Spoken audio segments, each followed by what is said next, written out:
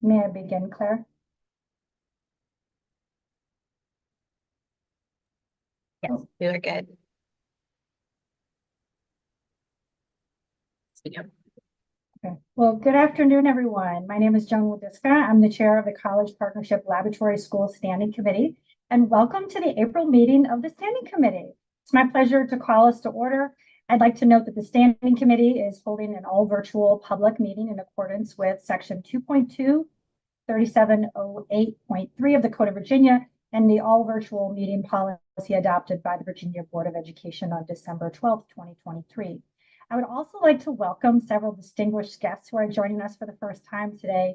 We have the Virginia the president of the State Board of Education, Grace Creasy, with us, as well as I believe that later today we will be joined by the Virginia Department of Education Chief of Staff, Dr. Raley, and I've been told to also expect Dr. Lisa Coons, Superintendent of Public Instruction, who will be joining us. So let me first go to, and I see Dr. Coons is on, that's fantastic. So let me go to President Creasy, and I'm sure that you like to greet the committee and the public and turn it over to you. Good afternoon, everyone. Thank you all for being here and being engaged in this really important and innovative work. I would like to thank Joan Wodiska, the chair of this committee, for the work that she has put in for the length of time here, about, I guess, 18 months now, on this work, as well as the commitment of the other committee members here that you all have seen and worked with over your time through this process. And so this is critical work that we are so thankful you are all engaged in, and just happy to be here with you all today and looking forward to hearing the committee's work. Thank you, President Creasy, and thank you for the opportunity to advise the board. Dr. Coons, as you have joined us as well, is there anything that you would like to say to the standing committee, or yourself or Dr. Raley? I'm just incredibly thankful for the work that is happening across the Commonwealth.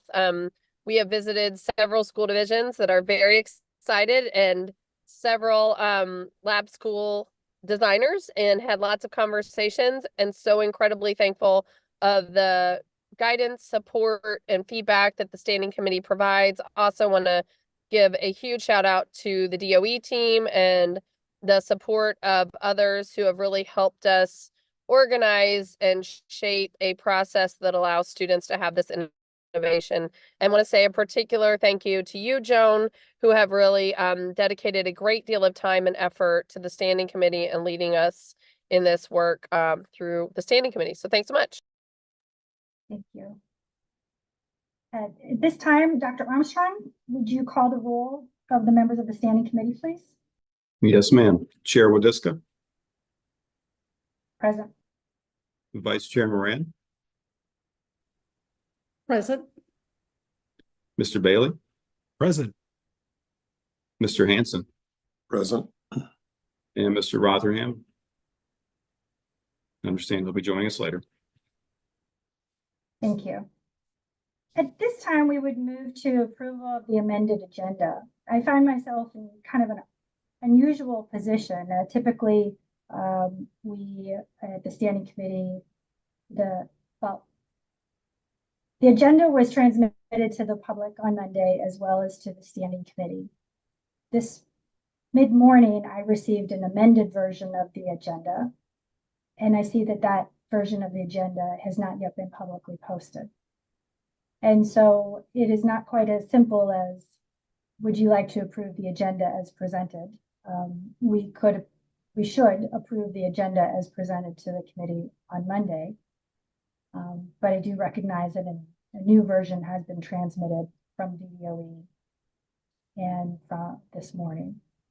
But I'm aware that that version is not publicly available, which, I have some reservations about. So at this time, I will pause, take feedback from the committee members on how they would like to proceed, and then we can devise how best to consider business before us today. Madam Chair, would it be helpful if we had Deb maybe map out the appropriate procedure for the committee? Certainly. And Madam Chair, if I can add one thing, I apologize. I've just confirmed that the agenda is available for public consumption on the website at this time. Right now at 2:00. And currently it is available. Could I ask, Madam Chair, that we have staff overview the changes in the amended agenda, because I have not received a copy of it, and I'm not on the website right now.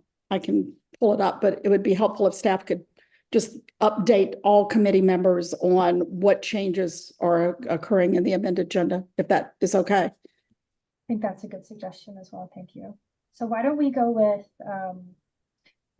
Dr. Armstrong, if you could provide an overview of the proposed amended agenda, and then Ms. Love, if you could please advise the committee as to an appropriate course of action at this time.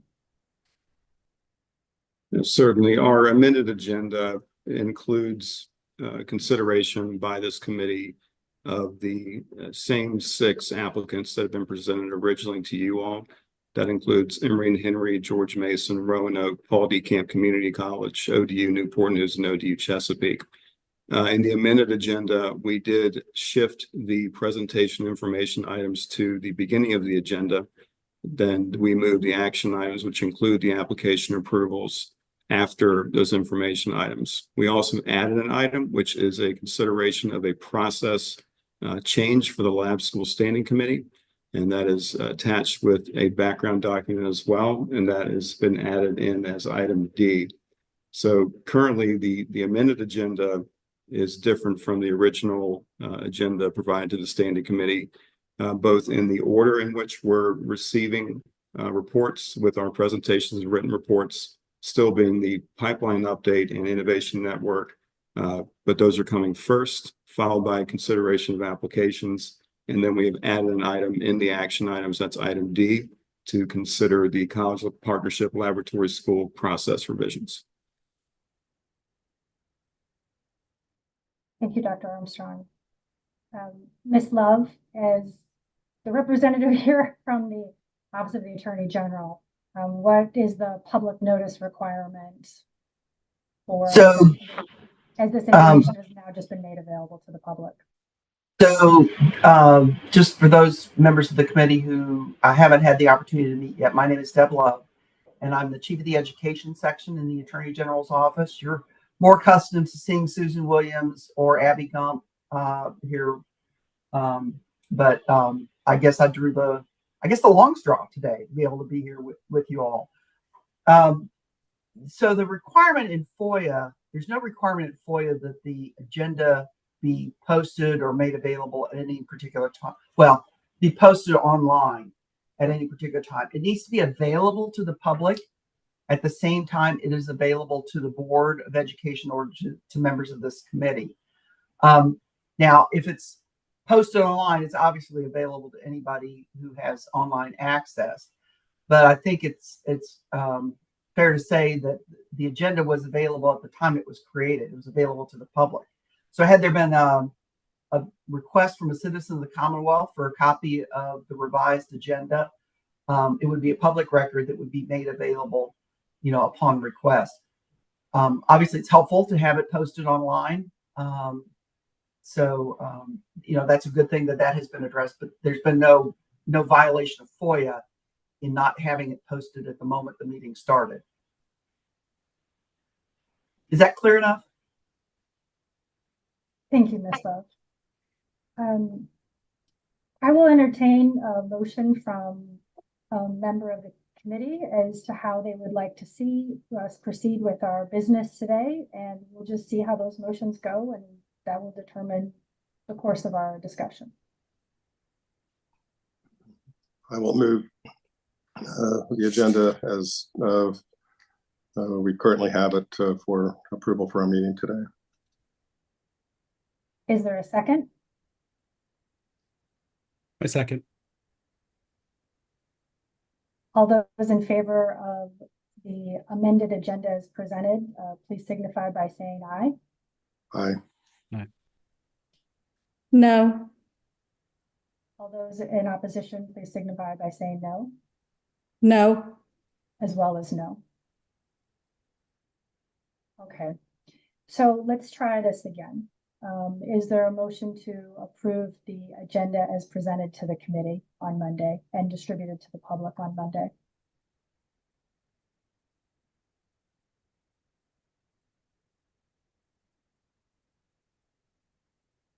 Dr. Moran, since you voted no on the last one, I presume that you want to vote yes on this one. I'm just concerned Yeah. that I literally just received a copy of the amended agenda that came in with a batch of documents from Claire at about 1 o'clock, a little before 1 o'clock. I was not in my house at the time, so I wasn't able to look at it. So what I would really like to know is a little bit more about what those changes in that amended agenda entail, because I've not had a chance to really review the changes to the amended agenda. Dr.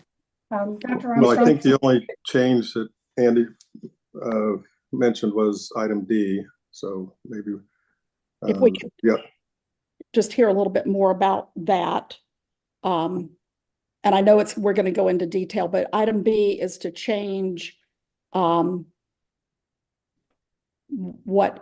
Mr. Armstrong?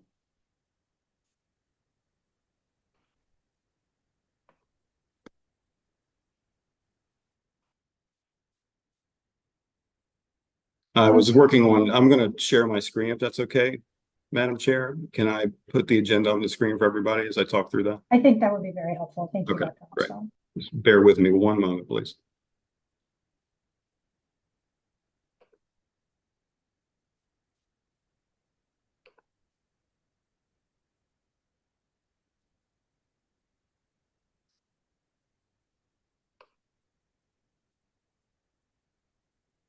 Thank you, Mr. Armstrong, for putting that up. Sure, thank you. I just want to make sure you can see it. Managing Zoom's a little bit different. Madam Chair, committee members, I'll walk through this briefly with you. So you can see here, we have our typical opening items here with the approval of this agenda, approval of minutes, public comment. We then move into presentations and written reports, which include the pipeline update presentation, which I will lead. It'll be similar to what we saw in March. And then we have a update on our standing item, which is the Lab Schools and Innovation Network that we have also discussed in the past few meetings. Moving from that, we have our memorandum on eligibility of private schools, which I believe was included in the original agenda that was distributed to the standing committee. Following that, we have the new item, which is item D, and that is consideration of first and final review of College Partnership Laboratory School process revisions, which I will discuss. And then we move into our application reviews. That goes from Emory and Henry to Roanoke, Paul D. Camp, ODUs, and then we will finish out with the typical agenda items, which are the discussion of issues, public comment, and adjournment. Okay, thank you, Mr. Armstrong. I just want to make the point for the record that it is really difficult to receive items that have been added to the agenda at the last minute in an amended way and be able to actually review those for the purposes of being able to have a cogent discussion at the committee level. So just in the future, it's always helpful to get the complete and full agenda on the timeline that we typically operate on in advance. So I appreciate you giving that update. Thank you. Yes, ma'am. Thank you. At this time, why don't I offer a motion to, as someone who voted in the negative, I will offer a motion to approve the amended agenda as presented. Is there a second? Thank you, Thank you, Dr. Moran. All those in favor of approving the amended agenda that was transmitted to the public at 2 o'clock today, please signify by saying aye. Aye. Aye. Chair votes aye as well, and the agenda is now adopted. Dr. Armstrong, I believe you'll proceed with item A, which is the pipeline update. Yes, ma'am. Thank you. And again, bear with me as I share my screen.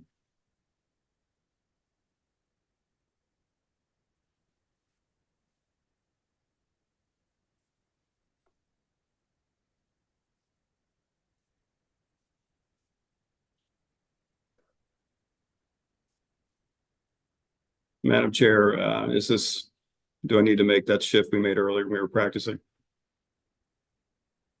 Yeah, that would be helpful. Trust the display settings button, I believe. Yes. Apologies.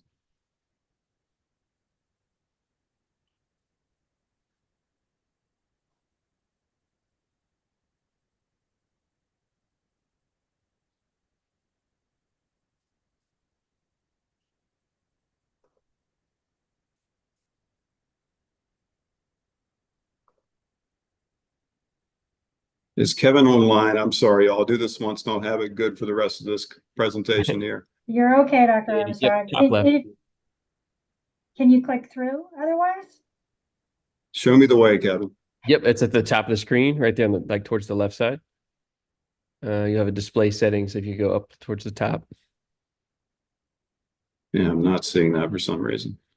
It's just right up, yeah, right above lab schools. So at the very top of the screen.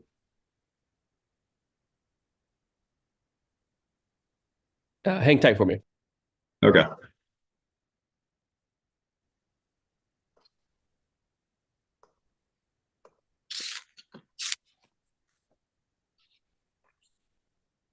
Thank you all for your patience.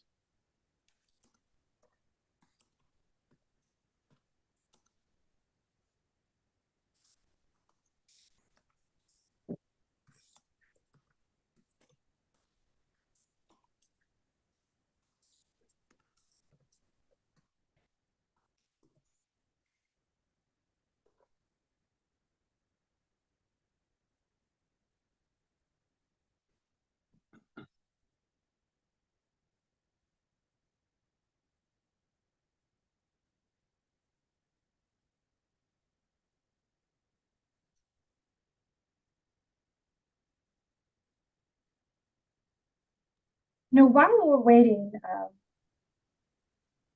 actually, I'm going to we'll handle two other quick items on the agenda. The first is the approval of the minutes. Is there a motion to approve the minutes as presented to the standing committee? I'll So move. moved. Second. Thank you, Mr. Hanson and Dr. Moran. Is there, with that motion on the table, is there, all those in favor, please signify by saying aye. Aye. Aye. Aye. The chair votes aye as well. Any opposed? All right, the motion unanimously passes and then the minutes are approved. I believe we have no public comment on agenda items, but I will just double check with Claire. Claire, is there any public comment on agenda items before the standing committee today? No, ma'am, I can confirm there are no public comment. Okay. The standing committee accepts public comment on all matters related to college partnership laboratory schools in Virginia. Public comment is an important part of our deliberation and valued by the committee members. The committee members will accept public comment on any agenda items, and we really do value that input, as I noted. And for the benefit of the committee, as well as for the public record, we do ask that when we have public commenters to please state their name, their organization, and to limit their remarks to 3 minutes if possible. Given the time and cost to travel around the Commonwealth, which is rather vast, we really do want to encourage the public to utilize anytime they so chose the ability to provide virtual public comments, because we really do want to hear from you. So at this time, as Claire has indicated, we don't have any public comment on our agenda items. And at the end of our meeting today, if there is any public comment on non-agenda items or any additional public comment that members who are listening would like us to take, we'll be happy to do so at that time. So I just want to let you know that you'll have 2 bites at that apple. So with that, I'm going to check in and see how we're doing on item A. We're getting there. All right, you. I love it. The pipeline update is a wonderful update that Dr. Armstrong has been providing to the committee.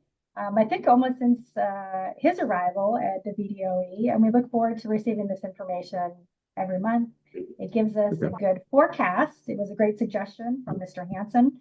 I think at our very first committee meeting, Mr. Hanson suggested, wouldn't it be nice if we had a forecast of what work is coming and what is the status of different applications? And the intention of the report that Dr. Armstrong is about to present gives us that crystal ball of what might be coming and what we need to do in terms of work. And so with that, hopefully, Dr. Armstrong, I've utilized our time well, and I'm now passing it back to you. I believe so. And Kevin's going back to look. So thank you all for your Looks great. patience. Are we good to go? Correct. It looks good. Thank you, Madam Chair. Thank you, members of the committee, and for the public joining us today for your understanding. I would like to briefly provide an update on the progress and pipeline of our lab schools, both those that have now been approved and those that are currently under review by the VDOE. As the chair presented to the standing committee in March, our lab school applications can be considered either under review, complete and compliant in preparation for standing committee review, pending before the standing committee, or approved ultimately by the way of the Virginia Board of Education's affirmative vote. And this activates the preparation of contracts between the Institute of Higher Education, or the IHE, and the Board of Education for execution and distribution of funding. This overview includes the details of the lab school application review process. Since our last meeting of the standing committee, this process has incorporated significant additional supports to ensure that the standing committee is in receipt of complete and compliant applications, including dedicated budget and sustainability support to applicants and approved lab schools by the Governor's Transformation Office and Secretary of Education, and a multi-step review by the Office of the Attorney General to ensure statutory compliance. Furthermore, the VDOE completes its subject matter expert review and is in the process of hiring an additional staff member to support the work of implementation. VDOE policy staff have also been given dedicated responsibility in the Office of Innovation toward lab school application review and contract work. I want to take this moment to give my deepest thanks to everyone who I just mentioned who has supported our work and continues to do so. Our subject matter expert team represents expertise from the VDOE in all critical areas to ensure quality and completeness of lab school applications. I look forward to working with the chair to recognize these individuals at our next meeting. The VDOE has received 21 lab school applications, most of which have been submitted since July 1st, 2023. In less than 9 months, we have worked with applicants, the Standing Committee, the Board of Education, and our partners in support to move 6 applications to full Board of Education approval, with 6 additional pending applications, and they're going to be before the Standing Committee today. And we also have a number of other applications under review, and I believe the exact number that we have under review right now is 6, but we do have a few planning grants that are still being worked on by applicants as well. We heard about our approved lab schools at the March Standing Committee meeting, and those included VCU CUT-RVA, Germanus Future Educators Academy, the University of Mary Washington Academy of Technology and Innovation, and the JMU Lab School for Innovation and Career Exploration. And since then, the BOE has approved an additional 2 lab schools, the UVA Innovation Hub at Charlottesville Middle School, as well as the Mountain Gateway Technology Education Center, known as MG Tech. These newly approved lab schools now have our initiative serving nearly 1,000 students beginning in 2024, with over 2,500 just from these approved applicants alone by the year 2029. This map highlights our approved and under review lab schools, as well as those 2 existing planning grant applications still in progress. I do want to note the regional diversity across the Commonwealth with our lab schools. And finally, everybody's favorite slide is our pipeline update, which lists all of our applicant higher education institutions for either planning grants or lab schools, along with their estimated funding request. And we are excited to realize what will certainly be full spend down of this $100 million provided by the governor to make these lab schools a reality. So I'm going to see if I can do a better job of stopping my share than I did with making the share, and take any questions of the committee. Thank you, Dr. Armstrong. Let's go to questions from committee members first. Dr. Armstrong, not necessarily a question, but just a continued thank you to you and the staff and the whole team at the department. Just since joining the state board almost 2 years ago, I really deeply respect the work and the discipline and the thought and the evaluation that, as well as helping work with our partners on, who are submitting the applications. And I just think the team has done a terrific job in helping navigate and coach and nurture these just critical local relationships around the state, and just really, I know it's also just been a great magnitude of work as well. And so I just really want to repeat what I've said previously, but really just with especially the amount of work that we have before us with the 6 applications today and the other 6 or 7 that are in the pipeline. Just really thank you for again, your diligence and the timeliness and the work that you guys have been about. Thank you. Any other questions from members of the committee?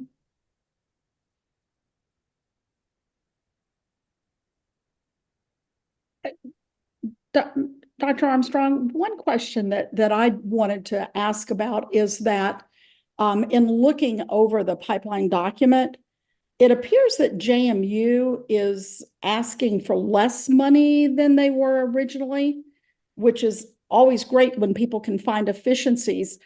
And so my question is, are there some things that either they're not going to do, or are there things that they just have found some efficiencies that are representing that lower request number?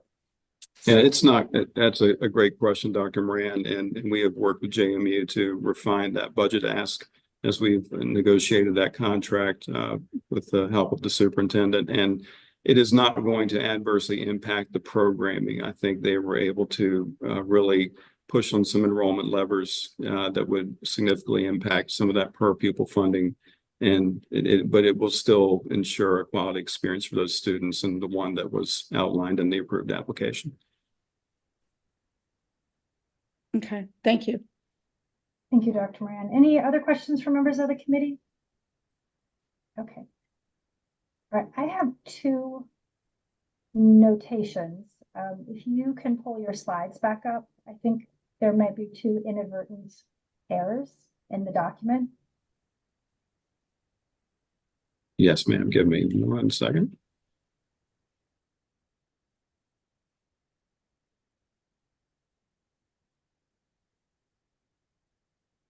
So All right. looking at this slide, Dr. Armstrong, I see that it indicates that there are 4 lab applicants that have withdrawn. I am aware of 5 lab applicants that have withdrawn. One of them had been Eastern Shore, but on one of the other slides, it indicates that 3 have withdrawn. What is the accurate?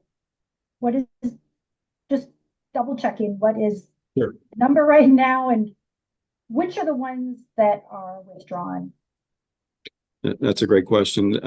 The answer to the second part of your question, Madam Chair, the verbiage in that slide was withdrawn applications.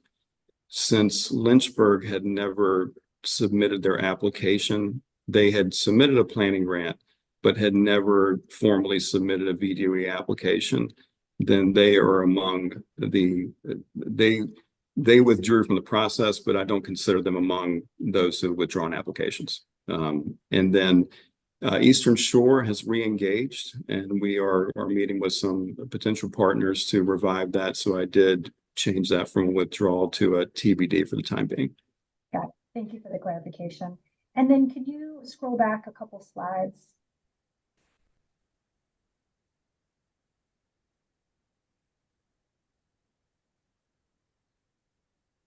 Will be the process slide.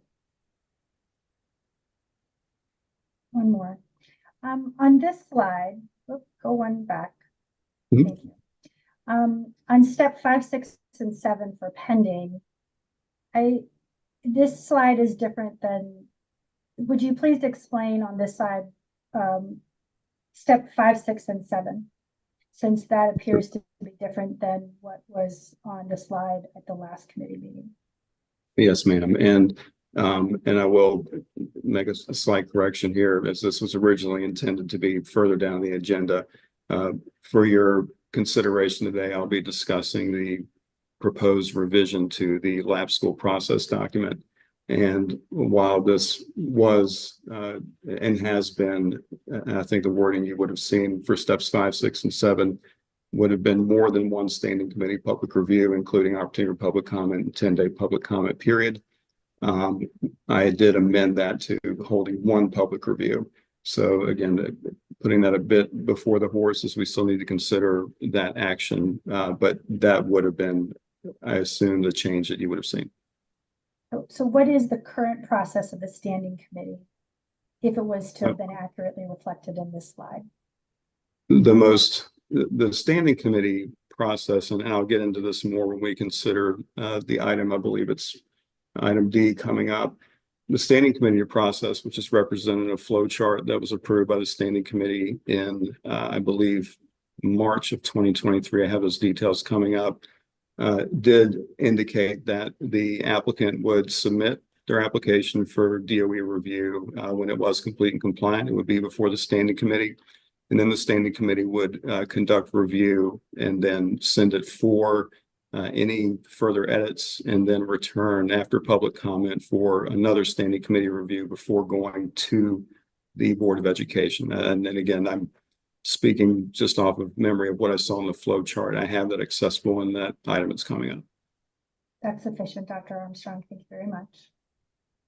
And hearing no further questions, I believe at this time we can proceed with item B, which is Virginia Lab Schools and the Innovation Network. Dr. Armstrong, you have the floor.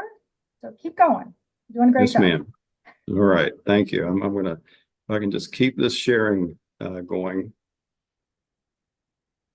One moment, please. So I'll do a little setup on this one while would you like that? Yes, please. That'd be great. Okay. All right. Since the beginning of the discussions of the standing committee, it has been very important to standing committee members, as well as we have heard that it's very important to the lab school applicants themselves, that we really help create an ecosystem and a support network so that they can be the most successful in the endeavor that they're taking on. And one of the things that we've discussed at every committee meeting has been the creation of an innovation network to not only capture the innovation that is being cultivated from approved lab schools, but the innovation that we know that exists in the Commonwealth through other public schools, such as governor's schools, CTE schools. There's a lot of different types of innovative models that are being used across the Commonwealth. And so this has been a perennial item on the agenda that we ask for, hey, how will we as a Commonwealth support not only approved lab schools, which I'm hoping that a number of the applicants on the phone today are hearing. You're not going to go it alone. We're talking about what kind of support you're going to have, how we're going to create a professional learning community for you to collaborate with one another, to learn from one another. And so this agenda item is a standing item for us. It's important to understand, how do we actually take those good intentions and actualize them into deliverables and concrete support to both applicants as well as to catalog the innovative models we have here. Dr. Right. Armstrong, back to you. Thank you. And it is the visual working for you, Madam Chair? It is on the screen. Oh, okay, I'll take it. Let's go. Thank you, Madam Chair and committee members. Our work continues to shift from review and approval of lab school applications to the, as you mentioned, critical work of providing a network and dedicated supports to newly established lab schools that are preparing for operations. And in this spirit, I do want to provide a brief update on the work of the VDOE in collaboration with the Secretary of Education to make our lab schools, whether currently operational, beginning operations in 2024, or those beginning in 2025, the resources they need to be day one ready and beyond. And to do this, as you can see here, the agency is currently developing lab school opening action kits for all of our fall 2024 operational lab schools. We are going to be creating thematic sub-networks for lab schools that share common workforce and content focus areas. And we look forward to establishing a regular cadence of monthly and on-demand calls, site visits, and convenings to problem solve and network in anticipation of opening. This is not radically different than what we've done with our applicants already, but again, we're going to put the same efforts into really supporting our applicants as they become operational and keeping that cadence of regular contact, site visits, and really formalized and well-developed supports for them moving forward. Our current 2024 lab schools, meaning those that will that are slated to begin operations here in the fall ahead. And these are approved and pending lab schools, including some that are before you all today for consideration, is included here in this list. And these are, we know, those lab schools that are going to need the most significant and immediate support as they are looking to open their doors to students, if they haven't already, like VCU Code RBA, likely this August or September. In the meantime, we anticipate convening a summit of those 2024 lab schools, followed by individual consults and progress check-ins throughout May and the summer, and also dedicated work to prepare for that. Just as we know in K-12, it's complex work of K-12 compliance and making sure that all of our lab schools are well up to date and have the resources they need to be compliant in the areas of HR, FERPA, reporting, and finance. And then we look forward to being there side by side with our lab schools as they kick off this fall for kickoff events and giving them support into the fall as well. To dig deeper, we have really segmented this work into 3 phases in the chronological order, so to speak, of the supports we're going to provide to our lab schools. April to June, June to August, and August to October. And we have assigned actions and focus areas that are really based on the needed rhythm and timelines that are and deadlines that we know are associated with a typical K-12 school year. Now, mind you, all of this is being compressed into a tighter window of time than any currently operational public school would be experiencing, and we're aware of that. We're going to make sure we mobilize the resources these lab schools need to be successful. These are our next steps as we implement and really finalize that day one kit, establish regular contact with these 2024 lab schools, and especially continue to support the activation of business industry, K-12 partners, higher ed, philanthropic partners for long-term sustainability. We are planning for program evaluation and just, again, getting very solid plans for how we're going to support our 2024 lab schools moving forward. Very brief overview, but I have a window outside my office where I've been kind of whiteboarding a lot of this with the support of other staff members here in the HC and the Secretary's office as well. And we're excited to really be shoulder to shoulder with our lab schools as they kick off their operations. Thank you, Dr. Armstrong. You've done a tremendous job of providing. I feel the need to say, and I know that I can do this safely on behalf of all committee members, you've done an amazing job providing technical support and coaching to lab school applicants, and have really done, we would not have been able to do this work without you. So I want to say thank you. Thank you. Well, our applicants have been wonderful too. They've been responsive and patient, and I appreciate their willingness to take a risk and do this. I know it's going to pay off. Any questions on this item from members of the committee? Hearing none other than our gratitude, I think we're going to be ready to move on to action and discussion items, but I don't want to. It's a little easier sometimes when we're in person. I can get the nonverbals if you want to talk. So I'm looking at the screen quickly. If I miss anyone ever, just chime in, but I think we're good to go then otherwise to action and discussion items. Typically, before we go into action and discussion items, I always give a quick overview of a status of where things are at. Some of that has already been touched upon by Dr. Armstrong, but I'm just going to do a quick overview just for the purposes of, we have some new folks on the call, some of our lab applicants that may have not heard this before. So let me just do a quick run through. It's almost the same thing I said back in March, but here we go. As members of the standing committee, our responsibility as charged by the State Board of Education has been to develop procedures for reviewing, receiving, and ruling on applications from Virginia's public colleges and universities to establish public lab schools. And since day one, the committee members have dispatched this duty with great care, creating a rigorous and high quality, as you've heard, deliberative process to review applications. And the Standings Committee's focus has been on durable, financially sustainable, locally supported public lab schools that are open to all children and that adhere to applicable state and federal laws. The approved standing committee's process, as was already discussed by Dr. Armstrong, was first considered by the committee in March of 2023, was unanimously approved by the standing committee in April of 2023. It includes 2 public hearings and attended public comment period, affording the committee opportunity to carefully review applications, to support applicants, and to ensure that a quality application is referred to the State Board of Education for their deliberation. And as part of this process, recognizing the complexity to open a public school in Virginia, the committee has relied heavily upon subject matter experts such as Dr. Armstrong and other members of the team at the Virginia Department of Education to review applications and to determine if an application is complete and compliant.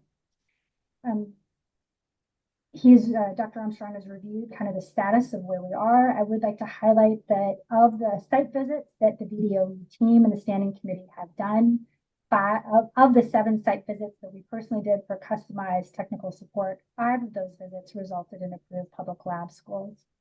And as I've said, our process is intentionally deliberate, affording parties, including the applicant, time to improve and refine and reflect on the work to ensure a quality outcome for children. As part of the preparation of this work, the standing committee considered best practices.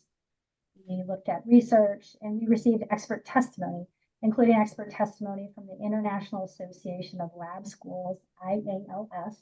IALS provided testimony to the committee that helped us refine our lab school application and to emphasize the importance of what composes the core components that uniquely define and differentiate a lab school from other models of schools. Those include the 3 things that are kind of really particularly unique to lab schools. The first is around teaching, that there is support within a lab school that helps refine and enhance the preparation and the pipeline to prepare teachers. The second is what goes on with learning, that there really are innovative learning and curricular developments and supports for students that are deeper and innovative and substantive. And number 3, that there's a component of research, that a lab school is its very nature as a laboratory, affords us all research that can help not only enhance but inform the broader education community and its practice.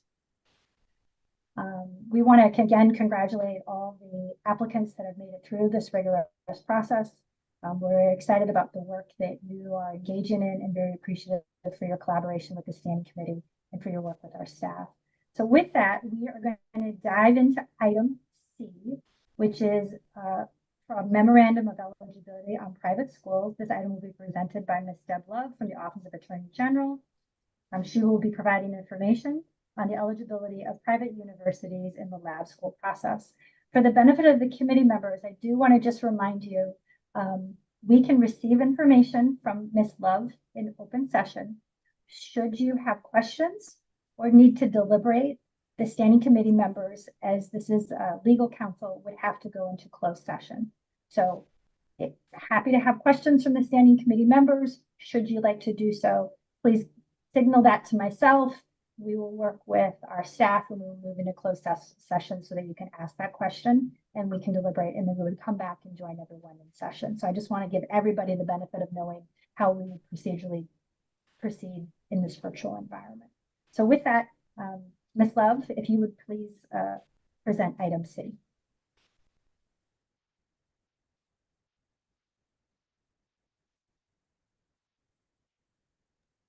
Did she? I know she sent a note that said she was going away, stepping away for a moment. Is she back? Oh, and I do see Mr. Rotherham. Let me note for the record that Mr. Rotherham has joined us for the meeting. Hello, Andy. Hi, thanks. I'm a poor substitute for Deb Love, though. I'm sorry. I don't see Deb Love. We're just having a bang up time with this virtual meeting today. So maybe we should go to item D. I'm going to roll the dice and I'm going to say we're going to just come back to item C because we can't do it without her. Let's go to item D, which is first and final review of the College Partnership Laboratory School Process Revisions. This is the item that was added today. And with that, is Dr. Armstrong, are you presenting this item? Yes, ma'am, okay. Madam Chair. And I'll talk through it first and then I'll go through the sharing process again. In your agenda, you have attached a background overview document as well as a proposed revision of the lab school process document. And I did want to provide just some highlights of that background. As you'll note in the executive summary within the attached document, this change in process is being recommended for several reasons. Importantly, as I mentioned in our pipeline update, the internal processes that have iterated during the past 8 months in our review and processing of lab school applications has engaged various resources to support the work of the agency in order to provide this committee with complete and compliant applications. While past applications did require multiple stages of standing committee and BOE review, the applications you have before you today and you will have in the future have been through multiple stages of subject matter expert review, at least 2 stages of OAG review, and have had significant budget and sustainability feedback and revisions in response to the work of the VDOE in partnership with the governor's transformation team. This enhanced effort should assure the committee that any edits or changes required of an applicant subsequent to standing committee review can be resolved prior to consideration by the Board of Education, who, according to the Board of Education approved guidelines for laboratory school applications, have opportunity to conduct multiple reviews of the lab school application. In the standing committee process graphic that the revision is included, the revision deletes the second standing committee review, and this aligns our standing committee process and practice to the Board of Education approved guidelines, which require a meeting with the standing committee with opportunity for public comment, followed by a report and recommendation to the Board of Education. So I am recommending to the committee approval of this process revision of first and final review, and I will share that for the committee and for the meeting as well at this time for discussion. Dr. Armstrong, are you able to get the visual up of that for the benefit of the committee members and the public to see? Yes, yes, I am. Visual graphic. Okay, thank Yes, you. ma'am. I'm just going to leave it there Okay, if that great. works. Yeah, If you can see. that- questions? Let's go to questions from committee members first. Bill, do you have a question or are you adjusting your camera? Just adjusting, making this bigger for my old eyes. Okay. Questions from committee members?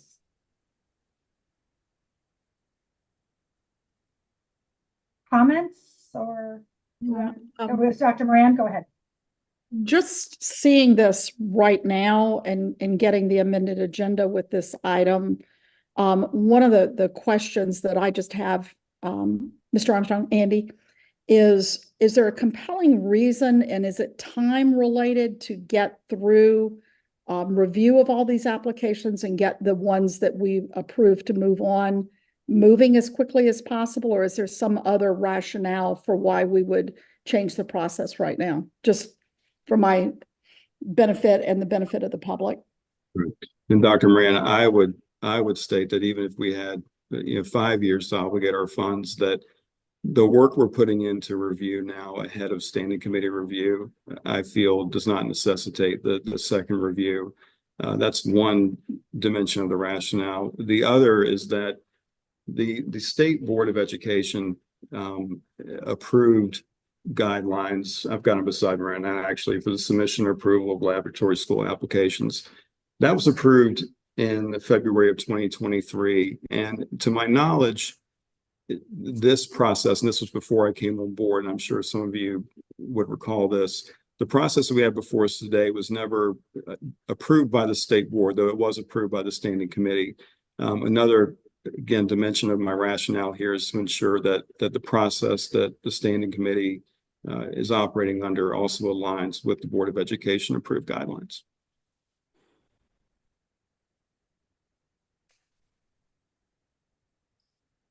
Thank you, Dr. Armstrong. Any Dr. other Armstrong, questions? Let's go to Mr. Hanson and Mr. Rotherham.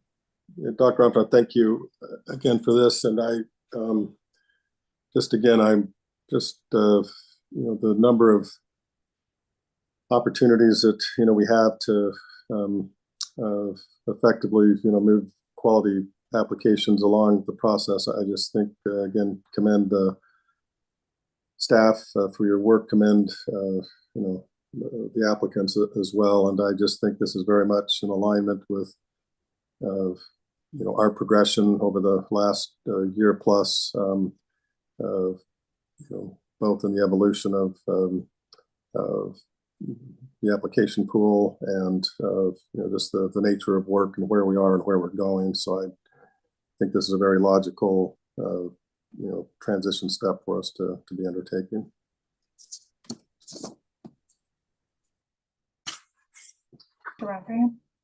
Yeah, I want to basically echo the same thing. Mr. Armstrong, thank you so much. I think as we've gone through this, we've learned some lessons about process, and I appreciate you applying them. We need to remember we've got folks who have, in some cases, come a long way to be with us when we have live meetings and or come to Richmond in the process. I think we just need to continue to try to refine it to maintain the highest bar on quality, but also think about how can we do it as efficiently as possible. Everybody involved in the process, these are educators who have full-time jobs and are doing other things, and to try to accommodate that. I think like the learning we have right now, you've done a very thoughtful job applying it, and we're going to continue to learn lessons on this.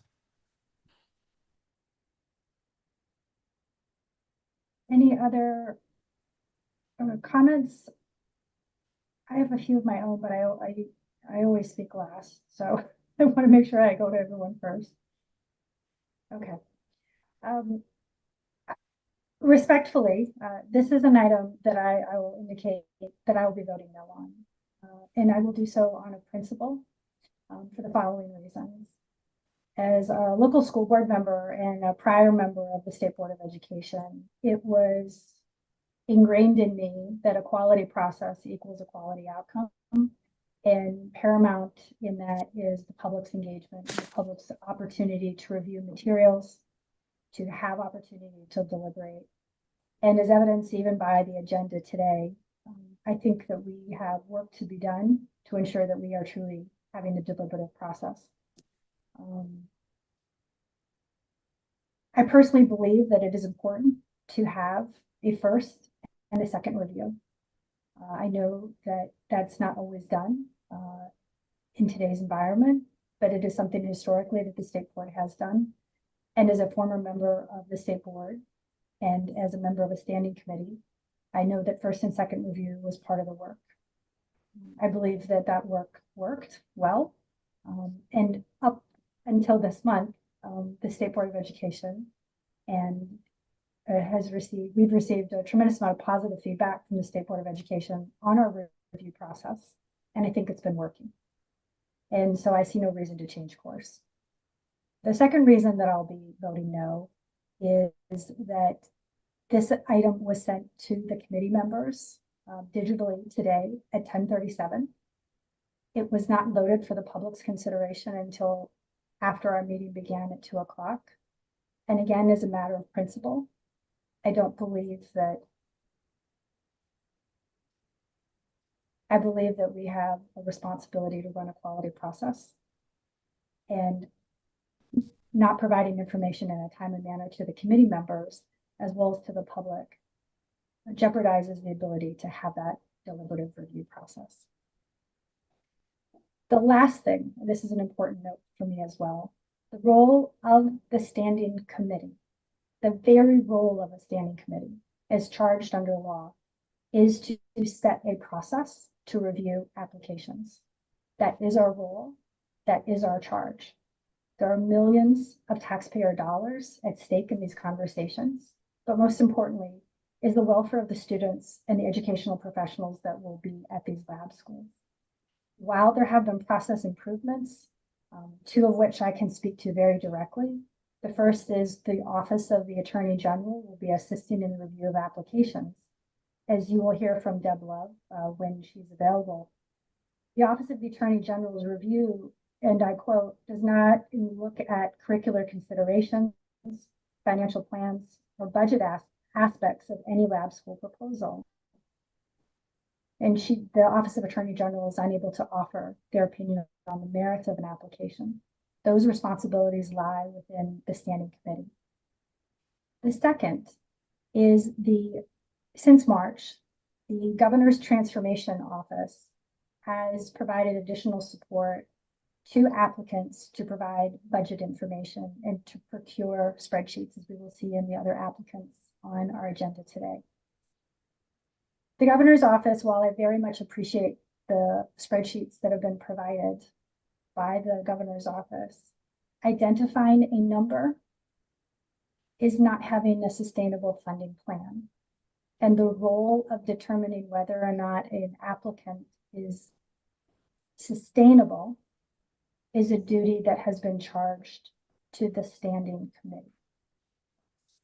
As a local school board member, I built a budget based on revenues and expenses. And we have been charged to ensure that the lab schools must have a plan that is financially sustainable. This has been underscored to me that it is absolutely imperative. And so I am uncomfortable that at this juncture in our process, that this change is being made. And I am uncomfortable that this proposal has been provided at the last minute to not only the standing committees for their consideration, but to the public writ large. So I mean no disrespect in the process to anyone. Those comments are not directed at any one particular person, but it is something as a principle of how I've led my 20 years of public service in the Commonwealth that I feel strongly on, that if you have a process that's working, that's a quality process, you should stick with that quality process. So that having been said, is there a motion to approve for first and final the proposed revisions to the lab school review process as proposed by the agency? I so move. Second, and can we speak to the amendment once it's? Absolutely. So there's first and there's a second, and at this time, then I'll further Dr. Rotherham or Mr. Rotherham. I promoted you, Mr. Rotherham. Additional comments on this item.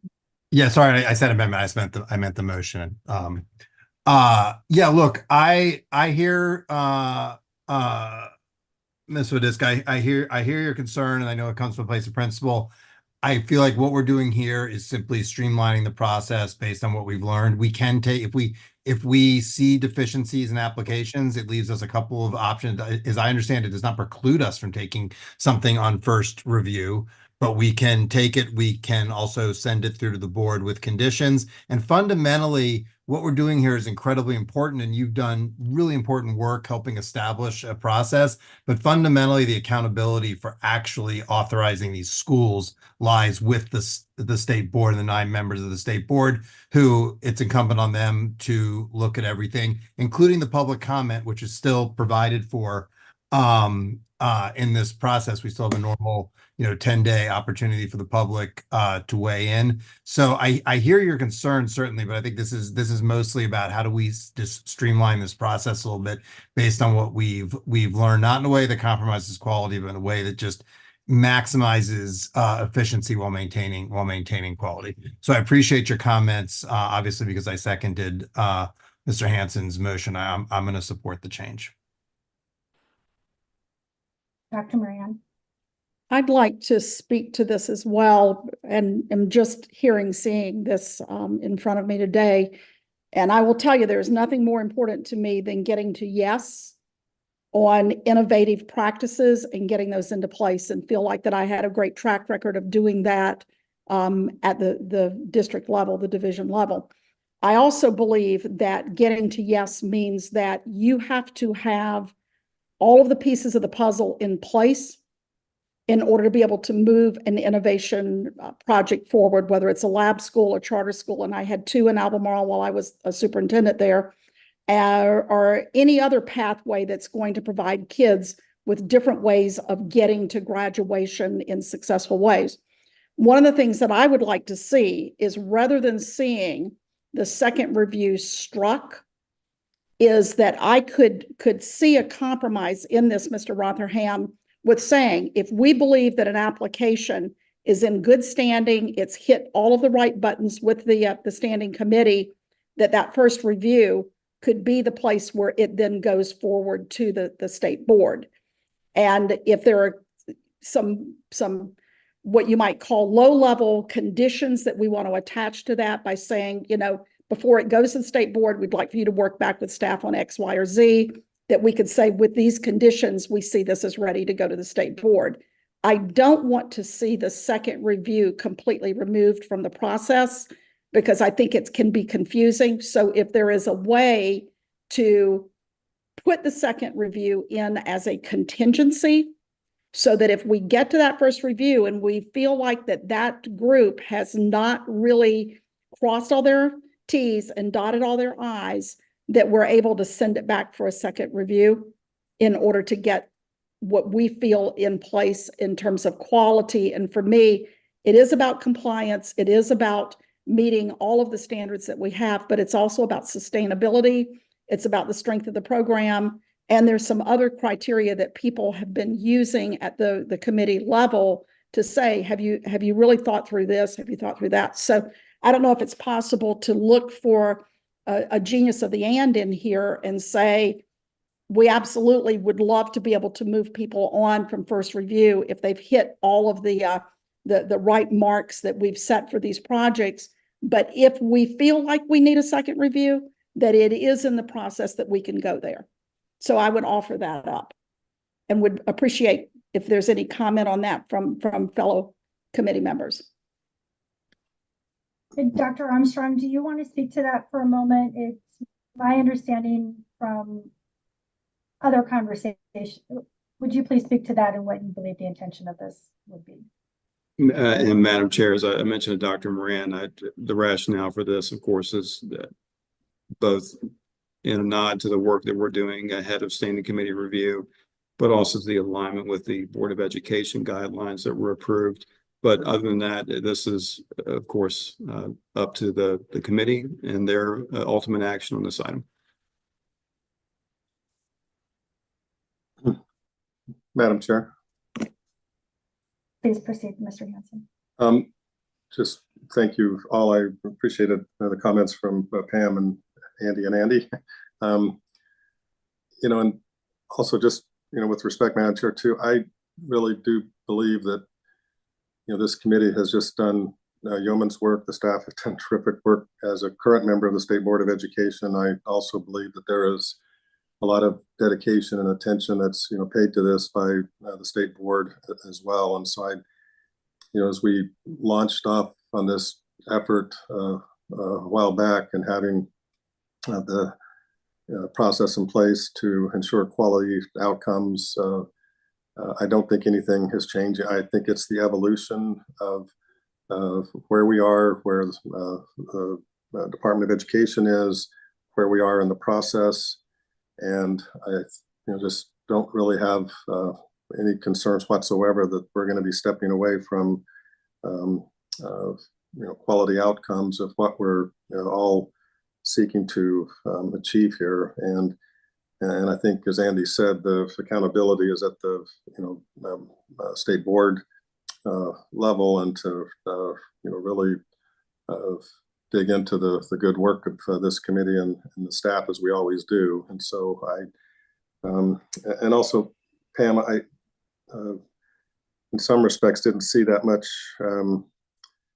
difference between what you were suggesting and kind of where we are, and just appreciated your comments of maybe having the second review be an option or something if need be on a case-by-case basis. But just maybe if I don't know if there's anything more that you'd like to elaborate on that, but I appreciated the thoughtful suggestion there. Dr. Moran, would you like to say more about what you were thinking? Well, I noted, and I think, and we're dealing all with screens here, but I did note that the second review had been redlined out on the process. And so I would not want anyone that's going through this process to say, wait a second, you're going to send us back for a second review. It's not in the process that can happen. So I just wanted to make sure that one of the words I learned in the work that I've done over the years is clarity is really key.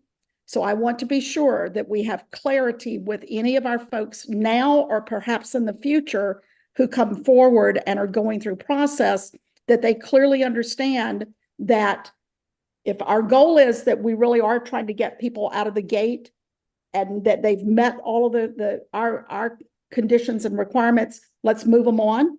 But if we have conditions and send them back, that they will not be surprised that that could happen. If that makes sense. I have one additional perspective I would like to share. The standing committee could certainly retain the discretion to do first and final on an application if we deemed that it was a quality application and ready to go. But by changing the process, it does change the review, and it changes the ability to also provide support to applicants. And I see Emery and Henry on my screen, so my apologies, dear applicant. It is not my intention to pick on you, but I'm going to use you as an exemplar to help tell the story for the moment. When we first began this work, something that I had learned from being on the state board was that success in education is built around partnerships. The state supporting the local school division or higher ed institution, and not merely just wagging a finger and saying, hey, you didn't get it right and you need to do something differently. And that really impressed upon me that it had that the role when you have applicants go through a process like this is that they need sometimes coaching and support. As I indicated in my opening remarks, 5 of our 7 technical site visits, which is another way of saying 5 of our 7 coaching sessions, resulted in high quality lab school applications. At this juncture in the process, given the expedited timeline, it has been harder for our applicants to get that type of support. At our last committee meeting, Emery and Henry had some hiccups in their application. They have been able to get additional technical support from the OE as well as legal. I know that they've made additional changes, and we're looking forward to considering their application. My additional concern with having only one review of an application is it could inadvertently press this committee to go up and down votes on lab school applications versus being a partner in the work. So I think I agree with Dr. Moran. I would very much like to have an expectation setting conversation about if we make this change, what would it mean for the applicant as well?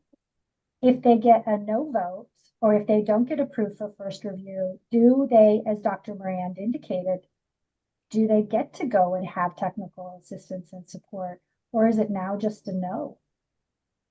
And I think, to Mr. Hanson and Mr. Rotherham, I'd love to hear your views on this as the members of the state board. If, Dr. Moran, Mr. Bailey, I, or yourself have any reservations about an application, what is now the appropriate vehicle to help our applicants ensure that those reservations are addressed or corrected? And Emery Henry was a great example where they had language that would have been out of compliance with the state law around dual enrollment. That language was through a technical support, was changed. They now will have open enrollment for all students. And we're looking forward to considering their application. So there's 2 sides of this coin when you close down the process to deliberation and review. And how would you see at this juncture what type of support can be provided to an applicant and what would be the timeline therein?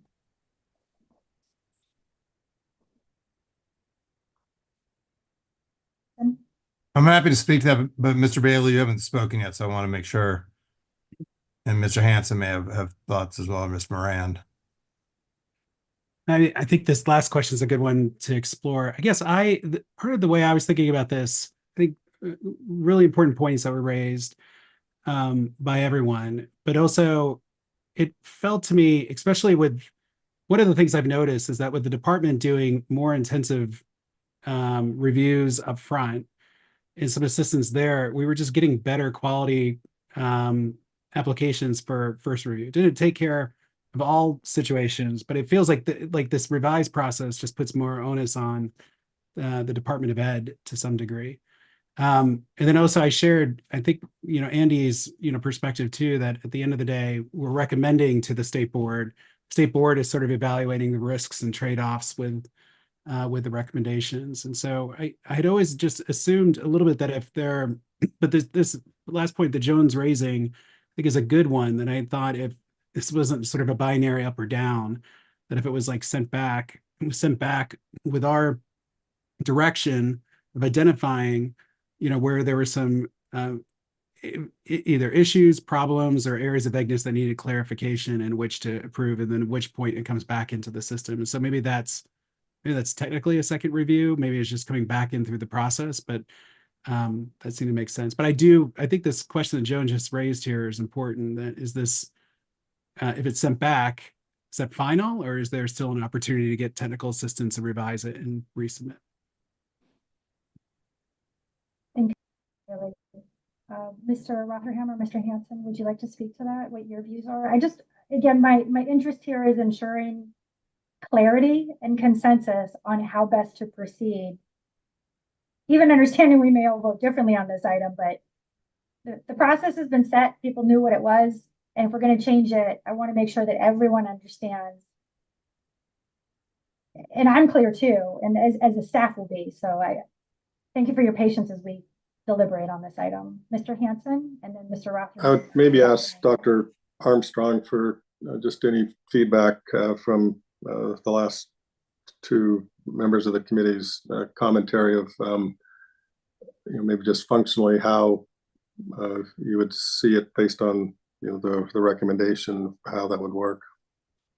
Right. I do want to, I feel compelled, Madam Chair, if I may, to highlight one piece that I mentioned earlier that I just want to make sure the committee also is clear on. And I think Deb's back on the line. If the committee wishes to get her opinion on this, that's fine. But the Virginia Board of Education approved guidelines for how, and I literally have this in my hand, for submission approval of laboratory school applications. And I'm reading this verbatim.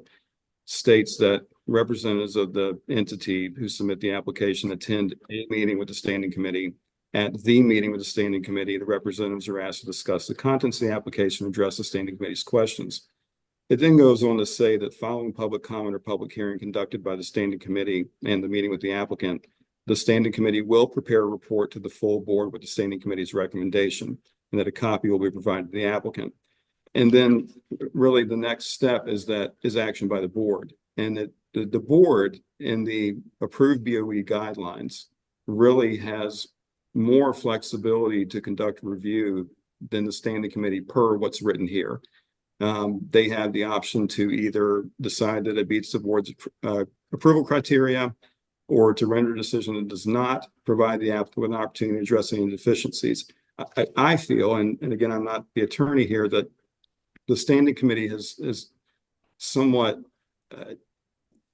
almost subsumed the processes that the state board has as it's written in the board approved guidelines. And as an agency staff member who has to work by the letter of the law here, I just do feel compelled to put that out there too. I know it's been mentioned that this is a recommendation, and by the letter of these guidelines it is.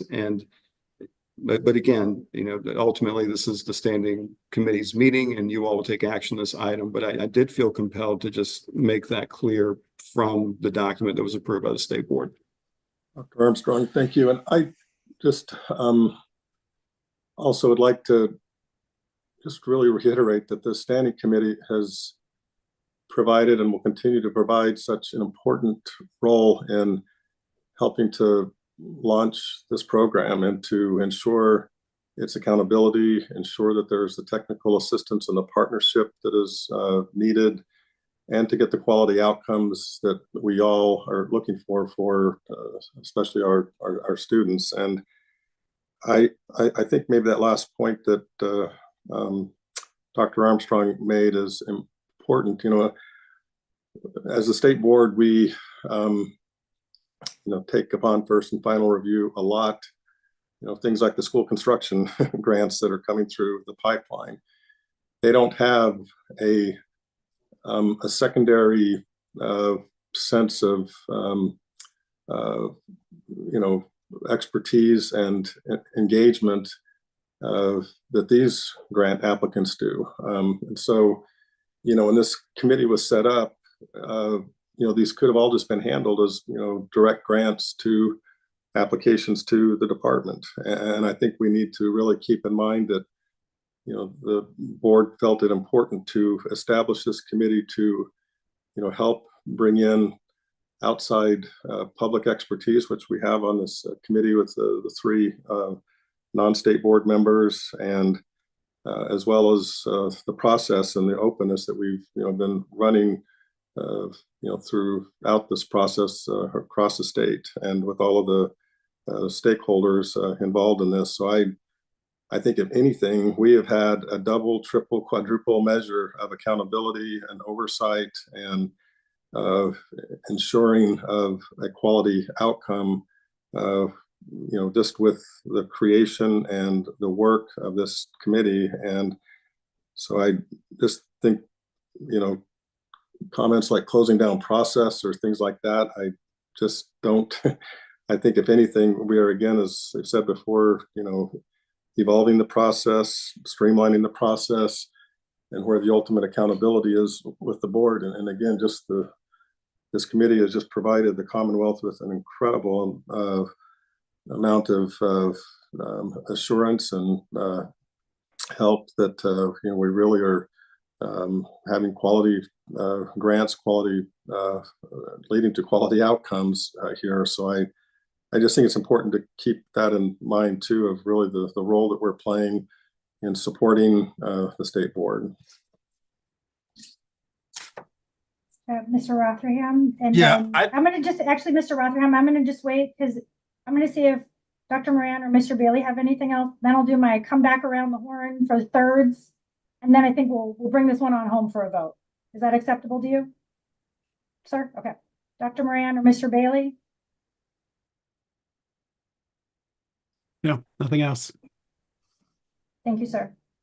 I would just ask once again that if we can put an asterisk on that first review that says it's possible we may send this back to the department for a second review into a second review process, that would take me to a different place versus just having it look like that it ends at first review, because I think it addresses what you're saying, which is that I don't want to vote no.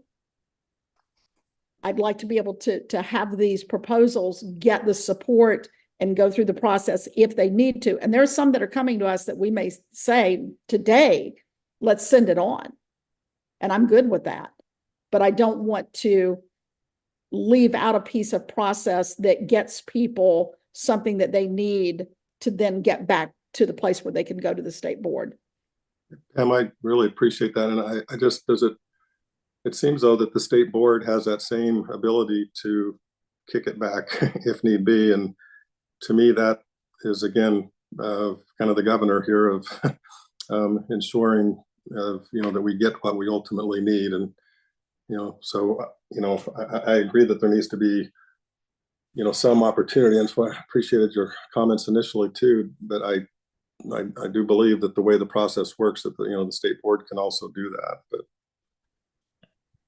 I believe we can do that at any point in the process. And the point I wanted to make, so Pam, I hear you, and I agree that's there's nothing in here that's setting up some sort of path dependence where you move. The committee can decide it's not. I mean, we're going to be leaning more on the department, which I think is appropriate. As Dr. Armstrong said, we're going to make that process a little more robust up front and lean on them a little bit more, but we can send it back.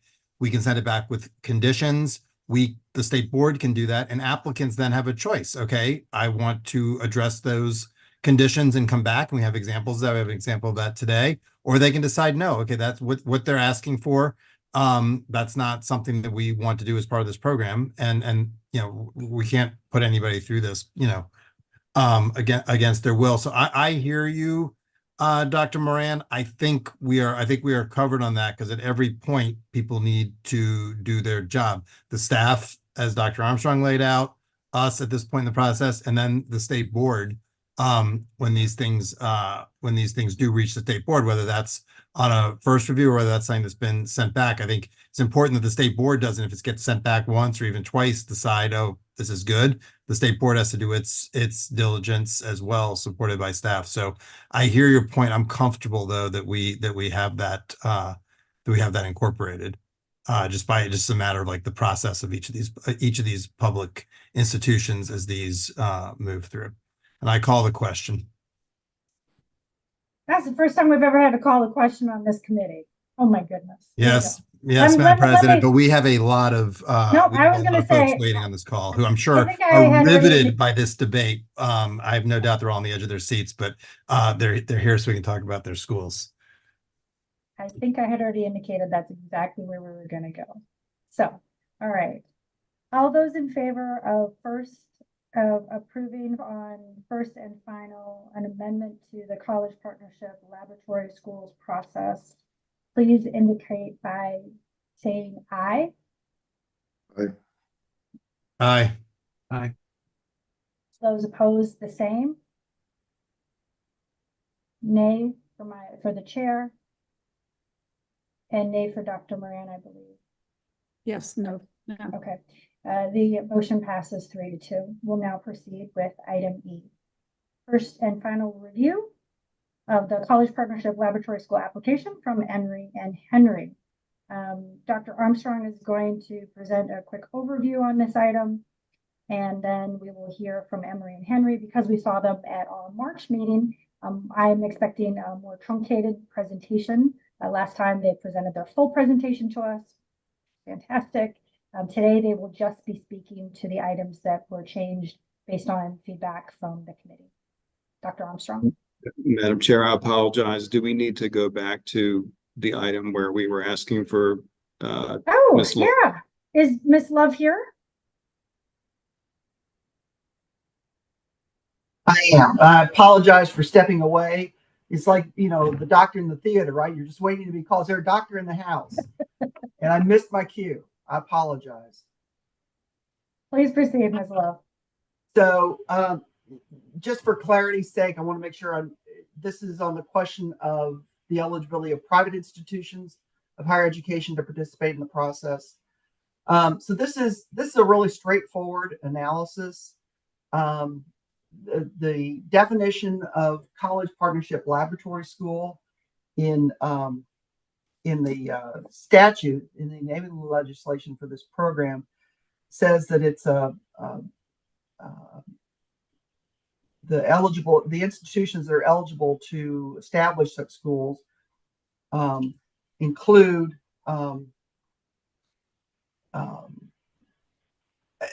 eligible institutions as defined in another statute.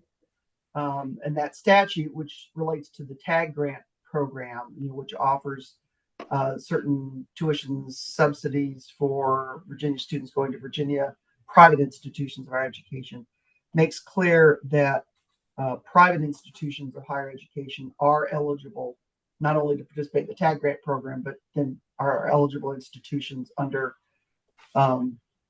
for the college laboratory school program. I think I've put this in writing. I think that has been shared with you all. Am I correct in that? And Ms. Love, I think it'd be beneficial if it was shared with the committee members. Maybe did that come in this morning to us again? All right. Well, all right. So I'll back up. So we have in state law a definition of college partnership laboratory schools. And the definition, I apologize for reading this stuff. People who are not lawyers shouldn't have to hear statutes read, but the definition of lab school means a public, non-sectarian, non-religious school in the Commonwealth, established by a public institution of higher education.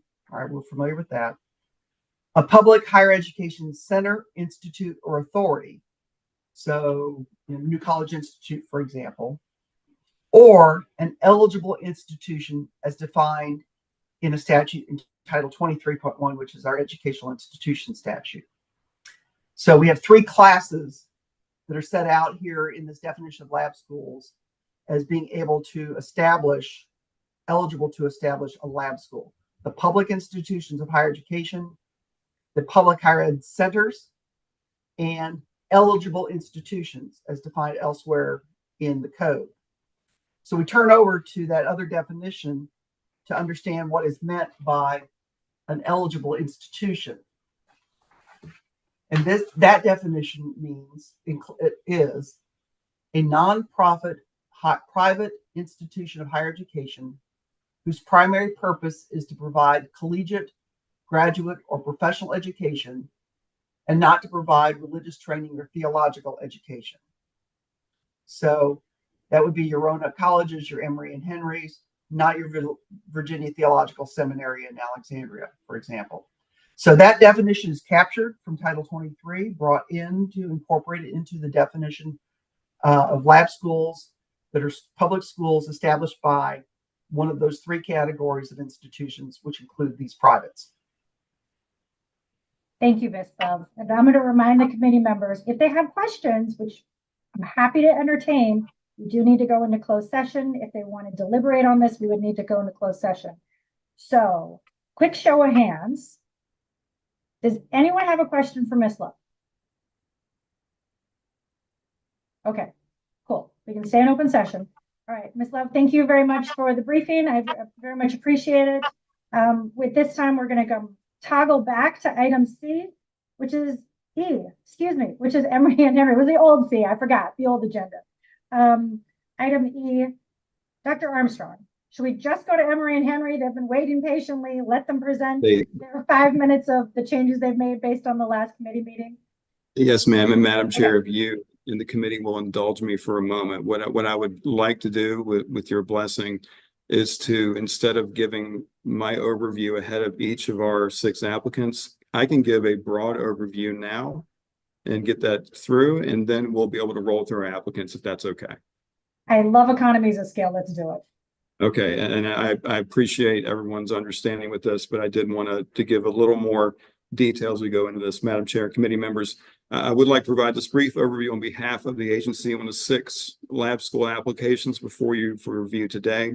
These applicants represent a diversity and geographic target area of the Commonwealth, student experience and workforce focus, and scale of both higher education and K-12 partner divisions. You will find cover sheets on the first pages of each attached application from the Office of the Attorney General and the VDOE Policy Innovation and Instruction teams. These sign-offs are a result of months of work on behalf of the applicants, the agency, and the OAG to ensure that you are presented with complete and compliant applications. In addition, all applicants have worked with the VDOE and Governor's Transformation team to thoughtfully refine their budgets to ensure overall efficiency while not sacrificing the unique experience the lab school will provide on behalf of the students, teachers, parents, and communities surrounding each lab school.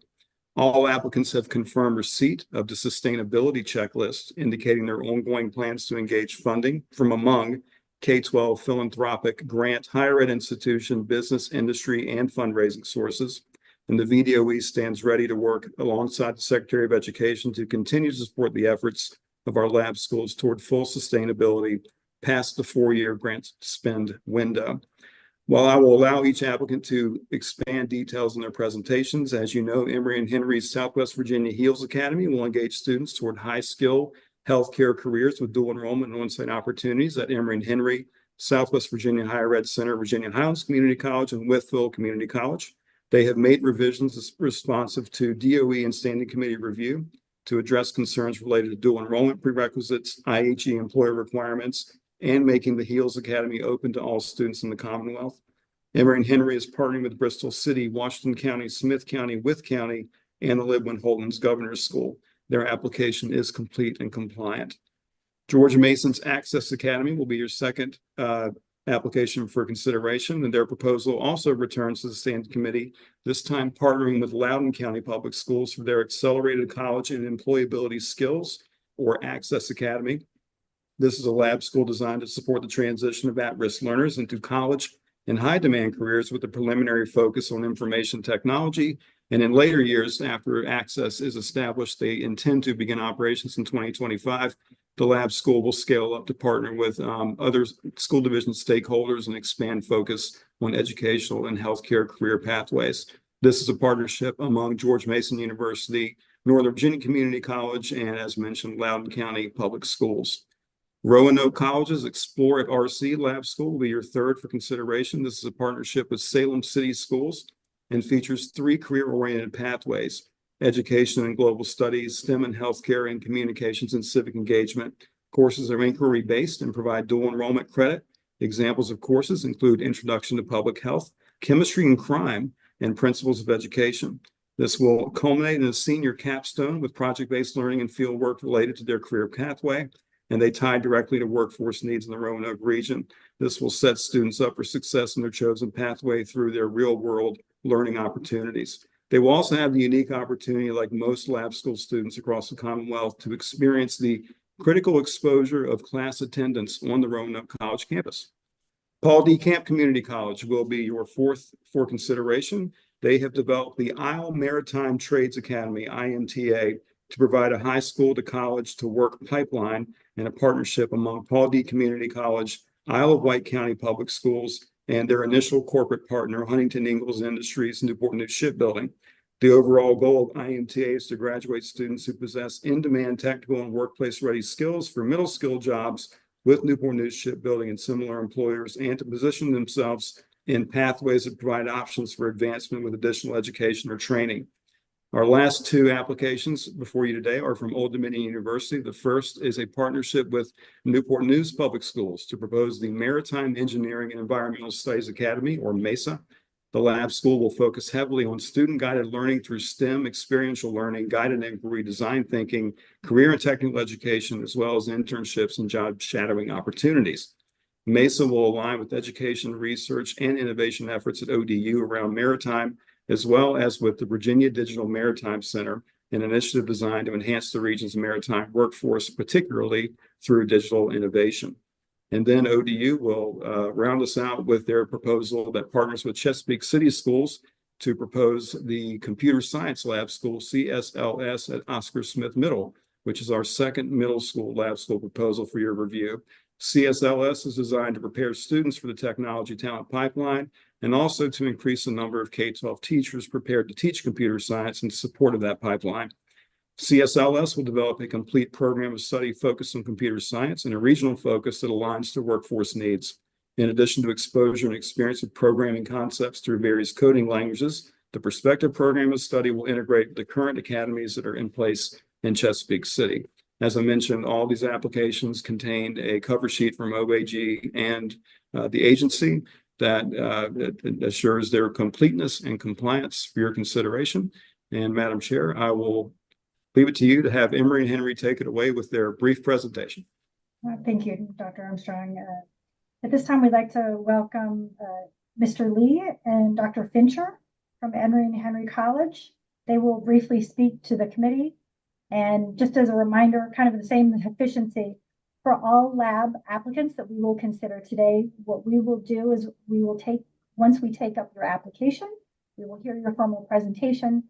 Before the committee asks any questions, I will ask you if there are any other members of the public or any other members that are partners in your application that would like to speak to your application.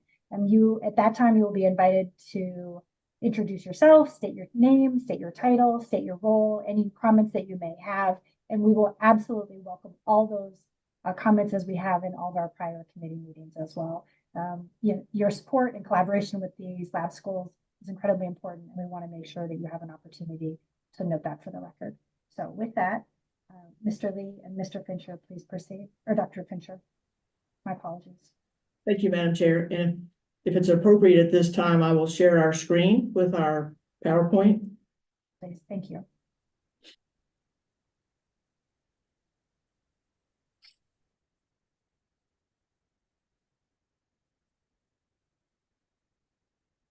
Are y'all able to see that fine? We can see it. Okay. Great. Thank you. Well, I am joined in our conference room this morning with, as you said, Danny Lee, who is the executive director of our HEALS program, and Mike Davidson, who is the assistant director of our HEALS program. So Madam Chair and Lab School Standing Committee members, we are certainly pleased to be on your agenda this afternoon and to have the opportunity to present to you our revised application. for the Southwest Virginia Healthcare Excellence Academy Lab School, or as we refer to it, the HEALS program. I also want to thank Dr. Armstrong for his work in helping us to revise our application and in preparing our presentation today. And we will skip through many of these slides because you have, as you have said, Madam Chair, you have seen many of these before. I would just say that, remind you again, we have a very strong collaborative partnership, and we do have the majority of our partners represented on this meeting today that we'll introduce, as you said, at a later time after our presentation. We have already shared with you our mission and our vision. I would just again say our vision is to create an academic pipeline, a sustainable academic pipeline for preparing future healthcare professionals to serve the workforce needs in our region. Our primary goal again is still to increase the number of high school students that graduate from Southwest Virginia who choose to serve as healthcare providers in our Southwest Virginia area. Our program is open to any student in the Commonwealth who has an interest in pursuing a career in healthcare. We will specifically target 10th through 12th grades students in our K-12 partner institutions. Our academic program is a rigorous program that includes both dual and concurrent enrollment courses. They're sequenced and scaffolded to provide foundational sciences, introductory healthcare content, healthcare career exploration. And one of the key features that we think is so key to our program is the experiential opportunities that students have in a career-based setting.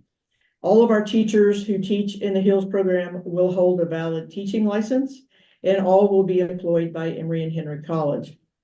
Any student who is enrolled in Southwest Virginia HEALS program will be provided the support to engage in the rigorous dual and concurrent enrollment courses. Again, our pathways, we have 6 pathways in healthcare. And our courses, again, spread over the 10th through 12th grade years. Again, they're scaffolding from foundational sciences up through very focused career pathway courses. And again, we believe the highlight is the experiential opportunities that they have in the hospital and other healthcare settings from 10th grade up through 12th grade. Our instructional sites, as a reminder, include the Higher Ed Center in Abingdon, Virginia on our southern end, and our Emory and Henry College Health Sciences campus on our northern end. Our program is a cohort model. Our Bristol and Washington County cohorts would feed into, for the most part, the Higher Ed Center, whereas our Smith and With cohorts would feed into our Emory and Henry Health Sciences campus, and transportation is provided by our partnering school divisions. Just a reminder, our program is a half-day program with classes in the morning on those healthcare campuses. Our estimated enrollment remains the same. We expect in year 1, which is academic year 24-25, to have 50 sophomores and 50 juniors for a total of 100 students, with year 2 through 4 or year 2 beyond having 150 students with 50 within each grade. We've provided an additional budget spreadsheet using the template that was provided by the VDOE. And what is highlighted or circled in red just shows the amount that we would be requesting in funding from the VDOE, with year 0 being the startup year. 1.2 represents the $200,000 in planning grant, as well as the $1 million in startup funds, within a request in year 1 to be $700,000. And if you look up slightly, you'll see that the cost per pupil amount would be $6,999. And then for years 2 through 4, request funding of $1,050,000, which again, the per pupil funding cost is a few rows up above that. Below, as requested, we provided projections for our sustainability in funding, which we'll speak to next. And related to sustainability, Emory and Henry College is fully committed to engaging our partners from among local school divisions, higher education institutions, our businesses, industry, philanthropic and grant funding agencies to ensure that there is sustainability for the HEALS program beyond the 4-year lab school grant funding. Additionally, Emory and Henry will engage our institutional resources to provide continued in-kind support and potential funding to sustain lab school operations beyond the 4-year lab school grant funding. We have worked very closely with our partners, and we included in our revised application statement on sustainability plan, and that's in Appendix R, which outlines it much more in detail. But in working with our partnering school divisions who have committed to the success of the Southwest Virginia Hills program, they have demonstrated their willingness to examine a per pupil fee, which could be providing, in addition to their transportation in kind, could assist with instructional supplies and instructional materials, technology, and such. The Linwood Holton Governor's School is fully committed to the program and can provide support in terms of dual enrollment, tuition assistance, and we would be employing some of the faculty that currently teach in their program for them to also teach in the HEALS program. Emory and Henry College has pledged support of our staffing needs. We and Southwest Higher Education Center are providing in-kind support in our facilities, which include classroom spaces, lab spaces, technology, and support services. We've created an advisory council. In fact, we just met with our advisory council earlier today, who have worked with us in identifying additional philanthropic groups who would be supportive of our educational endeavors related to the healthcare career. And this council has assisted us in identifying multiple agencies, and those are listed in bold: Wellspring Foundation of Southwest Virginia, and the Smith County Community Foundation. We included in our application letters of support. We have met with them. They have encouraged us to submit applications for funding. Their funding are on annual cycles, so it would be too soon to apply for funding now for year 5, but they have highly encouraged us to submit funding applications, and we are in the process of setting meetings with the Claude Moore Foundation, Bill Gatton Foundation, with Bland Foundation, and actually just today heard more about the possibility of the Go Virginia initiative having a focus on healthcare. So we continue to develop those relationships and feel like we have a very strong plan that would result in what we believe would be approximately $700,000 at the minimum of grant monies coming in when we need that in year 5. And we will continue to apply for grant funding even before we need it there for year 5. With that, I would ask if you have any questions. And again, thank you for the opportunity to present our revised application. Thank you for being here. Are there any additional individuals engaged in your application that are here today that would like to introduce themselves and address the committee? Yes, Madam Chair, let me stop sharing my screen. We have multiple representatives from our partnering institutions. Would you like for me to introduce them all at one time and then have them open up to share comments, or to introduce them and then share comments and then we introduce the next one?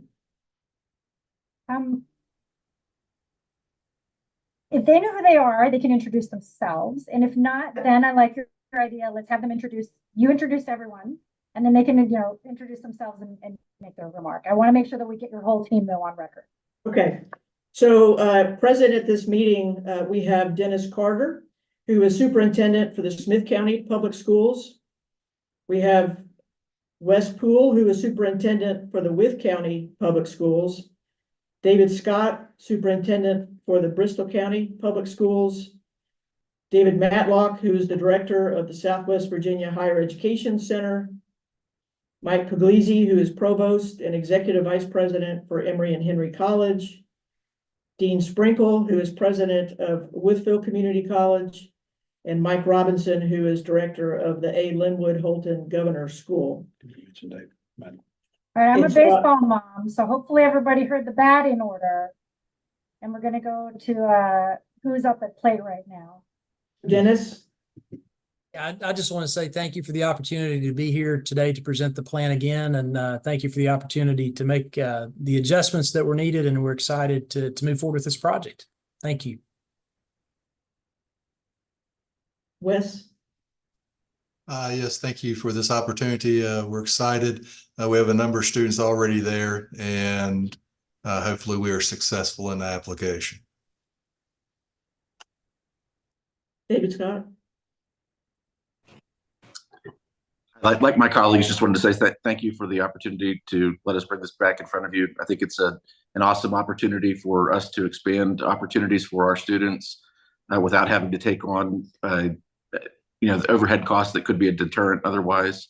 Allowing us to spread that among many partners is very beneficial, and I'm very pleased we got to present again. Thank you.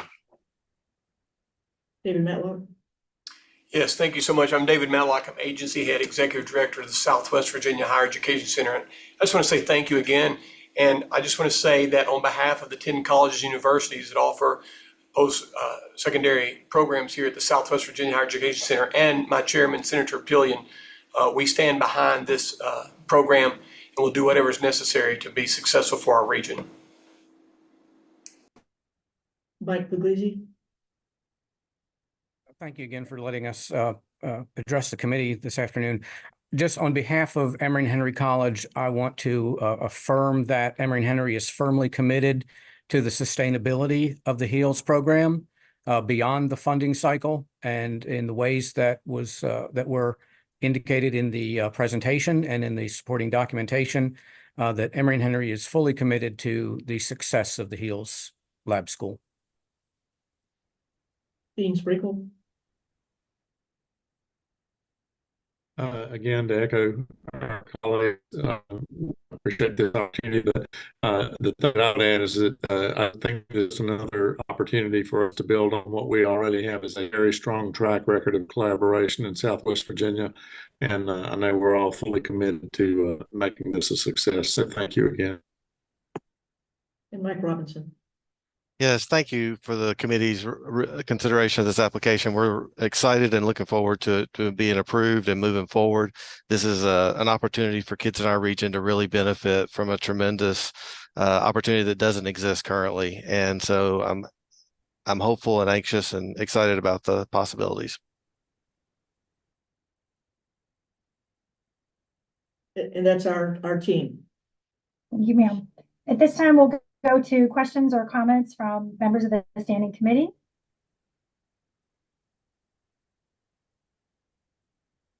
I'll be very brief. Mr. Rotherham, there you go. I'll be very brief. I think this is great. I'm glad to see you back. The health aspect of it was particularly resonant to me when you first came before us. It's highly needed, and I'm really excited about. We talked about having a diversity of schools and creating different kinds of opportunities. This is a great example. So I'm extremely excited to see you all go forward. Mr. Bailey?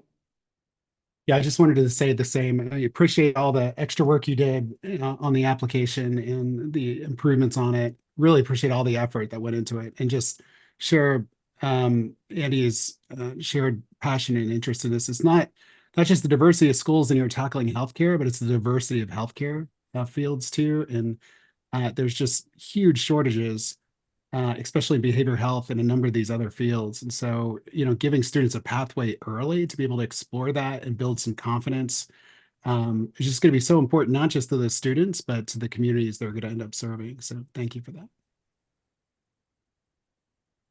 Mr. Hanson?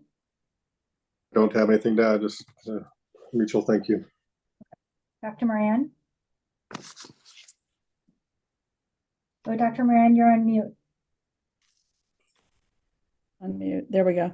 I'm thrilled with this proposal because of and I've seen this happen in Southwest Virginia school districts before, divisions, when they come together and just really leverage themselves up to do things that otherwise perhaps as individuals they could not do.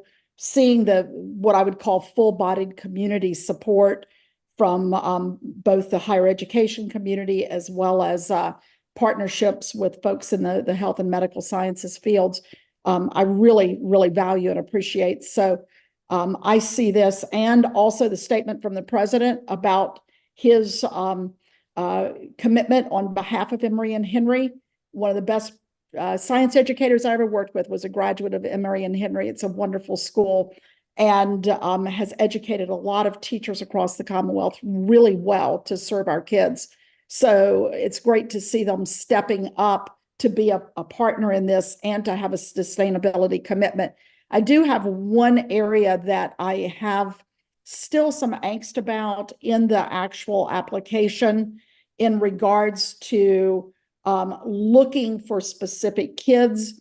And it sort of triggered for me because I had to go through the whole process in establishing charter schools, what it looks like to be sure that all students are given a full opportunity to hear about alternative options for them in public education, in the concept of whether it's an academy, a lab school, or a charter school, and being focused on that we do not signal to kids that there are some kids that are a tier above others. And in opening a governor's school for health and medical sciences academy at Monticello High School, I saw some kids who were not particularly motivated in the regular education program in high school become highly motivated students when they were able to become a part of the Health and Medical Sciences Academy. In the proposal, there's some language here that gave me some angst, and I'm wondering if perhaps this could be something that before this, if voted forward, goes to the board, that again might receive some modification. It's a statement, I think it's on page 13 in the actual PDF, that enrolled students will be future healthcare providers who demonstrate college readiness and the motivation and dedication to complete a rigorous dual enrollment program. I could see counselors latching onto that and some kids getting more attention to being boosted into a pool. And hopefully you'll end up needing to do a lottery because you'll have too many kids that want to be in your program that you actually have. But is it possible to make sure that that language does not become a driver that specifically sorts and selects kids as they are, as this program is being brought forward? Because it's my understanding, looking at state code, that if parents have an interest and the student has an interest and they do the application, they end up in the pool. And I wouldn't want to see some kids potentially in and others out based on someone's perception of their motivation and dedication. Because if they've never experienced a program like this, but they want to be in it, I want them to have that opportunity and not get sorted out.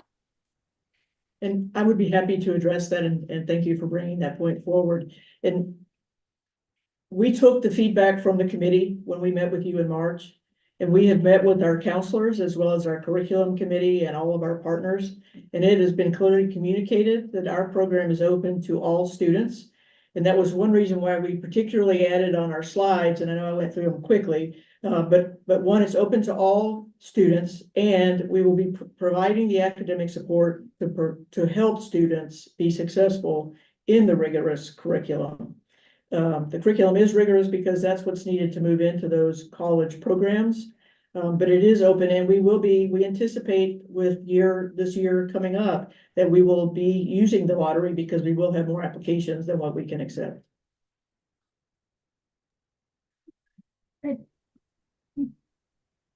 Dr. Fincher, how would you, so for the benefit of the committee, and I do want to make my remarks on your application here in a moment. In anticipation that we might have some feedback from our committee members on applications, and knowing that we would probably have to consider them on first and final review today, here's what I'm going to put forward for the committee's consideration, and in terms of how I'd like to proceed on these, and see if I can get a consensus agreement on this. I'm going to listen to the discussion from the committee members, hear if there's any concerns, and then develop a consensus-based motion that would incorporate the feedback of the standing committee members, if possible, to complement our review, move the application forward to the state board with the recommendations and feedback. And it might look something such as, this is the first and final motion to approve applicant X with a contingency that the following areas are addressed. If that's agreeable to the standing committee, because what I'm trying to get away from is, straight up and downs on some of these, then we can incorporate the feedback from Dr. Moran.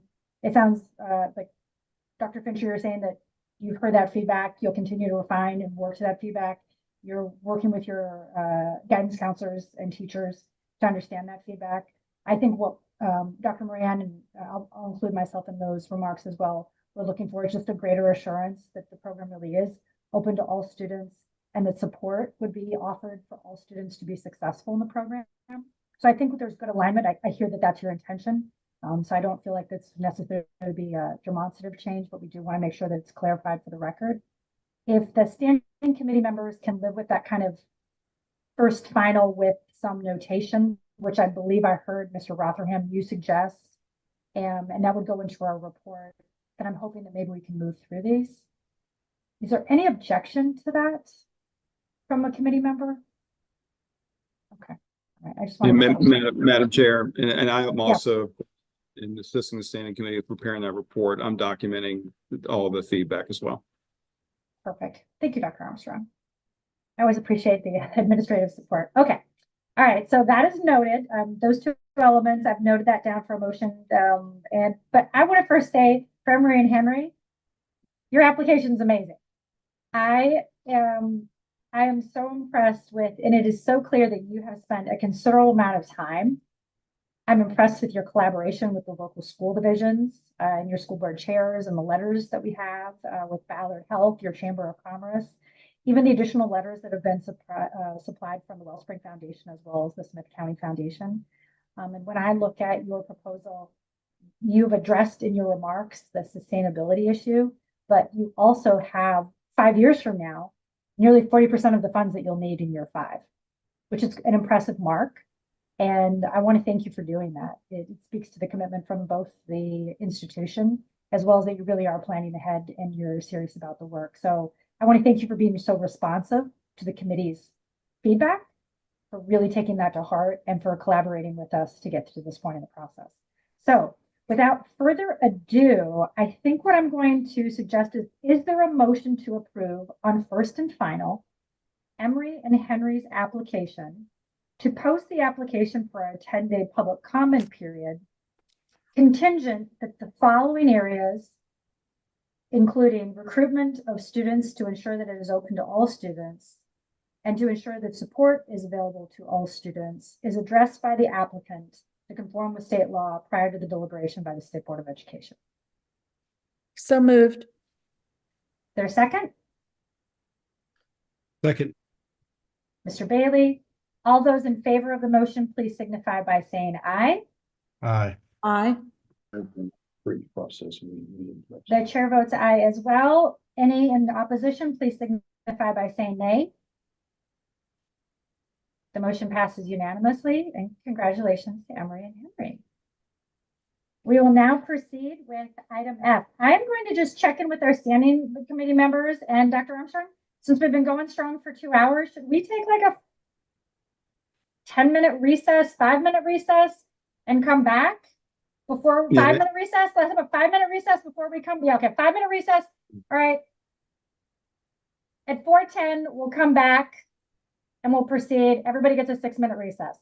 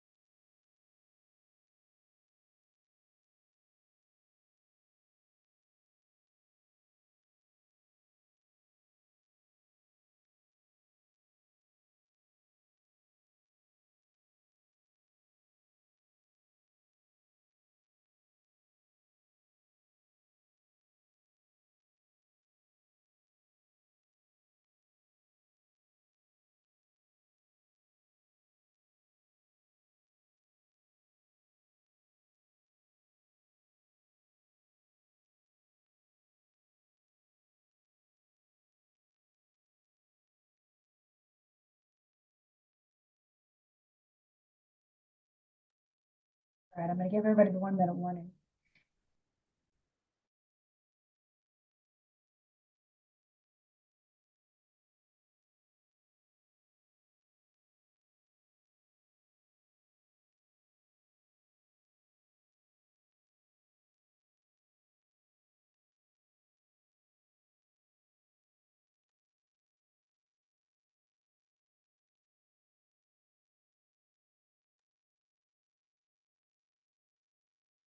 All right, we are back from our recess. Thank you very much, everyone, for continuing on with us. We're now going to take up item F, which is first and final review of the College Partnership Laboratory School application from George Mason University. Dr. Armstrong has already spoken to this item, so at this time we'll proceed. The committee will hear from Dr. Ingrid Lopez, and I apologize if I'm pronouncing that incorrectly. My sincere apology. From George Mason University. And then we will hear from any other special guests that are here on behalf of George Mason. Please, Dr. Lopez. Good afternoon. Thank you. I believe I have to share my screen so everybody can see.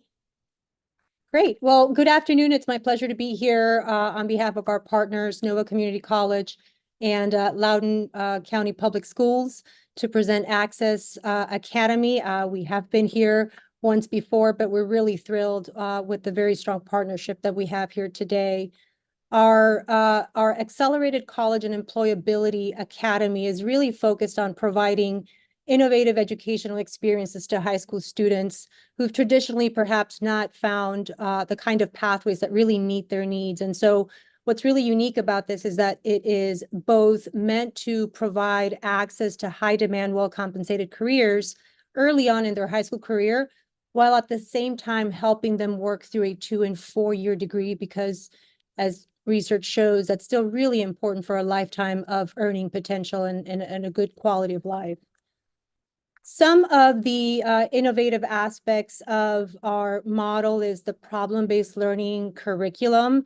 And so in the IT curriculum that they'll receive at George Mason, it's really going to be redesigned from an actual problem-based set of scenarios. One of the many ways in which our industry partners will collaborate with us will be precisely to get involved in those real-life work scenarios. The other thing that's really unique about the model is this idea of employability skills. Employability skills are going to be really critical, regardless of disciplinary focus, for all of our young students in the workplace. Things like system thinking, critical thinking, collaboration, those are transferable. So regardless of their career trajectory, those are the skill sets that employers are looking for globally. So that will also position them for a lifetime of good careers and strong earning potential.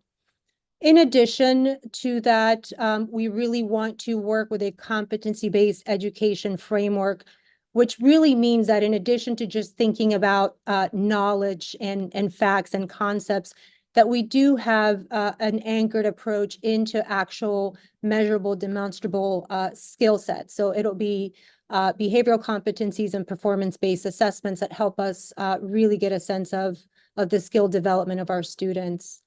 Also, there's a learn and earn model. So as you'll see in the next slide, when I present a little bit more of detail into the model, that there is a paid internship component, so that again, students are seeing themselves in that environment, that they develop this identity with this IT focus to start with as being very natural to them. So a lot of this is also developing the identity within the career environment, as well as within the higher ed environment. So what you see here is that for each of the years, each of the high school years, they are getting a sort of more in a continuum. They're really developing more and more additional elements of the program. So they start in the freshman year really with introductory kinds of experiences to employability skills. Of course, we'll be providing technical assistance to train teachers to provide professional development and problem-based learning, but also to help start to integrate employability skills in their regular curriculum, and also working with them as much as possible to integrate these concepts into regular division programming, and as much as possible also begin to bring in our industry partners to introduce them to the potential of these careers. As we know, with technology, a lot of the careers that are going to be available or in demand even 3 years from now, we don't have a full appreciation of. So that relationship with the industry partners, there will be a career coach that's going to be really well aligned to industry partner needs. Will continuously be providing that that guidance for our students and for the curriculum as well. As we go into the junior and senior years, that's when the dual enrollment courses will be available. Of course, piggybacking off things like advanced and other models, starting in their junior year, they can take up to 30 credit hours towards a college degree. 30 credit hours towards a college degree. And for those students who, for many, probably don't really think about college or their opportunities up until that last year, we want to make sure that there's something available for them as well. So with the development of a bridge program to really get them into an expedited program and introduction to problem-based learning, the idea would be that they could take up to 15 credit hours towards a college degree, in addition to experiences through the on-the-job paid senior internship. The other piece that's really unique for both the junior and the senior year is that they have an intensive, immersive kind of research experience at our campus, our Fuse campus. And so the idea there is for our students to work side by side, not only with industry partners, but also with researchers in sort of a very developmental think tech kind of space. Obviously, collaborations and partnerships are really important for us. We have a number of industry partners that are going to be collaborating in different ways through, as I mentioned before, the actual problems and case studies that are relevant to the workplace, but also providing internship, mentorship, site visits, and also early in the 9th and 10th grades also coming as guest speakers and presenters. Within the university setting, we are working across different colleges, certainly College of Education and Human Development, but also with our IT faculty. We're going to be redesigning the curriculum and make sure that we're integrating research and innovation into our teaching. One of the things that's really important for us is to ensure that we are collecting data, that there is a strong research and evaluation component so that we have a sense of what are the aspects of this design that really work well and for whom and under what conditions, with the hope of scaling up in subsequent years based on that learning. And then, of course, in terms of a total learning ecosystem for our students, we are working from high school all the way through our community college and our George Mason 4-year degree partnership. So I realize our partner from Loudoun County is here. I think that there was a group of 3 folks. We might have somebody here who would like to chime in on the student population, perhaps. Wonderful. We'd be happy to welcome. Please state your name, the title, who you're with. Hi there, thank you. My name is Ashley Ellen. I'm the Chief Academic Officer here in Loudoun County Public Schools. I'm joined by Dr. Daniel Smith, our Chief of Staff, and our Superintendent, Dr. Aaron Spence, had to step out for another commitment, but he did want us to pass along his support and our board support for this lab school application. We wanted to talk very briefly about the student population. While any student residing in the Commonwealth may apply to the Access Academy, we are also focused on serving at-risk students, including those who have historically been underrepresented in their access to high demand and well-compensated careers, such as information technology. We are planning for 30 students in each grade, grades 9 through 12, beginning year 1 in the fall of 2025. The foundational elements of this academy will be taught in grades 9 and 10 as students are provided initial exposure to the concept of problem-based learning, employability skills, and a variety of IT career fields and pathways. Once students enter that 11th grade year in the Access Academy, the structure of their day would change as they'll attend all day at the Loudon Nova Community College campus and at the George Mason University Fuse Center. And it's in these spaces that our 11th and 12th graders will work alongside higher education faculty, industry experts, and mentors to really tackle real-world problems by applying appropriate theoretical frameworks, designing prototypes, and assessing the impact of those solutions. We're really excited about the 15 credit hours of dual enrollment coursework that is planned for both the 11th and 12th grade years of the program, with students potentially earning over 30 credit hours upon graduation from the Access Academy. And so that's a little bit about our student population, what we have planned. I'll now turn it back over to Dr. Guerrero Lopez to share what a day in the life at the Access Academy for a student might look like at both the Loudon Nova Community College campus and the George Mason University Fuse Center. Thank you, Daniel. So as you can see, we actually have a couple of scenarios because we do have the regular, school day scenario, but then we also have that immersive experience at Fuse. But really, the learning experience begins on a daily basis with a clear problem to solve, and it requires a lot of collaboration as well.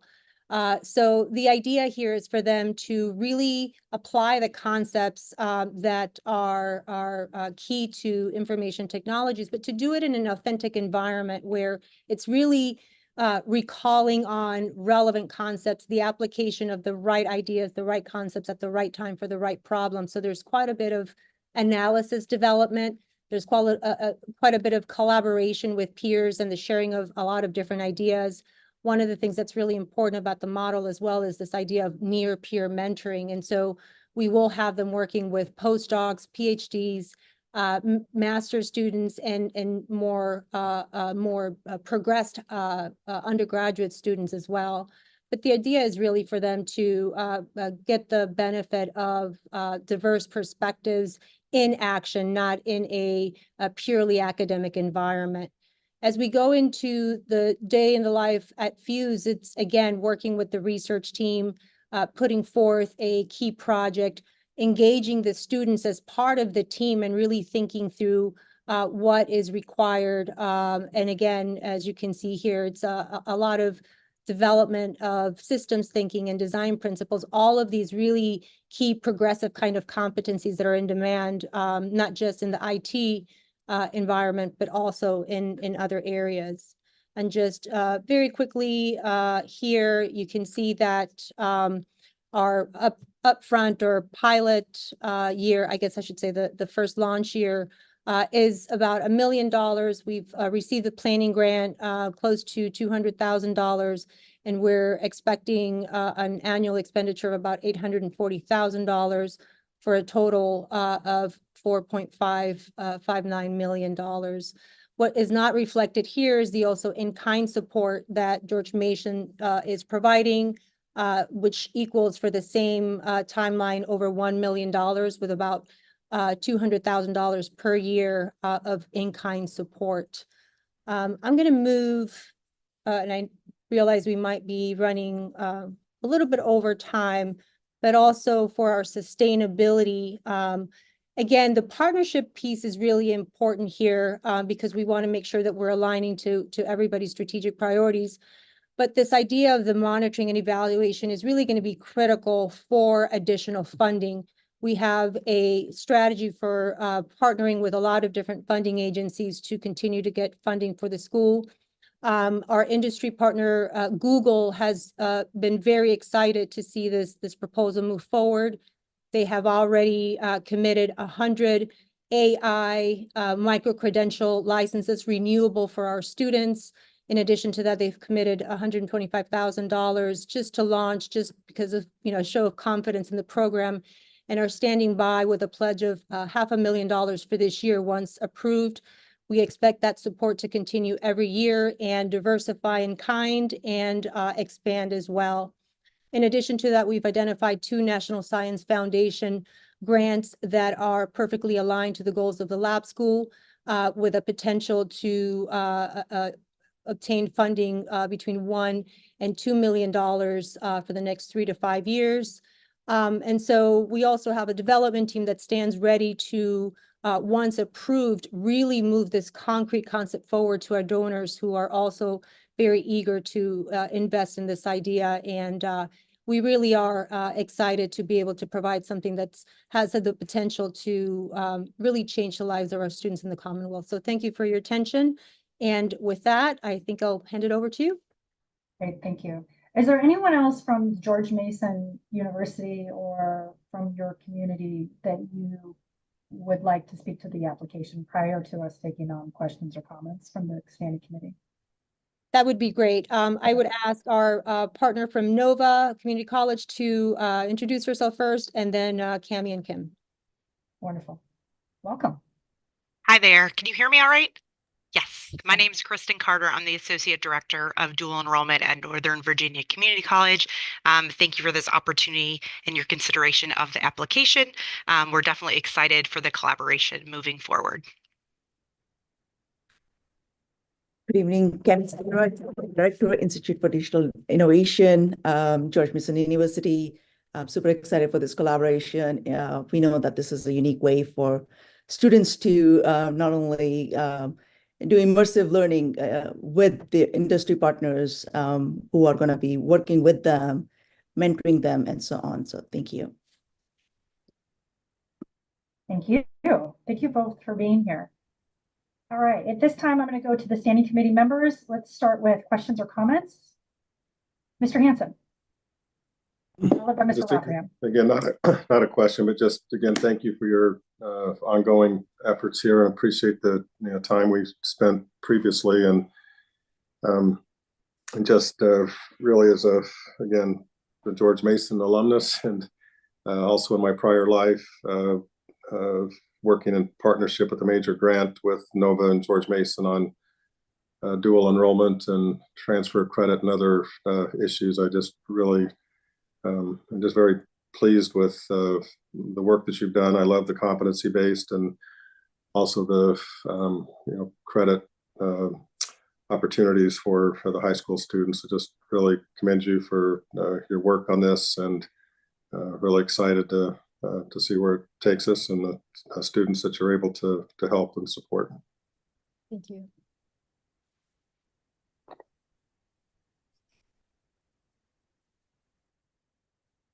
I'll just echo Bill. I was really impressed with all the adjustments and improvements. And just also the vision. Love the competency base.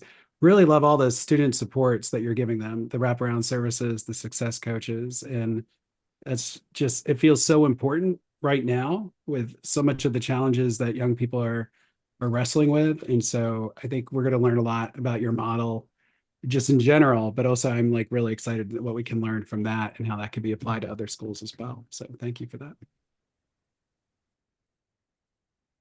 Mr. Rothram.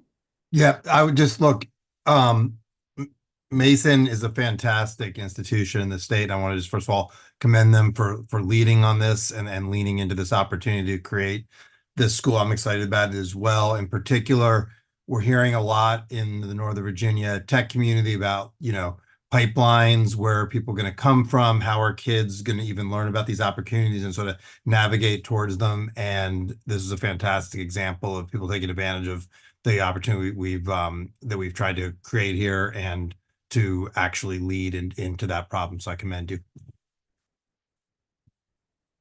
Dr. Moran. I love that you have so many contemporary, what I would call signature practices to help move students forward that perhaps sometimes don't get those opportunities, that will help them be really prepared to build that portfolio that they need.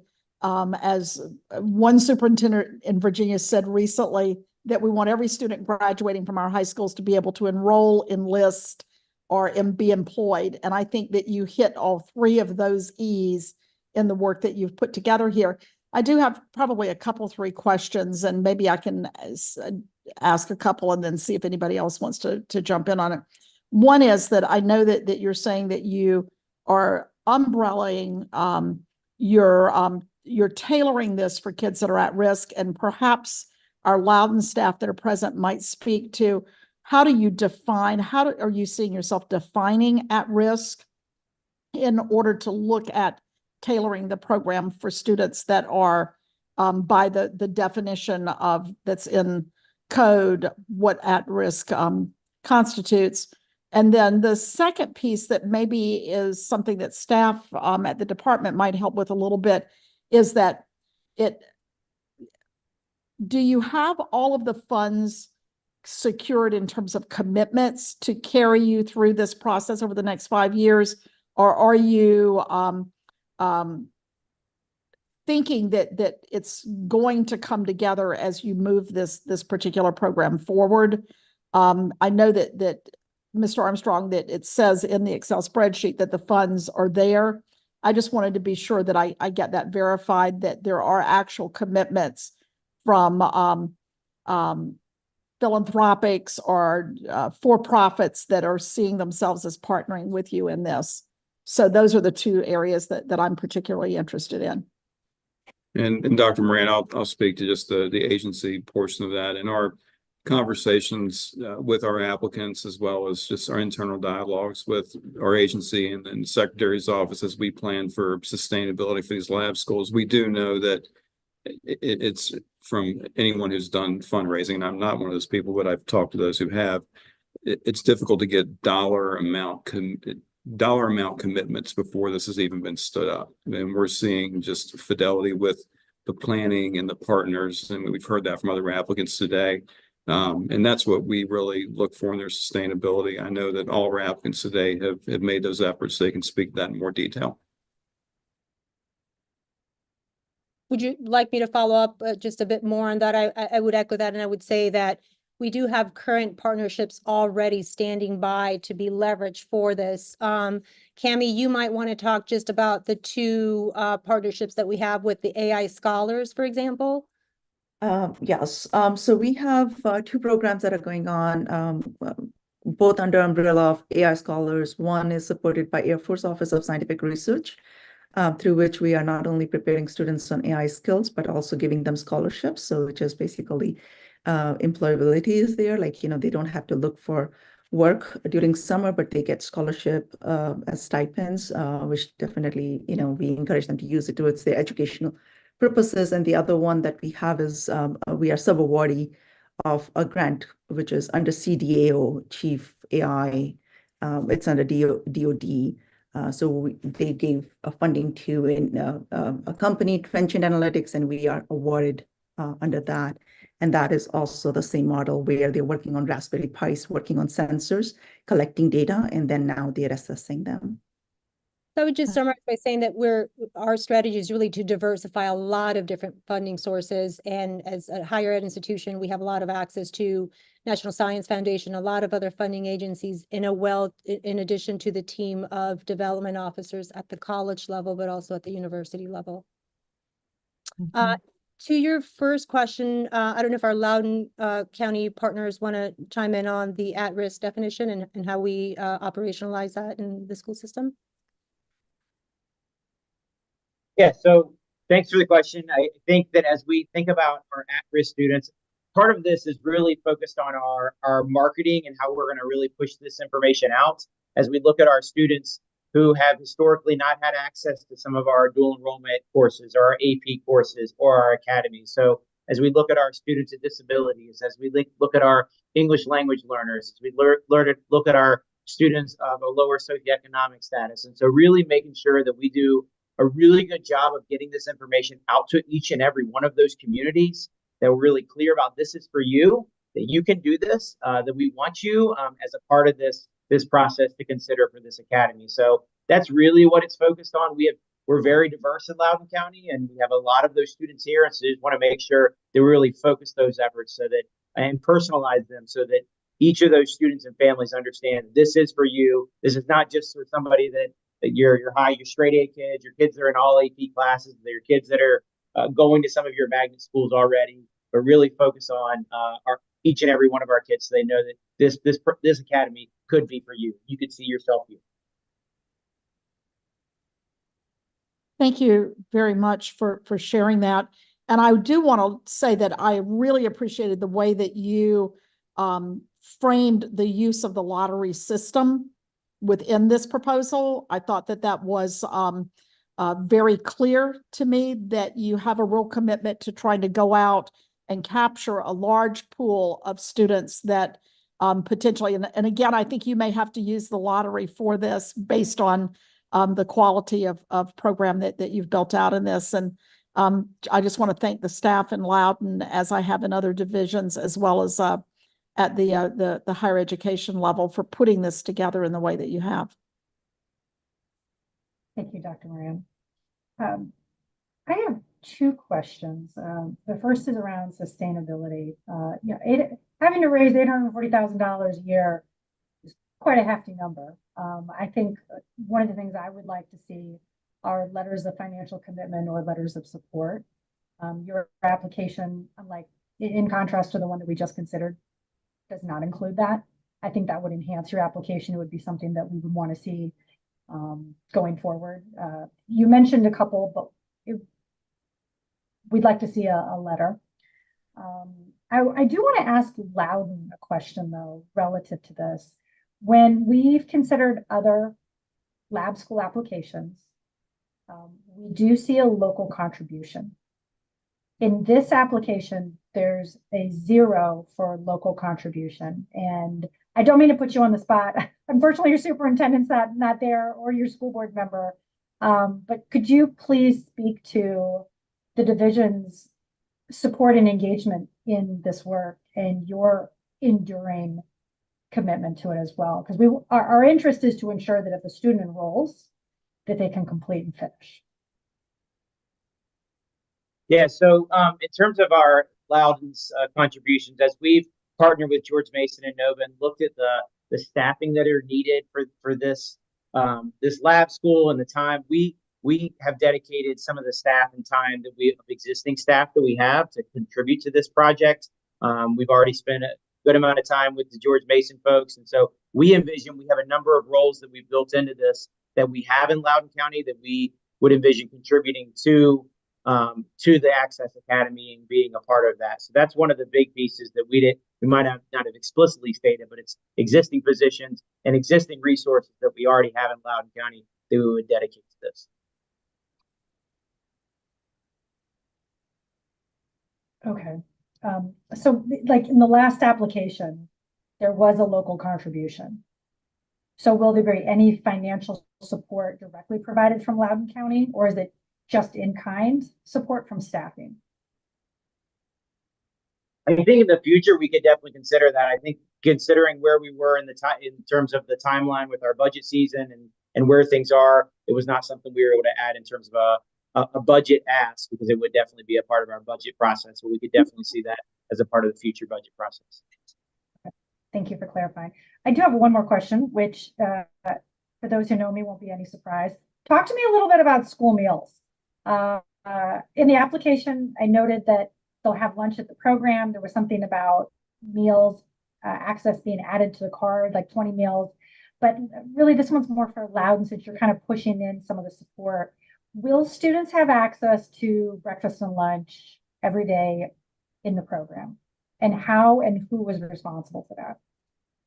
Yes, so as we've talked about that, we've worked with our school nutrition team about how we could bring in breakfast and lunch meals each and every day in terms of where they are at the Loudoun Nova campus. That is close to several of our school sites. And so how we would prepare meals and bring those in. And then we've also, as you kind of mentioned, worked with George Mason on what that could look like at the Fuse Center, and some other options as we plan this out over the next year. But our initial plan has been from our nutrition team to bring in breakfast and lunch to all of our students that might want it at the Loudoun Nova campus there. It's similar to, we do this already for some of our other programs already, so it's not something that would be new to us or would cause any challenges for us.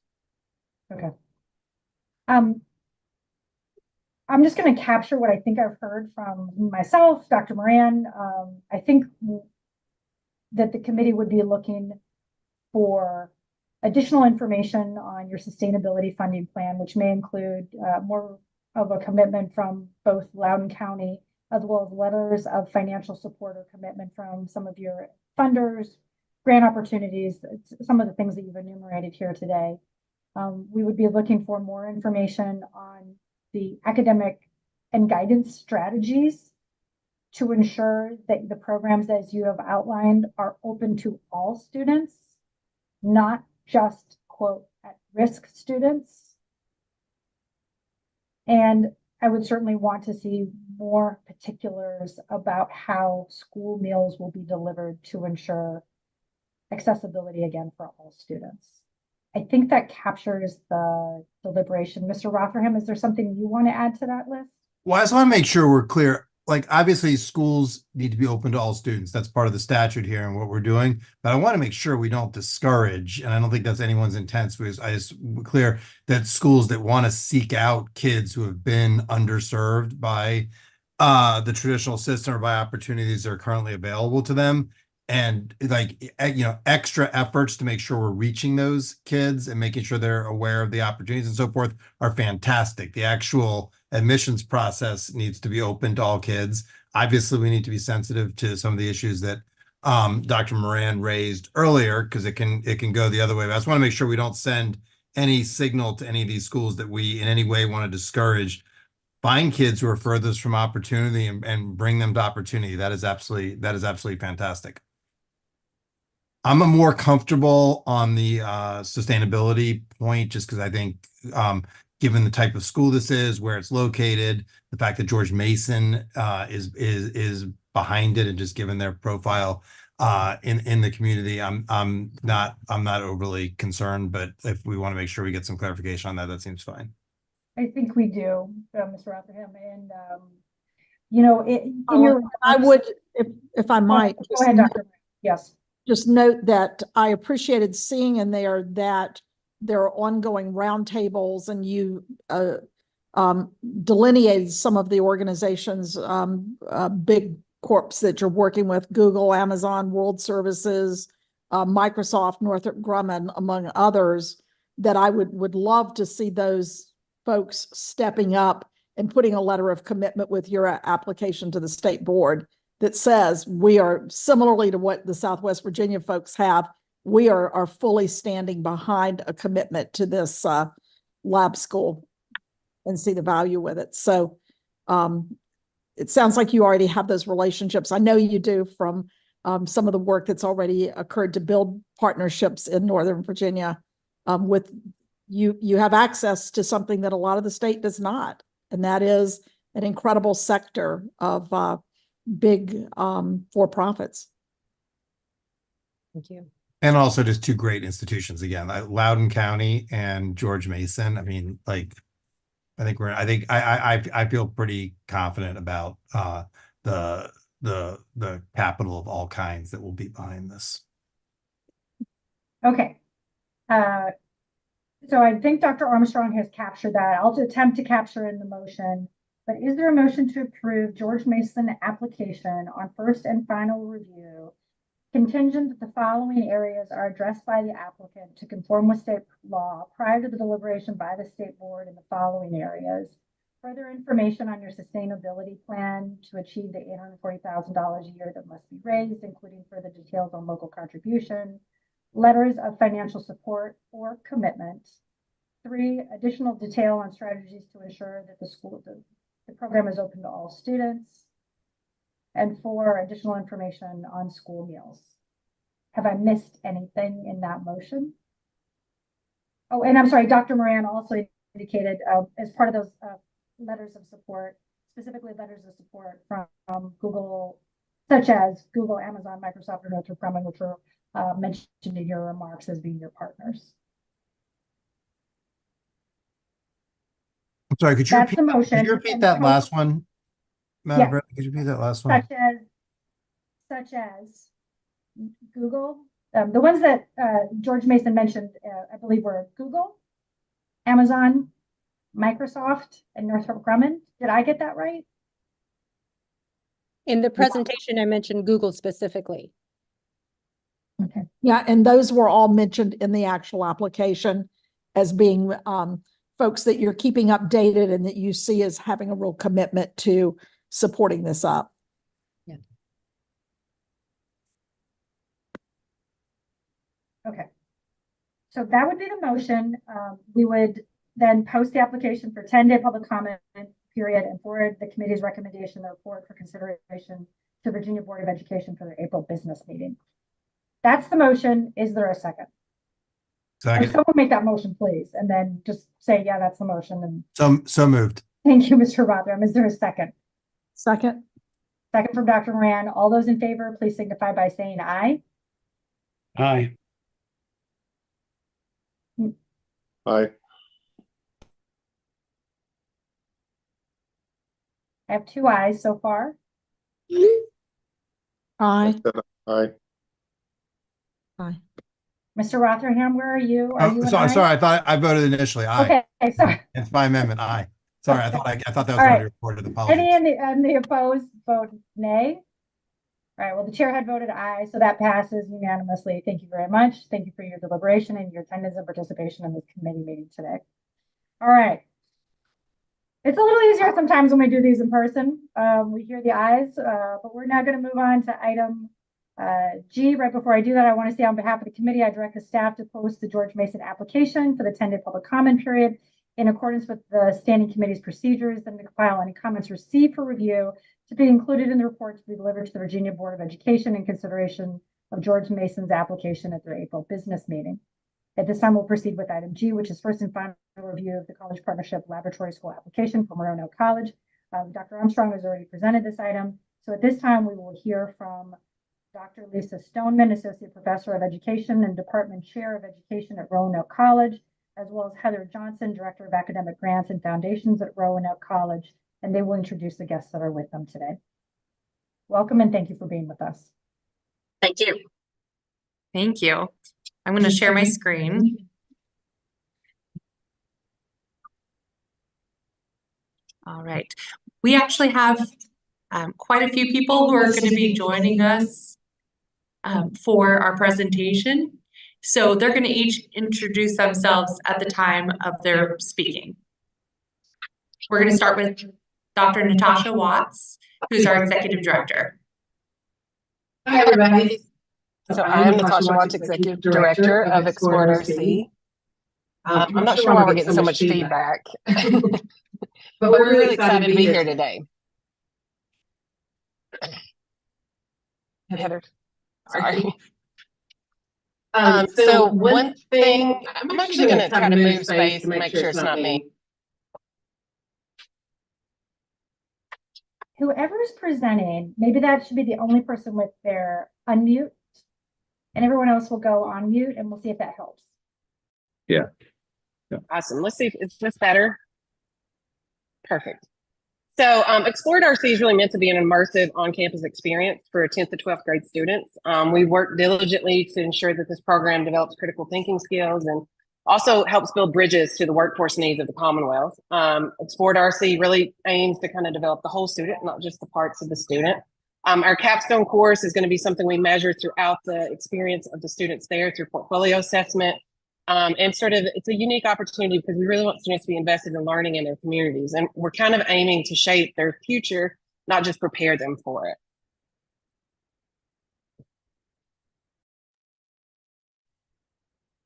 So as said before, I'm the chair of the education department at Roanoke. So our pre-service teachers are really looking forward to working as peer mentors to help Explore at RC students acclimate to the college community.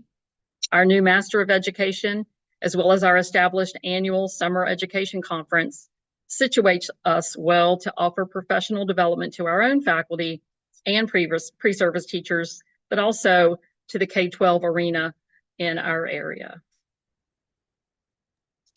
And this is Saisha Sherry Shell. She's one of our students that's actually going to be in our fall cohort. I met with her earlier this week and I just captured a few quotes about what she's most excited about, what she's looking forward to. And as you can tell, she's very much looking forward to being on campus and being integrated into that life. She's hoping to go work in the medical field one day, and she's currently going to take crime and chemistry in the fall. And she is a multi-instrumental artist. So I think that's just a little good note about her. But she's just one of the fantastic students that we've already spoken with who are interested in our pipeline. So we also wanted to be very diligent in making it clear why we developed our pathways the way we did. You'll see on one side the need and the other side is the largest employers we have in Region 6, which is where Roanoke College sits.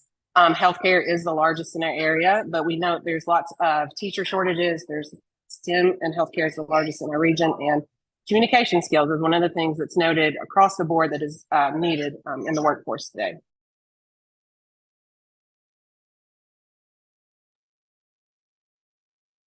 So that leads us to our Explore at RC's pathways. These align directly with the work needs of our region, but they also offer students the variety of courses that will engage them in pursuit of a higher ed degree.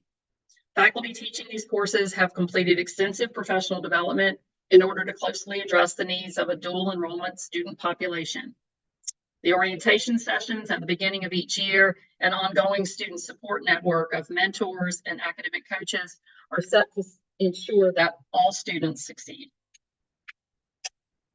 And this is an example of 2 of our fall students, and they each have separate pathways, but students will take transportation from their school and or ride our vans to campus. And then they'll spend half a day with us and then they'll go back to their school. They are expected to eat lunch and breakfast at their home base, but we will have preloaded cards and access to snacks. We also are working to have a dedicated space in our Student Success Center for them so that they have a place to land and they will have lockers and needs. We are in talk with several other school districts and we are scaling that quickly. The vans are one of those items that we immediately noted when we started talking to these other districts that they needed help with transportation. And so we were trying to move quickly and agilely to do that.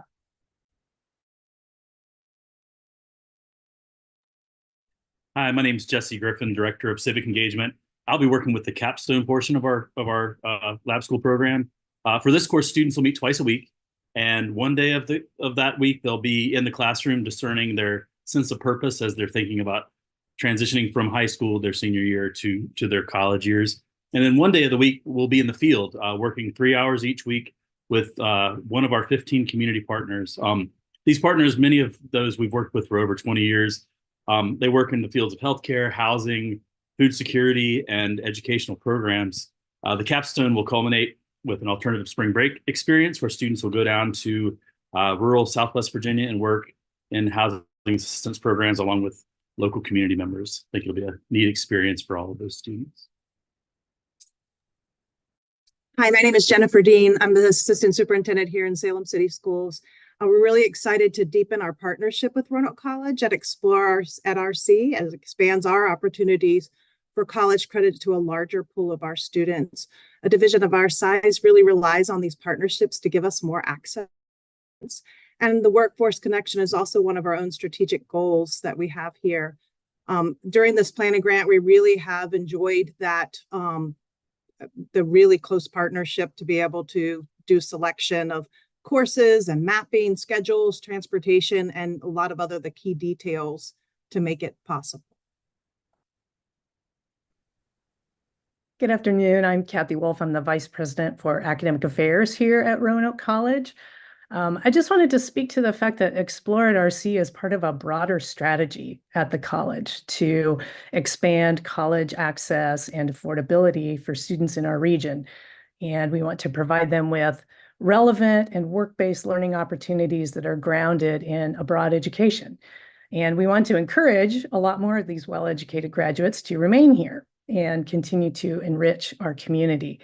And Roanoke College has been developing a lot more partnerships with community colleges and graduate programs in our area to create more college to career pipelines that will benefit students in the Commonwealth. And Explore at RC is part of that larger vision. And so college leadership is highly supportive of this initiative.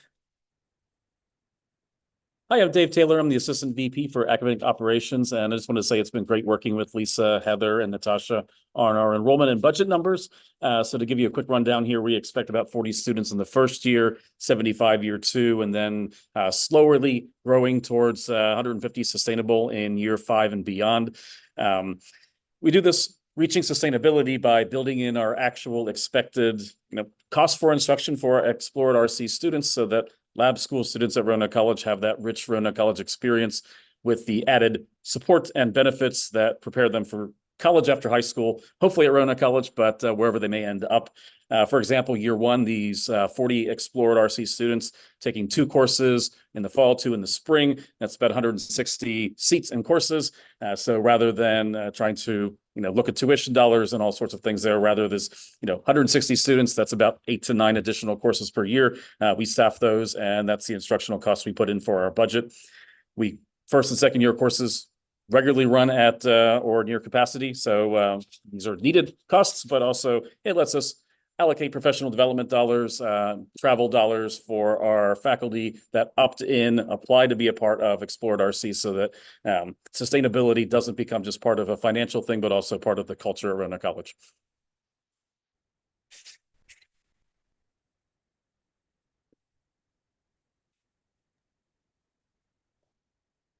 Sorry, I couldn't figure out how to unmute myself while I was also screen sharing.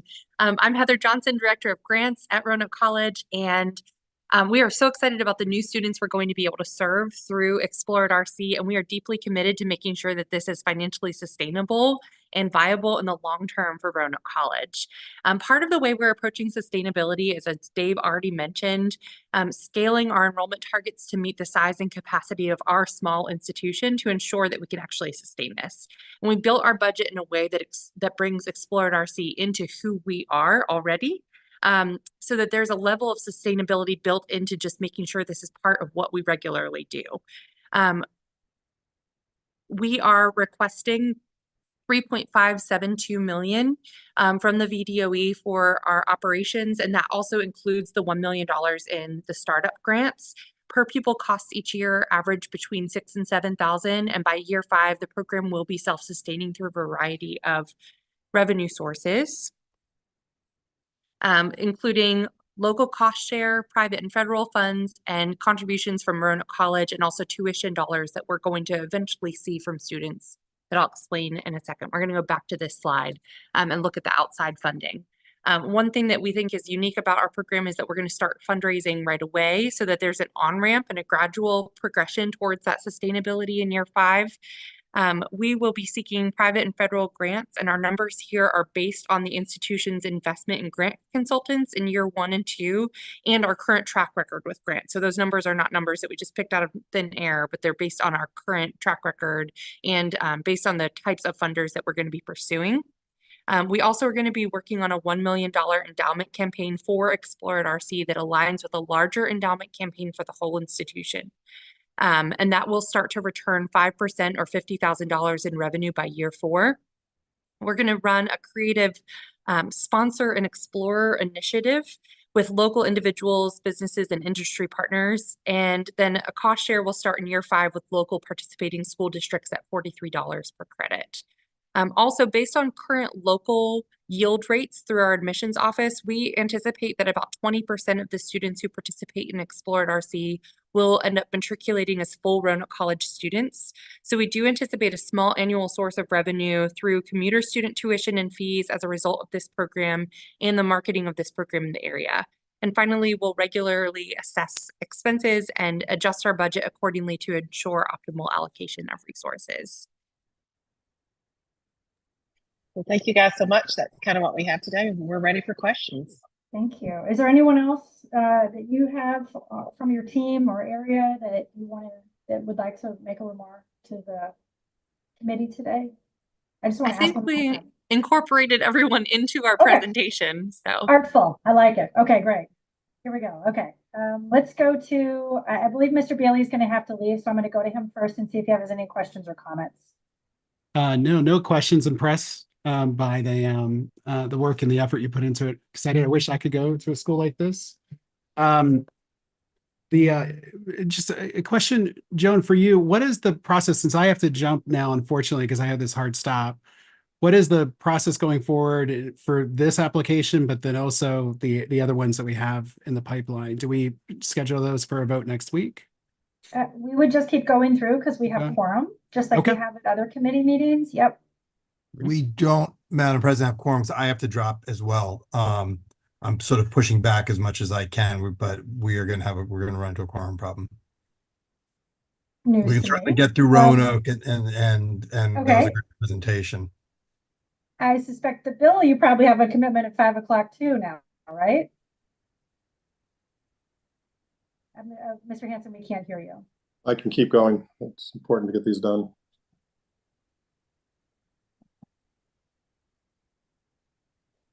you hear me?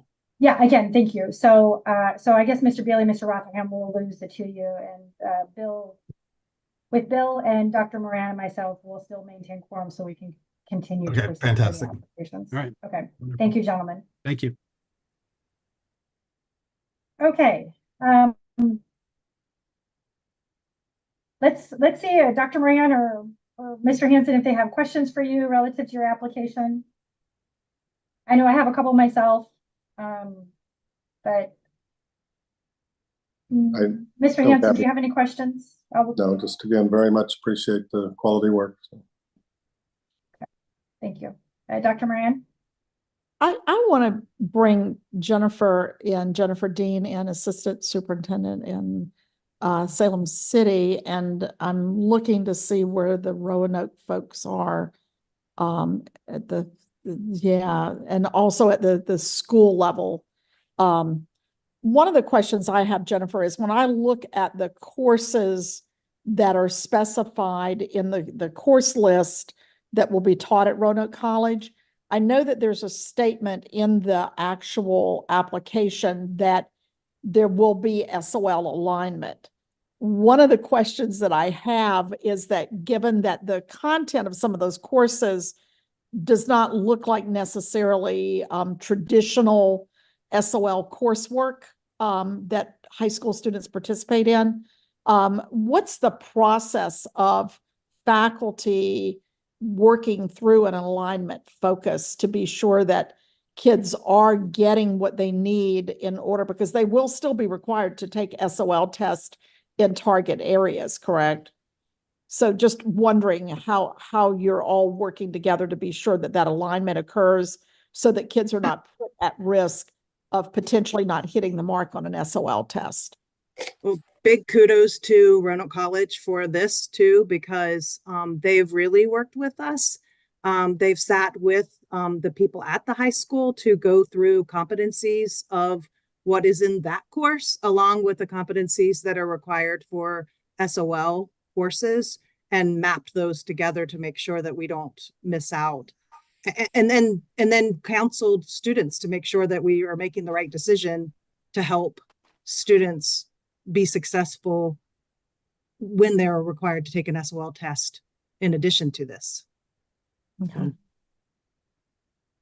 It's just one of the realities of our kids' lives and our staff's lives, and wanting to just be sure that I love some of the sort of differentiated content that appears to be built out from an inquiry process in some of these courses.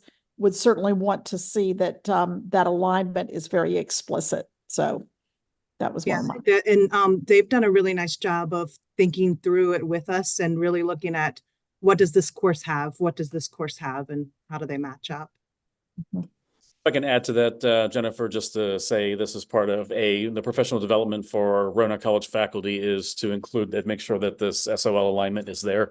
But also Lisa Stoneman is chair of our education department, and it's a nice alignment here where we have the people in the right place to be able to pivot. If SOLs change, we know that information. Lisa's aware of that, and it's built into our process.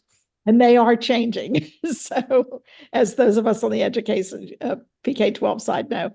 The other question that I had was in relationship to the professional development of both faculty from both sides of the equation that are going to be working together, and how that's going to happen, and what you see as some of the target areas for that, if you've delineated that to date.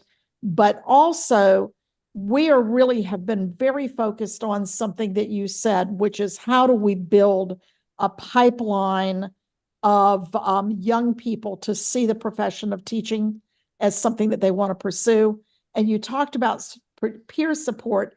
Are there ways that your teacher candidates that are in waiting are going to actually be immersed in this? So they're learning the strategies that you have embedded, which are great strategies. And I love the portfolio concept that you've built out in this as well. Thank you. We appreciate that. We've worked pretty hard on that end of it. We see our pre-service teachers gaining from this as much as the dual enrollment students do in a true lab school kind of environment where they are able to go in and meet with students on a regular basis, regular schedule, along with their academic coach. So the academic coach and the peer mentor are two different folks. Our peer mentors are students themselves. They're not expected to be tutors, but they are expected to open up the college life to these new students and figure out how to navigate, for instance, a relationship with your professor. How do you communicate with your professor in a constructive way? What are questions that you can ask in class? How do you question? How do you form those kinds of things without feeling like you're interrupting the professor? Those kinds of things are how we're going to start that. But our pre-service teachers will lean more heavily into helping coordinate the relationship between the professors who are teaching the course, because they're teaching a lot of other courses as well, and may not even know that this student needs help, but that the peer mentor is a bridge to help connect the student with the person that will most likely help them in the best possible way. And I think that's a great way for our pre-service teachers to start learning when to step in, how to integrate, assessing basically the learning process is breaking down. Where do they think it's breaking down, and how can they interact to help it? And if I could jump in just for a moment, when we put out a call to our faculty at Roanoke College to see who wanted to participate in this program, we were inundated. We had far more faculty interested in teaching courses at Explore at RC than we have room for as we start. So we've got a pipeline of wonderful faculty who are interested in this as well. And I think from the professional development side, we're seeing it really holistically. Like, we're going to share, the students are going to share, the teachers are going to, we're going to each be teaching each other very directed things. The portfolio assessment's part of that, presenting that, looking at that, working through that, picking off professional developments that really work through that. And it's about the student and about their experience and how we can make that progressively better as they go along. So when we think about professional development, I think we echoed that in our application. It's really, our faculty have things to learn from the teachers. We all have things to learn from the students. Our pre-service teachers have things to teach us as well as about their experience and what's happening. And so those are kind of the professional developments we are going to create and are in motion already. Because teaching, I don't know to what extent that Roanoke College faculty embrace an inquiry approach in their classrooms, but I do know that teaching from an inquiry model is very different than what the traditional models look like in most college and university settings. So with a group of kids that you are trying to nurture into the skill sets that you've identified, I think it's a nice match. But I also know that it demands a skillfulness that doesn't always necessarily exist in either public school faculty or higher ed. We are quite fortunate in that our entire general education curriculum is built on an inquiry model. So there are a number of faculty that are already used to teaching in that format. So we were very lucky in that, and I think it's why we had such a good response to the request to come and teach this new group.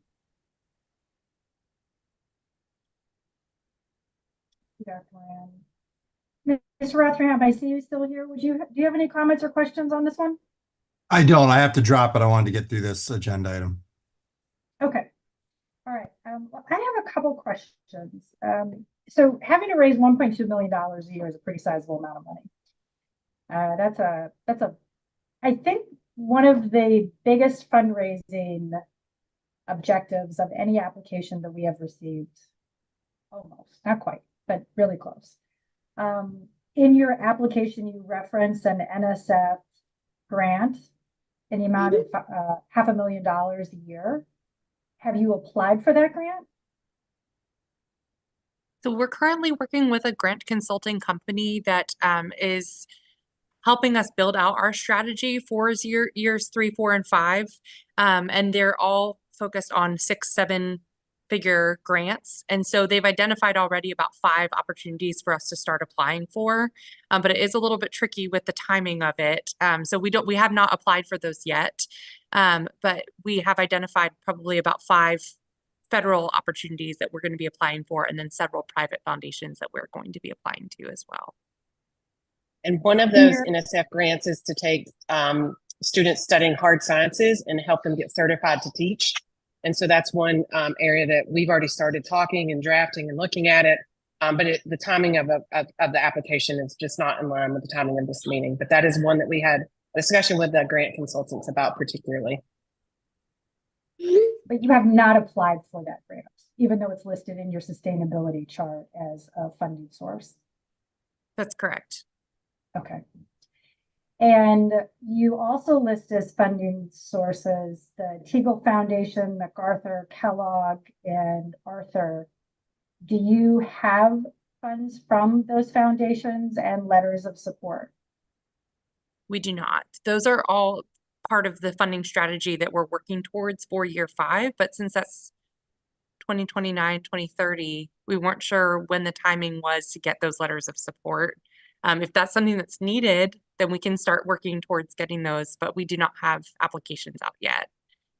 I think it's also probably a challenge until you've got the approval in hand to be doing what you're doing to go forth. So I think It there's has always been a the little bit challenging. cart Yeah. before the horse. So let's get this approved and get you on your way. I concur. I mean, look, speaking as a state board member on this, like I get very concerned if I see an application that has no attention to sustainability and no forethought, but these out year things, a lot can happen. I mean, you could have grants in and then issues could come up in the economy and so forth. I just think we need to make sure that there's attention and thought to this, but none of us have a crystal ball on what the fundraising climate is going to be like. And I'm satisfied you all have a plan that is thoughtful and you've given attention to this issue of sustainability. And the college has already invested in these grant consultants, and we've already started working with them. So that is one thing the college is already doing to ensure that we can get there. So we're not just doing it alone. Perfect. And Madam Chair, I apologize if I may. Roanoke, you all also do have an agreement with Salem City as part of your sustainability as well, correct? Is there a funding stream from Salem City Schools as well? Yes, oh, go ahead, Jennifer. I see you unmuted. Go ahead, Heather. We've discussed the local cost share. We did not have that in our MOU because we developed the MOU before we, so if we needed to adopt the MOU to make sure that that's explicitly stated, we can probably do that. Just want to point that out. Yeah, that would add some strength to that, I think. Yes, I think we would like to see that. You also mentioned that you're working on an endowment. Where are you in your fundraising for that endowment?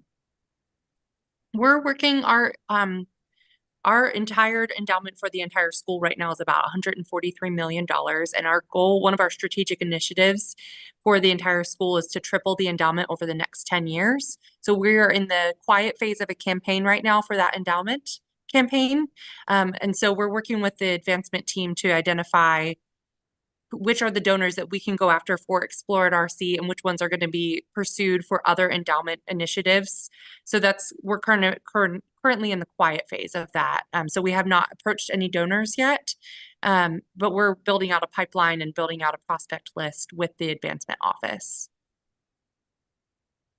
Thank you. So I'm a little confused when I look at your sustainability chart that was provided.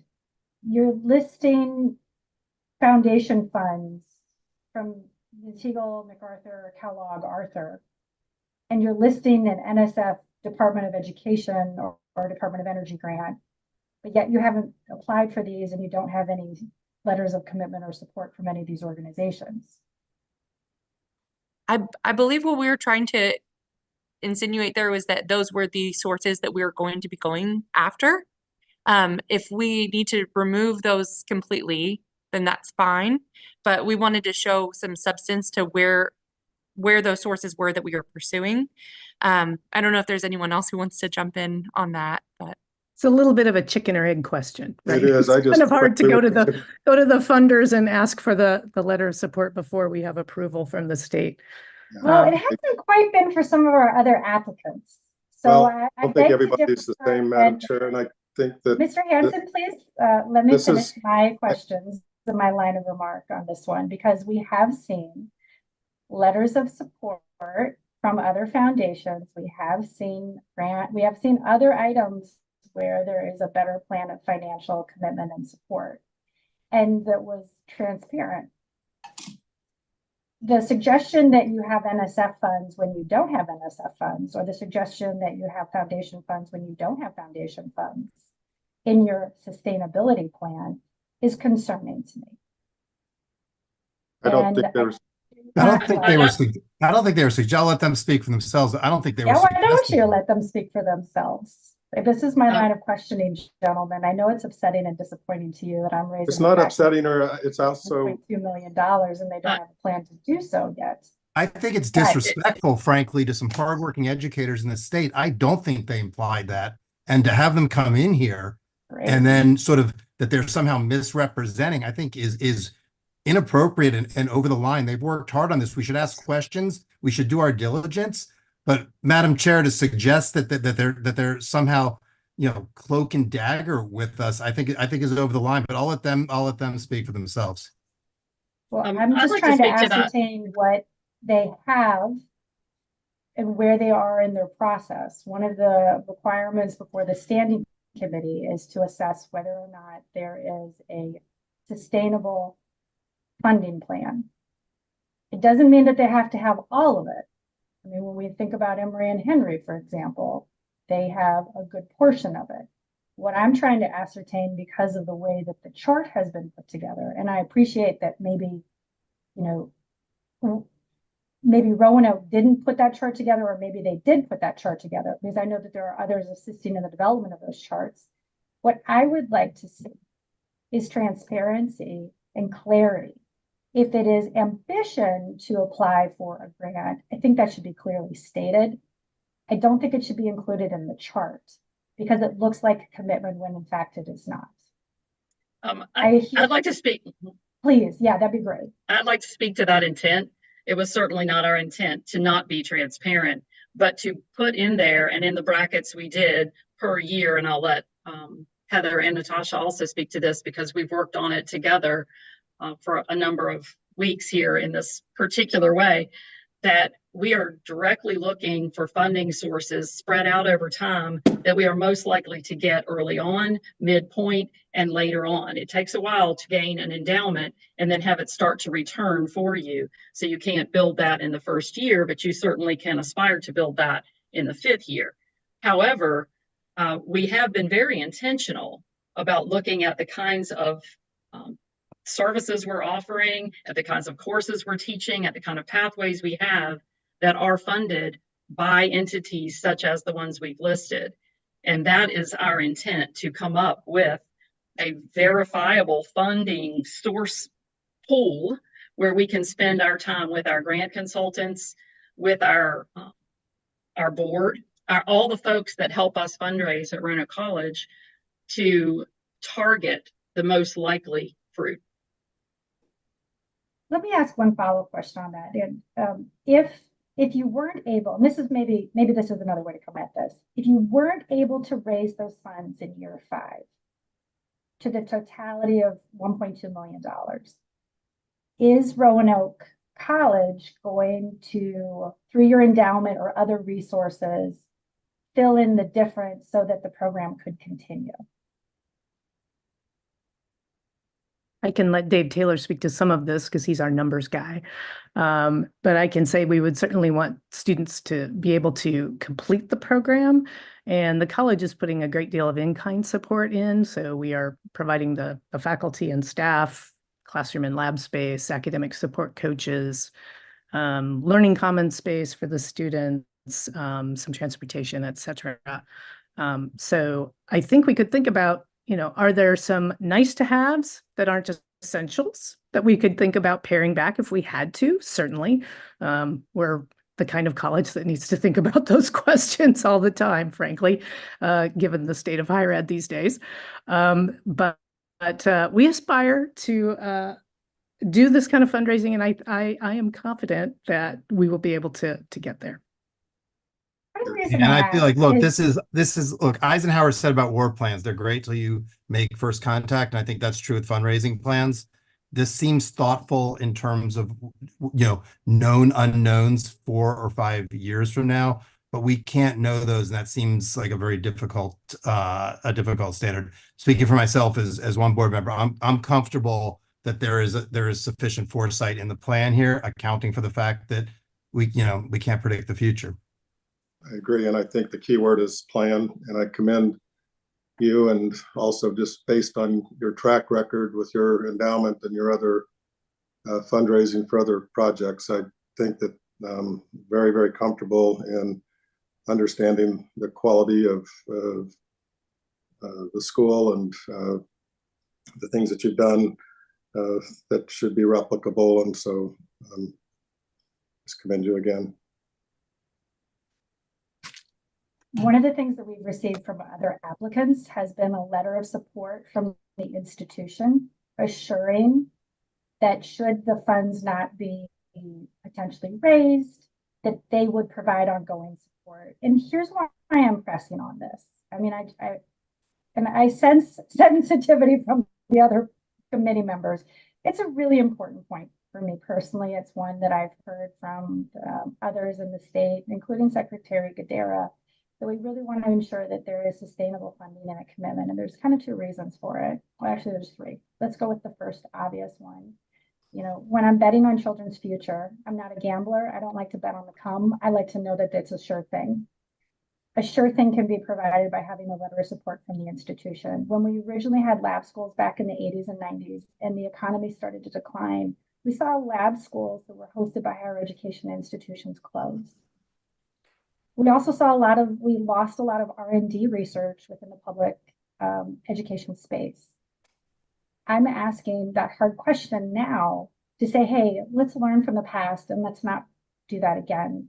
So if you can get a letter from your institution, I think that would, and we've seen that from some of our other four-year institutions. I want to I'm not treating you like other four-year institutions have said, look, we're going to do our absolute best. We're going to do our diligence. But if, circumstances change and we don't get the NSF grant, or we don't get this kind of thing, we are in this for students and we're going to continue to do it. And certainly to Dr. Wolf, your point, if it means that we need to adjust the program or maybe not have as many students, so be it. But we will at least at a minimum continue with those that are in it and maybe not take more. But I think you understand where I'm going. And I would echo along with that anytime that you undergo trying to stand up a program that is innovative, it's going to serve, it's, not really a micro school, but it's a small alt school environment. It's going to cost more oftentimes to be able to serve per pupil than you do in your big comprehensives. One of the things that I think, in addition to Roanoke College, and I did go back and reread the letter from the president in which, there is a real clear statement of commitment to this program, as well as from the K-12, the PK-12 folks. I think that one of the things that does have to happen for every one of these lab schools, because there is no guarantee that the state of Virginia the Commonwealth is going to fill in the gaps for these programs, that if you think they're good and you're willing to stand behind them, you're going to have to be prepared to run them in spite of what may or may not materialize from foundations, philanthropics, NSF, the Commonwealth. And so I think that's really what you're trying to get to, Chair Wadiska, is how do we make sure that there is a commitment to sustainability that's not contingent upon, we hope that NSF will come through with money, et cetera, but we're willing to own this and move it forward. That's just, I think, my perspective on it. So, and that's really the full throttle for the school divisions and the university to be able to, or the college to be able to do that. So it's just something to think about as we get ready to potentially take a vote to move this one forward. My second reason for asking is, it doesn't appear that there will be, I'll call it new money, more money for lab schools on a going forward basis in the current context. And so having plan B is important. Okay, so if you can, so I think what I'm hearing, and Dr. Moran, your questions about academic, did those involve changes to application? Otherwise, I perceive that this is a bit like the George Mason application, and I've made some notation here. It looks, I'm just going to double check. I Did you feel have any comfortable. academic changes you need made? No, I felt very comfortable with responses to my questions. Okay, great. Thank you. So at this time, then it would be a motion to approve Roanoke College on first and final contingent at the following areas, including that the applicant would provide a more detailed financial plan to raise $1.2 million per year, additional letters of financial support or commitment, either from foundations or federal opportunities, or a letter of support from the institution for ongoing and enduring support. All things that sound possible from our conversation. And this would be done to conform with state law prior to the deliberation by the State Board of Education. That would be the motion. Is that so moved? And is there a second? So moved. Thank you, Mr. Rotherham. Is there a second? Second. Dr. Moran, all those in favor, please signify by saying aye. I see a thumbs up from Bill. Aye. I see a thumbs up from Mr. Rotherham, Dr. Moran, Chair votes aye. You guys are making me work for it today. All right, the motion unanimously passes and you're all set. So at this time, I direct on behalf of the committee, I direct the staff to post the Roanoke College application for a 10-day public comment period in accordance with the standing committee's procedures and compile any comments received for review to be included in the report to be delivered to the Virginia Board of Education in consideration of Roanoke's application at their April business meeting. Okay. Let's proceed to item H, which is Madam Chair, I have to excuse myself. Roanoke team, thank you so much, Roanoke Salem team. Thank you. Thank you. Thank you, guys. Okay. All right, we're still going strong. All right, so now this time we're going to go to item H, which is first and final review of the College Partnership Laboratory application from Paul B. Camp Community College. The committee will hear from Dr. Corey McRae, president of the Paul D. Camp Community College, and Dr. Atkins Brady, vice president of academic and student development from Paul D. Camp Community College, followed by any other special guests that we have from this community and this lab school application. Well, good afternoon, good evening, Madam Chair. And I want to, my name is Corey McRae. I'm the president of Paul D. Camp Community College. I want to extend my appreciation to the committee for hearing this proposal this evening. I really appreciate you all and the deliverance that's happening as you take on this very important matter of lab schools. So I really appreciate the work that you all are doing. We're very excited to propose to you all tonight our OWL Maritime Trades Academy. We're excited for a couple of reasons. First, this academy will allow students or provide students the opportunity to engage early in high school in career pathways that will be sustainable, life sustainable for them upon completion of high school. Secondly, it is very important because we are responding to a workforce demand with the ship repair and shipbuilding industry. This is a matter of national defense. As you all may know, the Navy is going to be going to more than 300 ships in an effort to make certain that we have sustainable national defense. And so we think this is really important work, and it's really a great opportunity for our students in Isle of Wight County and beyond in our service region to engage in a career pathway that directly involves them with the opportunity for employment that is life sustainable, and in many cases will be will change the trajectory of their lives once they are enrolled in this academy. My colleague, the vice president and the chief academic officer is going to talk through a lot of the presentation, but I want to upfront just address the fact that our partners here are all in. The Newport News Shipyard and Huntington Ingalls are on the call. They have been with us since the day one that we started this conversation. Isle of Wight Public Schools, the same. We have been in boardrooms and in discussion for months on end talking about this, making certain that this is going to yield a great benefit for our students as well as the workforce demand and the industry in the Hampton Roads area. If you didn't know, the shipyard is the largest industrial employer in the state of Virginia. Tens of thousands of workforce demand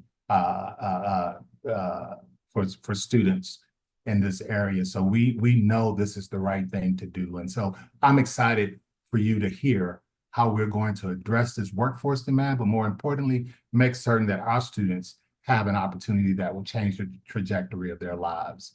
And so I'll ask Dr. Atkins Brady to walk through this, and at the end, we're happy to entertain questions. We did lose a couple of our members who had to move on at 5, but we still have a good contingency here. So Dr. Atkins Brady, if you would. Thank you, Dr. McCray. Good afternoon, Madam Chair and members of the committee.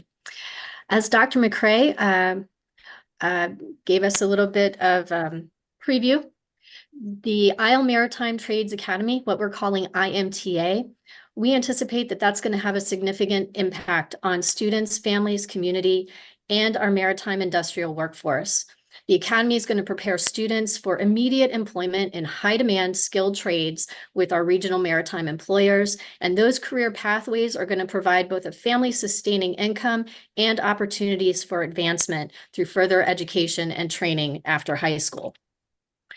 Our program model is a 2-year cohort model enrolling high school juniors and seniors. Students will enter the Academy as juniors in one of 2 career pathways, maritime welding or marine electrical.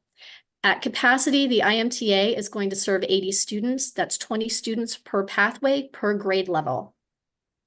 The curriculum consists primarily of dual enrollment credit courses in the first 3 semesters and trade-specific workforce training in the 4th semester, as well as co-curricular activities throughout the program, including things like career advising, mentoring, industry tours, job shadowing, workplace readiness, and interview skills.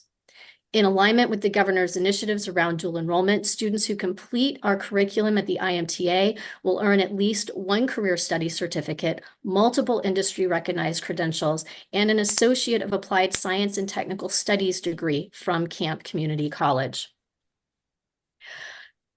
To say a little bit more about the pathways, both welding and electrical pathways will provide foundational courses in safety and drafting or blueprint reading, which falls under our drafting curriculum.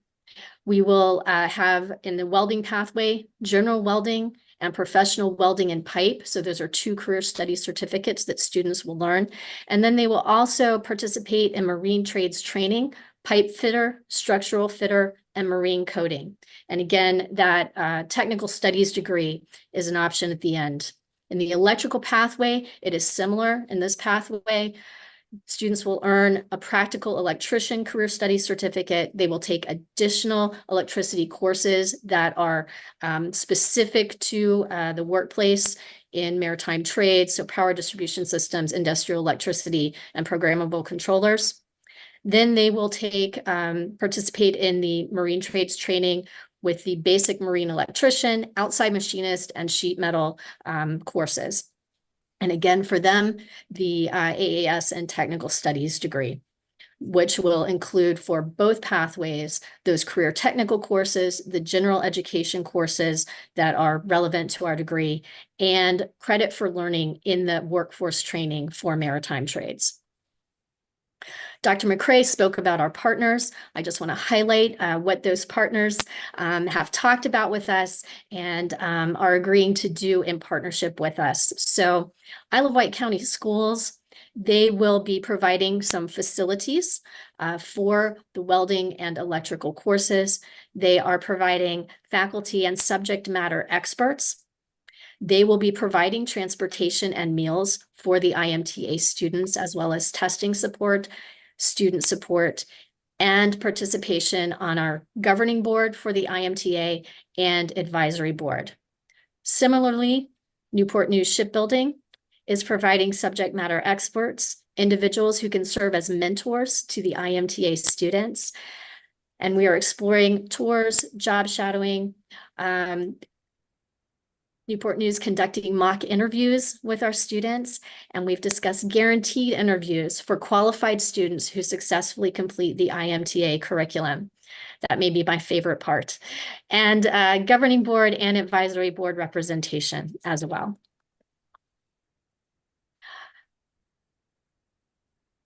Excuse me one moment while I adjust what I can see on my screen. Target population and need for this program. We anticipate that our target population will be students who are interested in a career technical pathway that leads directly to employment. The IMTA is open to all students. We anticipate initial and primary student population will likely be students from Isle of Wight County. And as our partner, Isle of Wight County survey data supports the enrollment targets for the IMTA. We also expect interest from students in districts within and adjacent to Camp Community College's service region. Maritime Trades was selected to address a regional need for more trained and qualified individuals to enter the advanced manufacturing workforce, including skilled production, manufacturing, shipbuilding, and repair. As Dr. McCray alluded to earlier, this represents nearly 20,000 regional jobs with family-sustaining earnings and a projected 10-year age out between a quarter and a third of the workforce. So there is a need for this program, this school. Newport News Shipbuilding has identified welders, electricians, ship fitters, pipe fitters, marine coating, and outside machinists as high-need occupations for their organization. So we are meeting a very specific workforce need.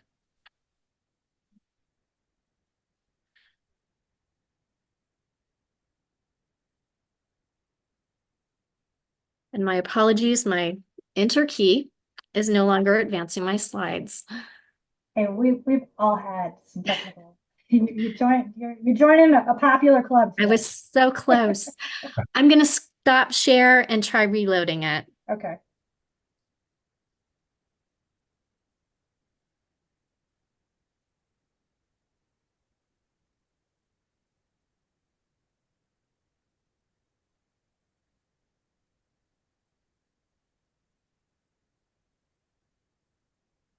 Trying this one more time.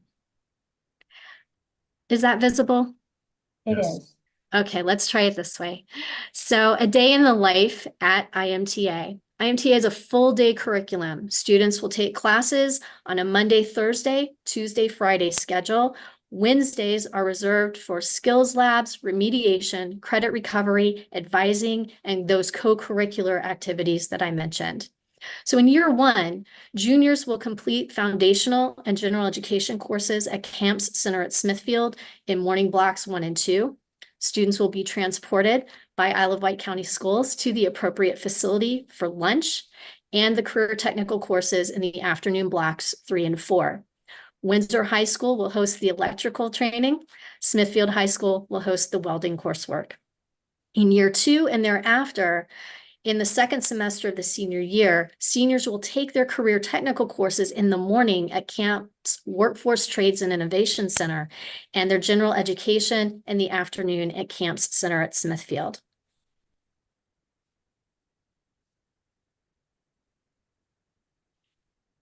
Our overall budget and sustainability plan is we have it workable year 0 through year 5.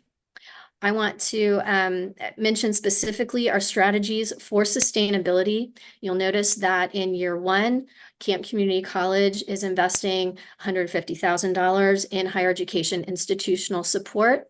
And then in year 2, we begin to receive some state funding from the FTE that's generated by the dual enrollment. So we will begin investing that portion of that state funding that's generated by the dual enrollment in the IMTA back into the school. And that increases over years 2 through 4 as we increase from 40 students in year 1 to 80 students in year 2. And that FTE allocation from the state is generated on a 3-year rolling average. So that's the reason we can increase and then sustain at the 176,000. We will also be putting back into the operation of the school the tuition that we receive through the Fast Forward funding. So this is what will support those students in the IMTA in their second semester of their senior year that are taking the maritime trades training at the Workforce Trades and Innovation Center. We are also committing by year 5, $50,000 from our equipment trust fund. We know that this is an equipment intensive endeavor, and so we will need to repair, replace, and purchase equipment. We do intend to, through expanded partnerships and fundraising, make up the balance by year 5. Camp Community College has an extensive and successful record of fundraising for programs and services at the college. We are requesting the $7,000 per student per year in year 1, and then you'll see a decrease in that in years 2 and year 3 as we work our way to 0. Thank you. I would invite others that you have from your community or that are working in partnership with your application to feel free to address the committee at this time. And Madam Chair, I'm yeah. sorry. Please, Madam please. Chair, the superintendent and the school board chairman from Isle of Wight had to leave because they had a school board meeting tonight. So Dr. Marcia Kell has been, again, significantly integral in this process. And so she is here to speak to Isle of Wight's commitment around this work. Dr. Kell, if you would please do us the honors. Absolutely. Good evening, Madam Chair, members of the committee. We are very excited about this partnership.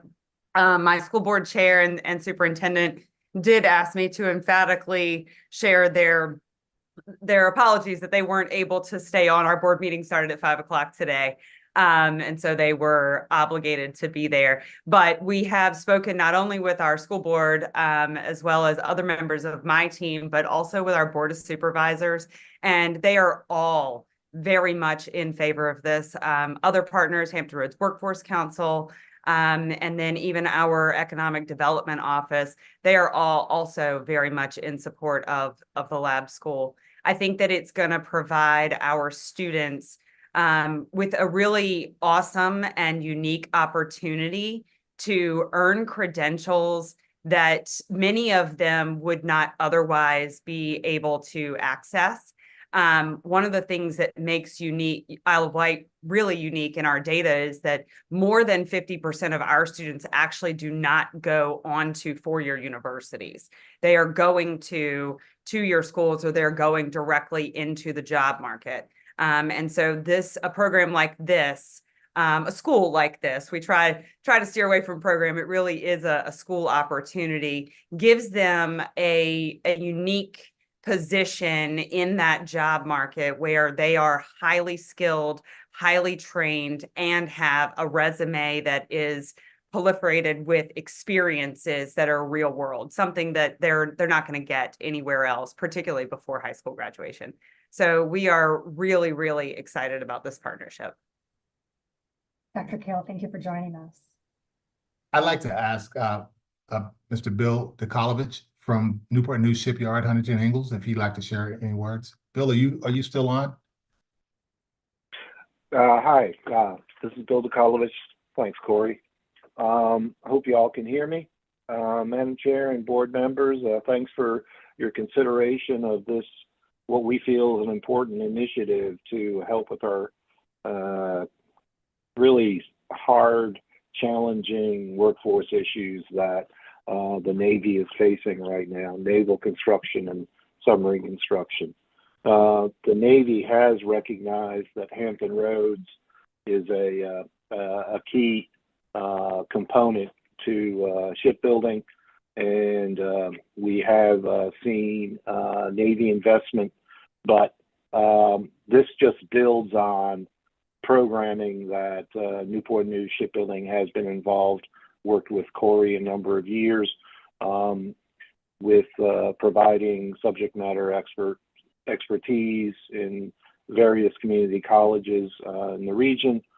And we've also had a relationship with Isle of Wight and serving on advisory boards there. So this lab school model is really we're excited because it's pulling together what we view as some really strong players to help our company.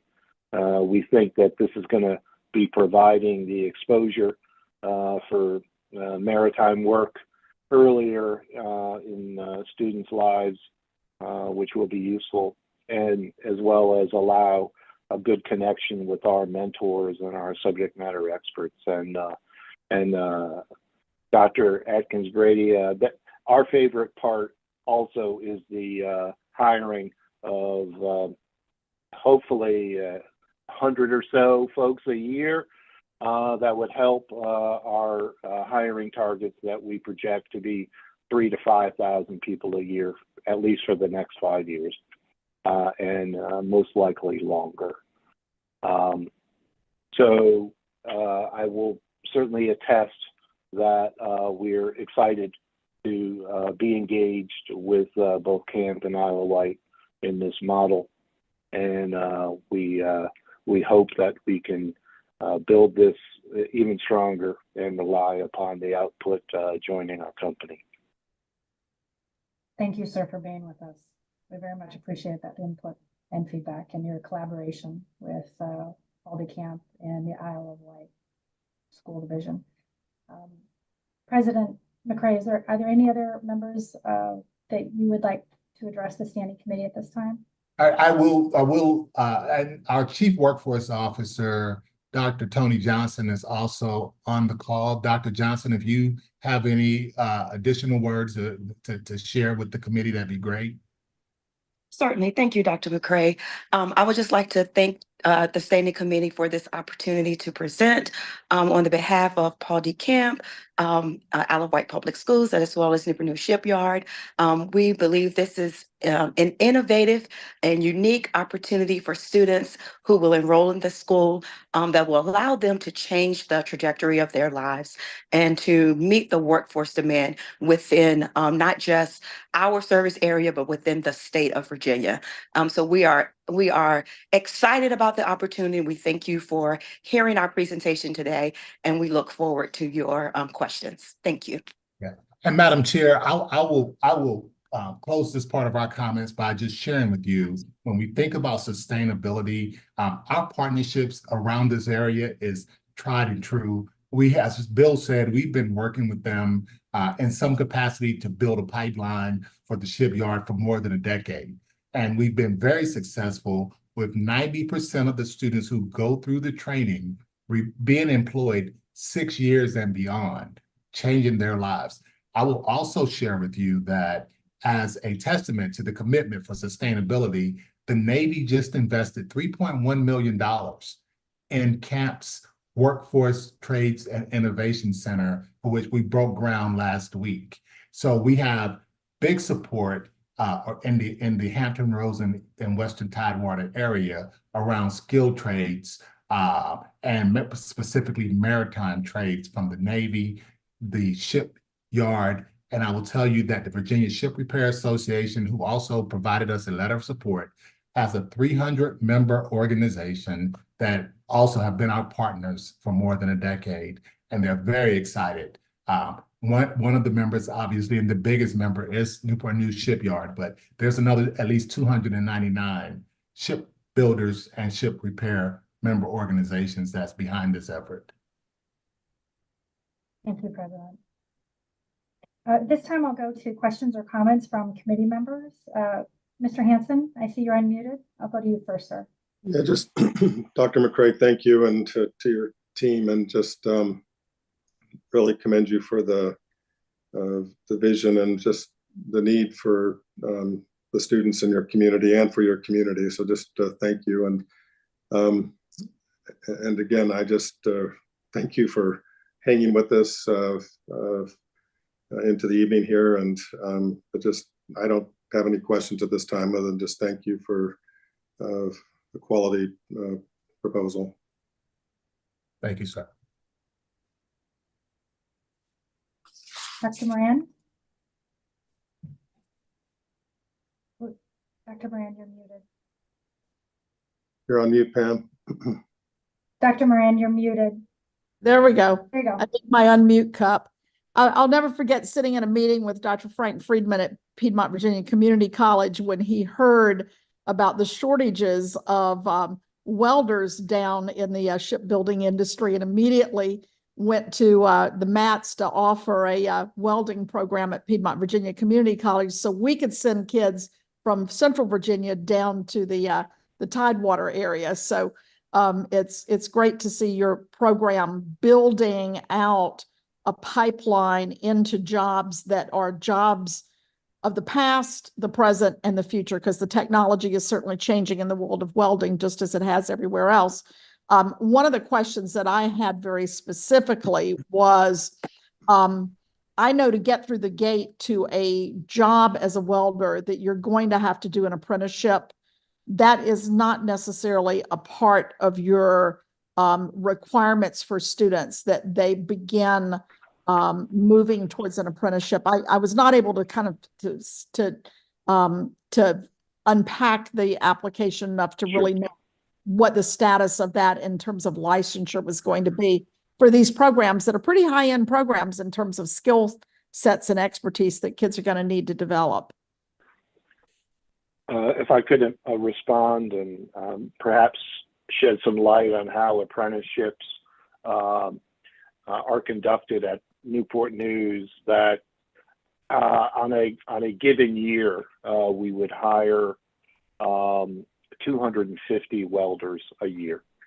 Our apprentice school would accept and start only, I'm rounding, but 30 to 40 people into their welding class, their apprentice class that would be focused on welding. So the bulk of our workforce does not come through our apprentice school. The apprentice school only brings in roughly 200 people a year, and we're hiring 3,000 to 5,000 people a year. Now, but that doesn't preclude, and I hope and that the programs that we establish will be good feeder pools for that apprentice school. And that'll be certainly a mark of a very successful outcome. But indeed, there's a majority of our people do come in entry level and not through the apprentice school. But these students coming out of this program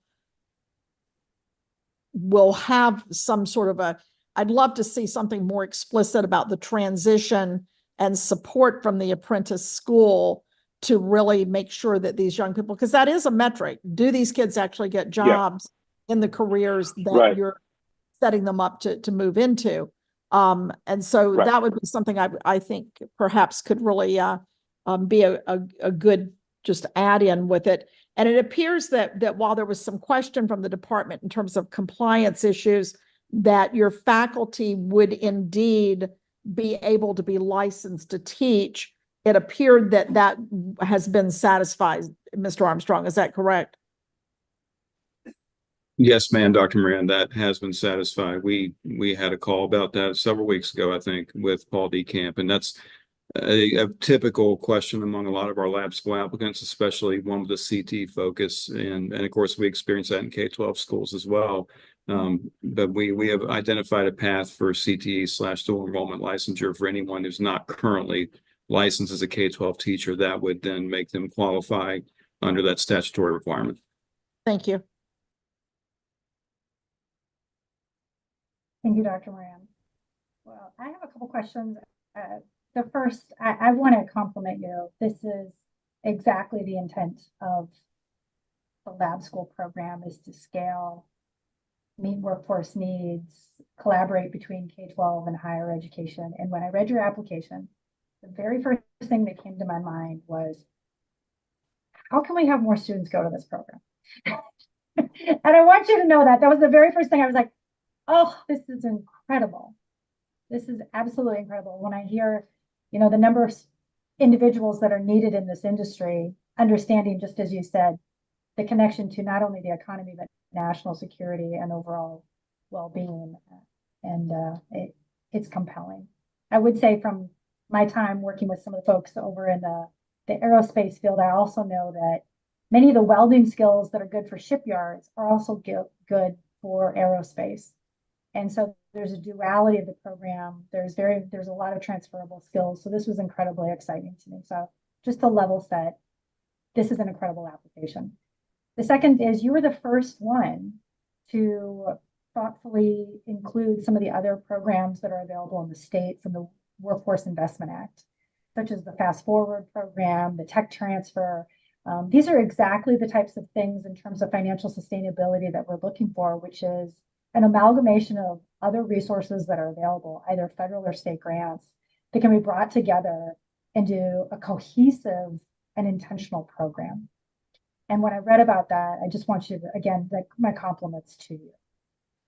So I just have a couple ticky-tacky items that I found going through your application. And if we had an opportunity to be more deliberative, these things would have come up probably through a site visit or some other kind of conversation. But let me just kind of offer, and I don't think it's something you need to, here would be kind of some suggestions. So when we met with other applicants, many times we'll have technical assistance, support, coaching, advice, counsel. And I want to just make sure that you get the same benefit of that we've offered to other applicants. When I read through your application, I understanding the prerequisites that you have for students to go into the program. First, I could foresee that there might be students that haven't met those prerequisites that would really want to participate. And it would probably be incumbent upon you to have kind of an academic or advising plan on how to ensure that you are open to all students. Relative to that, when I started to do the math on the requirements for a high school diploma here in Virginia, it could get a little tricky for some of the students going through your program if they maybe haven't had one of their history classes, or they still have one remaining, and I did see that there was kind of a combination of some courses. What it suggested to me was the need to have really intentional academic advising and counseling. And because this is a full day program and they won't be at Isle of Wight, that having a caring adult maybe on site would really enhance that guidance to these young people, because I could foresee a situation when like I said, when I did the math, where they may need to utilize Virtual Virginia. They may need to attend a summer course or supplement. And I think those are things that you can address first in your MOU. And you don't have one yet, do you? I didn't see that in the application packet. Is there an MOU between the camp and Isle of Wight yet? Yes. There is a draft MOU. Okay. It is included in the packet, Madam Chair, and it's doing its thing between our respective legal counsel. Okay. But it's been looked at several times. And if I could address just briefly your please. comment about the curriculum and what students may need. We have thought about that. Part of setting aside that Wednesday is to provide those opportunities for students who might need something through Virtual Virginia or Apex or something like that.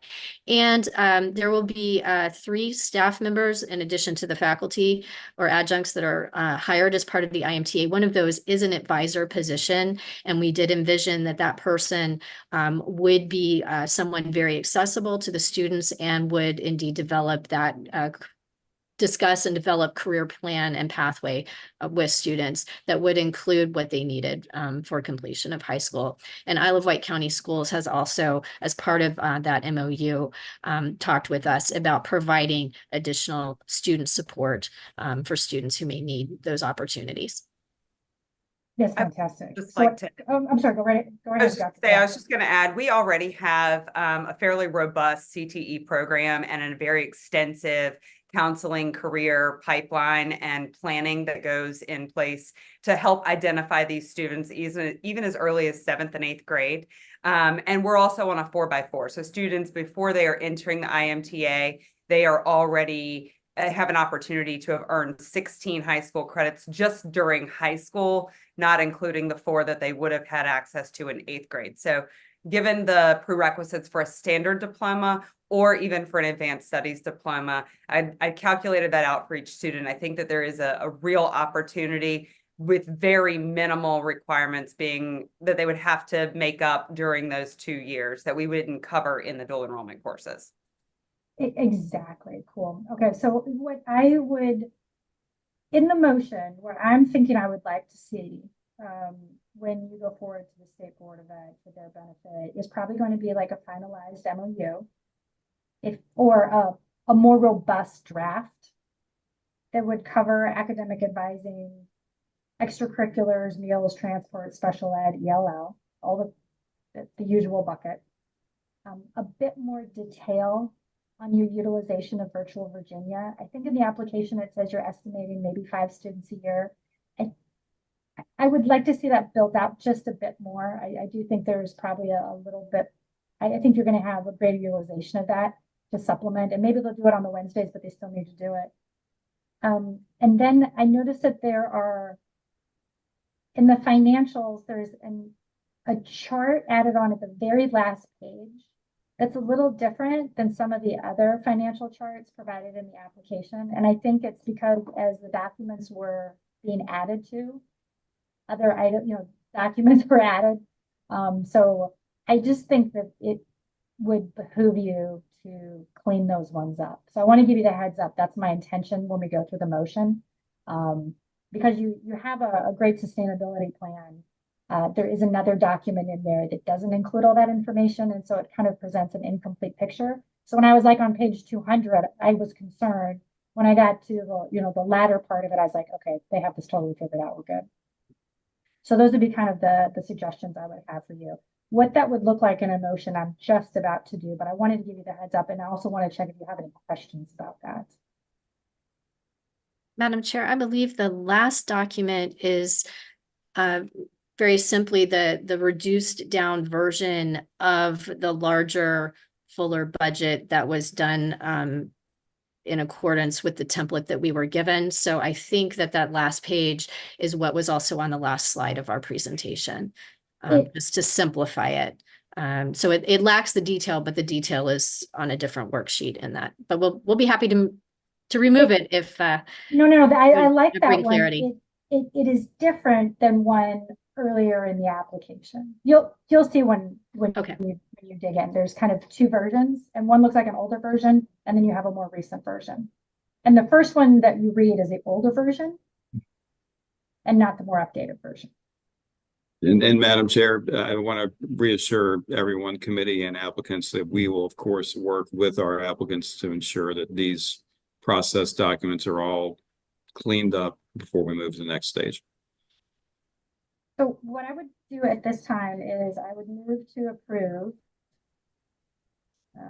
Paul DeCamp on first and final, contingent that the following areas are addressed by the applicant to conform with state law, such as number 1, including an updated either final or draft MOU that would include matters such as meals, transportation, special ed, ELL, extracurricular, and advising. Number 2, a more detailed plan on the use of Virtual Virginia. And number 3, I'll just call it updated financials. Prior to the deliberation of the state board, is there a motion therein? Yep, I would make a motion to accept the motion. Thank you, Dr. Mann. I think I heard you, Mr. Hanson, as well. Can I take that to be a second? Yes. Yes, thank you, sir. All right, all those in favor, please signify by saying aye. Aye. Chair votes aye as well. Any opposed? The motion is unanimously approved. Congratulations. Well Thank done. you. And thank you so much for your high quality application. It was really wonderful to read. At this time, on behalf of the committee, I direct the staff to post the Paul DeCamp application for a 10-day public comment period in accordance with the standing committee's procedures, then compile any comments received for review to be included in the report to be delivered to Virginia Board of Education in their consideration of the Paul DeCamp application at their April business meeting. All right, I'm gonna check in with everyone. We're about to move to item I. I took a 5-minute break 2 hours ago. Shall we take another 5-minute break? To Dr. Armstrong, Mr. Hanson, or Dr. Moran? I just want to check in before I continue on. Sure. Okay, we're going to take a 5-minute break. We will be back then at 6:10. Thank you for your diligence.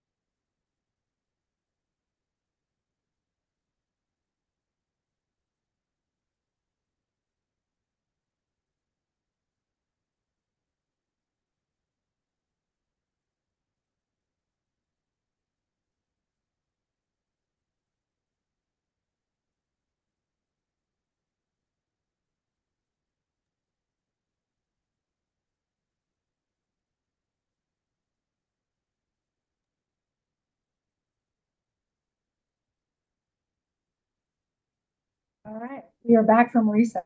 I can see the ODU crowd is my kind of people. They're early as on time. They logged in even before we were back from break. Thank you for sticking with us. I know it's been a long day, but I'm glad we're having the opportunity to consider your application. So at this time, we're going to proceed with item I, which is first and final review of the College Partnership Laboratory School application from Old Dominion University Newport News. The committee will hear from Dr. Asanzo from the Old Dominion University, Dr. Joanna Garner from Old Dominion University, and Dr. Rogers, Chief Academic Officer of Newport News Public Schools, followed by any other partners that would like to address the standing committee. Dr. Sanzo, welcome, and thank you for being with us. Hi, and thank you. I am going to go ahead and share my screen, and Dr. Rogers is going to launch.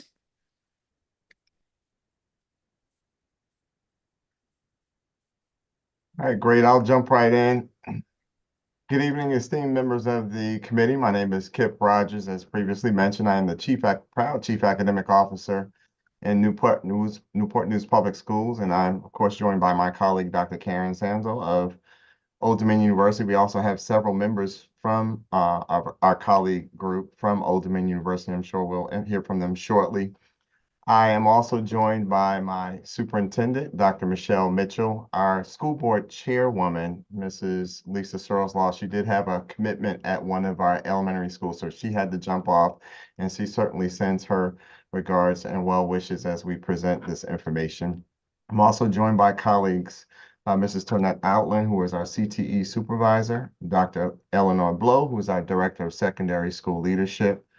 Mrs. Tammy Byron may still be on the call. She's our STEM supervisor. Our secondary science supervisor, Dr. Rodney Culverhouse, had to jump off. And then we also have our esteemed grant writer, Mrs. Elizabeth Jackson, who are all joining us this evening. We're happy to be able to present the Maritime Engineering and Environmental Studies Academy, or we call it MESA, which is an innovative collaborative initiative between Old Dominion University and Newport News Public Schools for your consideration this evening. This lab school embodies an innovative teaching and learning environment that's centered on the maritime industry, engineering, as well as environmental studies. And this evening, we will be providing you with a very high-level overview of how MESA could become a cornerstone for academic excellence, experiential learning, and innovation in support of maritime education. So MESA is a strategic response to a critical workforce need in our community, in Newport News particularly.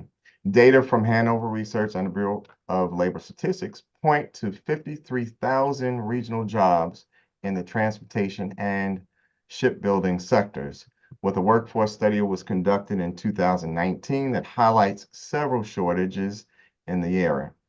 For example, Newport News Shipbuilding is working to hire 3,000 skilled trades workers this year alone, and a total of 19,000 within the decade. And by focusing on maritime engineering, coastal resilience, and digital supply chain, we're directly aligning with regional economic trends and job market demands. So our educational approach from MESA is both innovative and research supported. And in partnership with Old Dominion University, we do plan to utilize student-guided learning, STEM integration, and experiential learning to equip students with the skills that they need for high-demand maritime industry jobs. So in this slide, you'll see the mission is multifaceted to inspire future leaders in maritime engineering and environmental sciences. And I'll pause for you to take a look at that briefly. And then the vision of MESA is aspirational in nature, and it focuses on being able to stand as a beacon of excellence in maritime and environmental education. I'll pause briefly for you to take a look at that.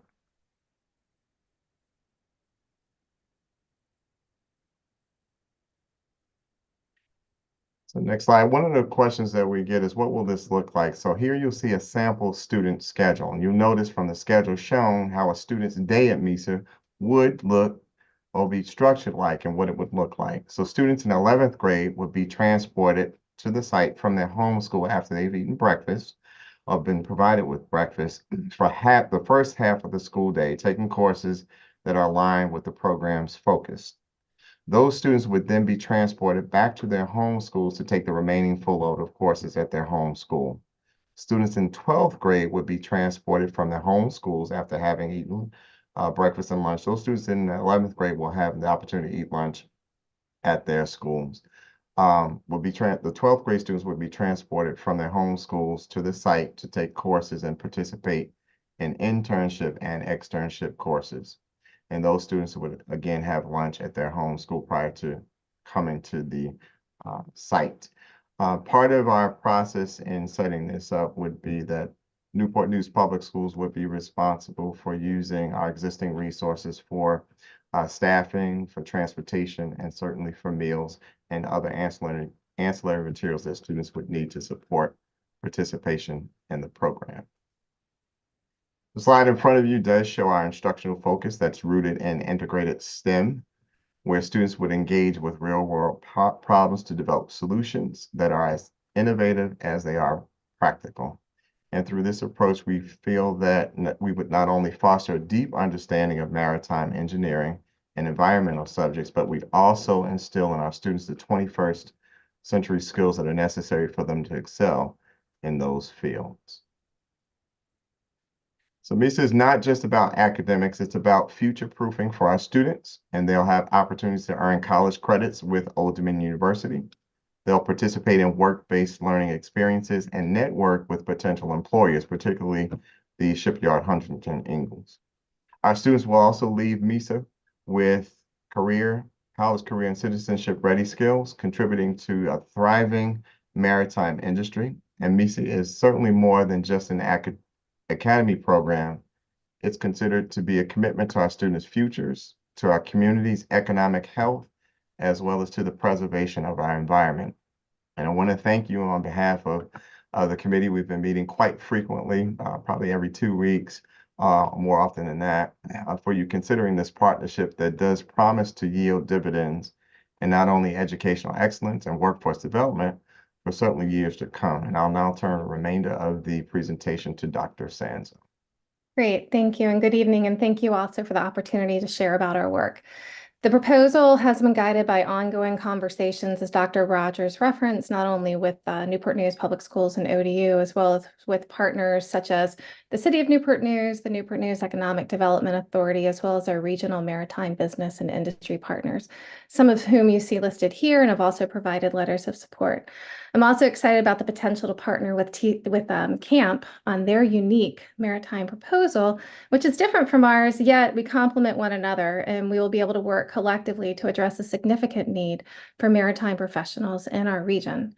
Our school will be positioned at the Brooks Crossing Innovation Lab, which sits in the nexus of our regional maritime industry, including with Newport News Shipbuilding, HII, quick access to ports, and other maritime and coastal partners. We're collaborating with the Hampton Roads Workforce Council and ODU's Maritime Team and Advisory Board to ensure we're aligning with the regional work and college maritime priorities.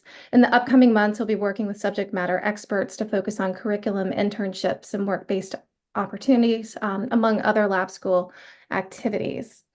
So this year coming up will be our startup year, where we will continue to dive deeper into the planning phases of the work. We already are starting our summer recruitment activities, so y'all are welcome to come and participate and see the kids in action as we work with students from across the region, because this is an open lab school, and so we are actively engaging in ways that we can ensure that people are aware of the innovation lab, of the lab school, and really get involved in their hands involved in the work before they start applying for it. We plan to launch in the fall 2025 with about 55 to 60 juniors attending, with a full cohort beginning fall 2026 with juniors and seniors. Our three-pronged educator development approach includes building the next generation of future STEM and CTE teachers. As we know, CTE is a significant need for Virginia, through working with the Teachers for Tomorrow program in Newport News and providing high school potential educators experience in our lab school, and then ideally attending ODU and continuing their ed prep journey. Preparing teacher candidates also through rigorous field-based residencies and apprenticeships, and leveraging the Innovation Lab as a professional development hub for innovative lesson development and design for practicing teachers. Our research model uses a design-based implementation research approach that integrates faculty, public school educators, business and industry experts, and others for designing and testing our educational innovations. And this is really an important part of our sustainability plan, because we want to be able to ensure that we are testing out these innovations, identifying the ones that are effective, and being as cost effective and efficient as we possibly can as we transition from the grant funding into our sustainability years. We want to ensure that we're using evidence to make decisions that positively support student learning, and evidence that contributes to our continuous improvement model. Our funding model here presents our 4-year grant funded request paired with the start of our sustainable non-state funded year 5. Our institution, along with Newport News Public Schools, has already made a significant investment. And I have to say that the conversation previously with the local share, I recognize that on this one and the other chart, some of that is missing. Newport News has, and I will go back and make those adjustments. And I know for both of these, we'll work on those in the upcoming days. Newport News has made significant personnel investments already. They are providing the funding for the teachers that will be in here. We will provide additional funding through ODU and with the grant. So I want to be clear that the local share that Newport News has definitely committed resources, money, and time into this. We feel that our proposal is well positioned to easily transition to a fully sustainable model, given our financial projections, the focused work, the investment that both of our institutions have already committed. Some of this is going into base funding at the university starting next year. I think it's around $40,000 in year 1, and then it's progressively increasing as we move forward into the base funding. And so the College of Education, for example, has also created a Director of Strategic Partnerships position, of which some of that time is going to be committed to helping support the lab school efforts through the educator prep. And so we've already made those significant investments. Our sustainability plan really rests on our strong history of sustainability of initiatives. Our sustainability plan has already started. So we're beginning with that transition in mind. We have the commitments that we know are coming in both from Newport News and ODU, putting into base funding for next year with the university, looking at that teacher-based funding coming from our partnership. The project has the support of multiple offices within ODU, which has committed resources. Project staff are proactively developing relationships in the communities local to the lab school, which will help build support for the school and potentially open avenues to new community funding streams. We'll leverage our research to demonstrate the innovations, as I referenced before, as we continue to move into the self-funded years. We intend, of course, to continue to pursue grants, have identified ones that we feel would be well positioned here. Our educator preparation program has over a decade of ongoing grant funding to support educator development that we will continue to leverage. The Innovation Lab, so at the Innovation Lab, we've already received funding from the regional Hampton Roads Workforce Council. They have helped, as well as with Go Virginia funding. We have equipment we've had about $500,000 of investments already coming into that, and we have staff that's a part of the ILR work with GoTech that are also there. We are also working to identify key stakeholders that'll be able to contribute financially, as well as through human capital and other avenues such as field-based experiences, internships, and mentors. We're partnering with the ODU Supply Chain, Logistics, and Maritime Operations Council. We're also developing an innovative fundraising approach to support the school efforts. Again, I mentioned the support of the positions through base funding and the institutional commitments that are already set forth. I do want to express my thanks to Newport News and to our industry and stakeholder partners who have been at the table, and it's really been a powerful opportunity experience. And again, thank you for the opportunity to share and present. Thank you very much. Excuse me. I'm just going to note, excuse me, for the record, we received a note from the Hampton Roads Chamber. I'm just going to read it to put it up on the record. Or Dr. Armstrong, is this something where you can make sure that that gets included in the minutes from the meeting? I just want to make sure that they too had a. That's actually for Chesapeake. Oh, I'm so sorry. Thank you. That's okay. 2 ODU applications. My apologies. Yeah, okay. That's okay. Yeah. All right. Well, but I appreciate that though. I always want to make sure that when folks take the time to come to a meeting, be a partner, that we certainly note for the record. So Dr. Santo, are there other individuals that are here that would like to speak to your application? Yes, we do. And we do have some that had to leave. Our vice provost had to leave, for example, and others, but we do have some that are here and excited for our partners. So Dr. Rogers, if you want to introduce your team. Sure. I mentioned them during the first slide, and I know I see our superintendent, Dr. Michelle Mitchell, is on the call. Our CTE supervisor, Tonette Outland, is on the call. Our director of school leadership, secondary school leadership, is on the call. Tammy Byron is our supervisor of STEM. Oh, our school board chair joined us. Mrs. Searles Law is on the call, and then our grant writer, Elizabeth Jackson, is on the call. And if I'm missing anybody else, it's just because I don't see you guys. And I think that's it. Did I miss anybody? Did you said Tonette? Yes, Yes, okay. I did. Thank you, Yes. sir. So if your team members want to speak to support, and then we also have representatives from Newport News SHIP and the city of Newport News, I think, are here. Yes, we have Owen Miller is here from Newport News and a few folks. So Mrs. Charles Law, would you like to speak? Dr. Mitchell? Yes, absolutely. What an honor to have the chance for us to be considered for this opportunity.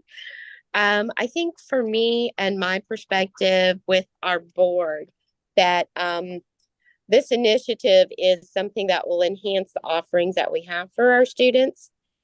I cannot emphasize it enough that those who are involved are those who are really passionate and a committed group of professionals that are going to focus on the needs of our students.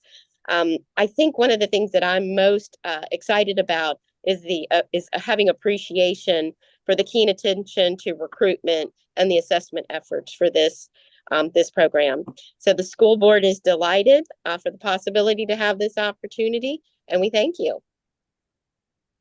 And Dr. Rogers, I will jump in right after Ms. Searles Law.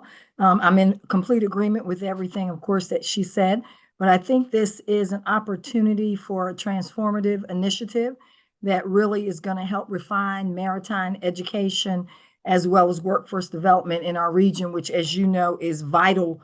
It is vital to us at this time. So it really also reflects on our broader mission to empower our students with knowledge and skills and opportunities that they're going to need in order to thrive in the 21st century to be able to move us forward. So we are excited. The commitment from the school board and from the superintendent's office is here, and we just stand ready to support to move this initiative forward. Thank you for the opportunity. Thank you. Anyone else from the ODU Newport News application? Yes, we have Rob Geis from Newport News and then Owen Miller. Okay, thank you. Great. Can you hear me okay? Yes, sir. Okay, great. Good evening. My name is Dr. Rob Geis. I'm an Associate Technical Fellow here at Newport News Shipbuilding. And thank you for the opportunity to speak today and for considering this super critical proposal.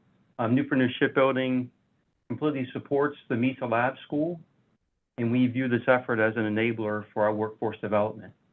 As each of you know, the work of Newport News Shipbuilding is critically important to the United States in the defense of our nation. The Lab School will help motivate and encourage students to learn about the maritime industry and consider a career in this very important area.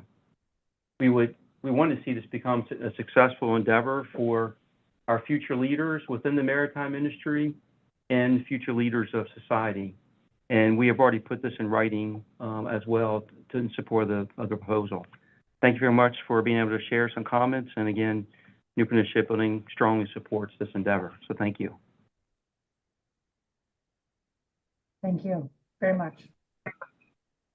Good evening. So my name is Owen Miller. I currently serve as an acting assistant city manager. Just first of all, wanted to send my appreciation to be able to address the committee tonight.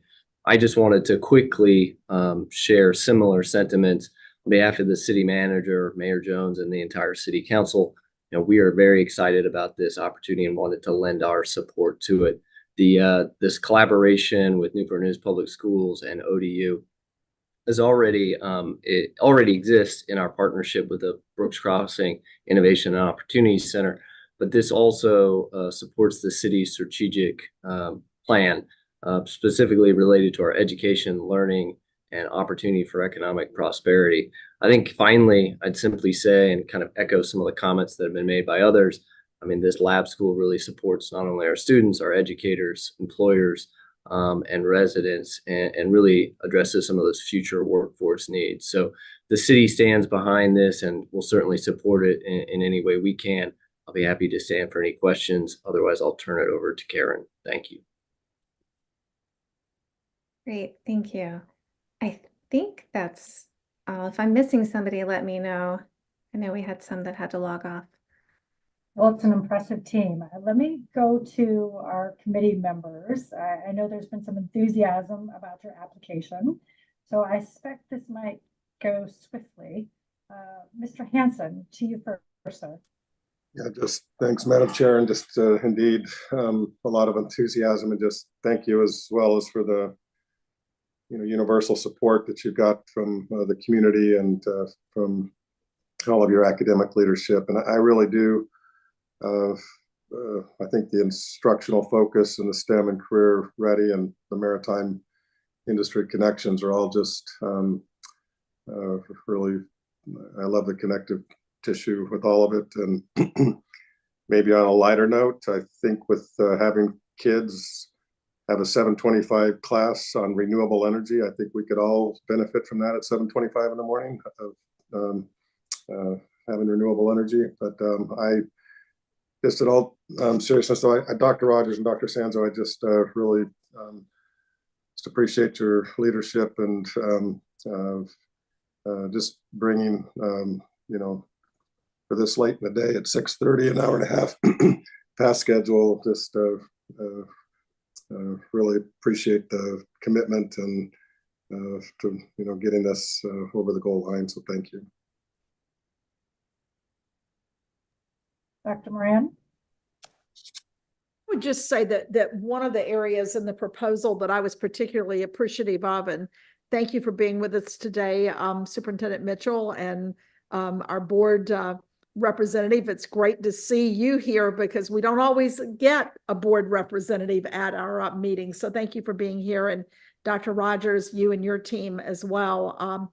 One of the things that I really particularly liked was a focus on your core design principles, that one of the areas that you're trying to do is to really build teacher capacity to use the design principles for the kind of instruction that students will be getting in these core courses that you've identified.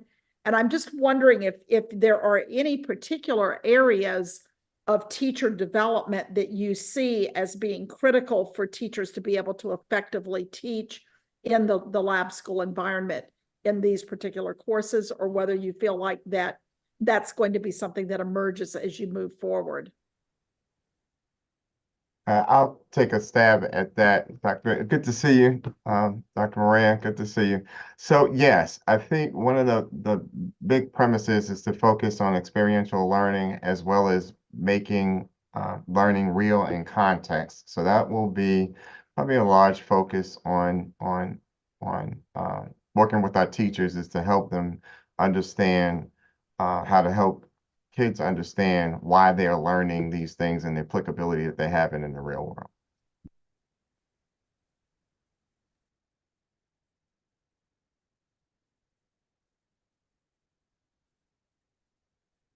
Dr. Moran?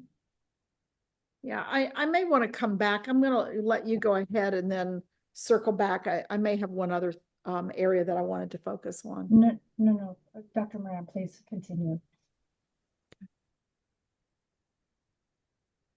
When you talk about your targeted student population, I really appreciate your focus on making sure that the lab school, to the greatest degree possible, is going to represent the range of demographics that are present in Newport News. And anyone that knows Newport News knows that you have a very diverse population.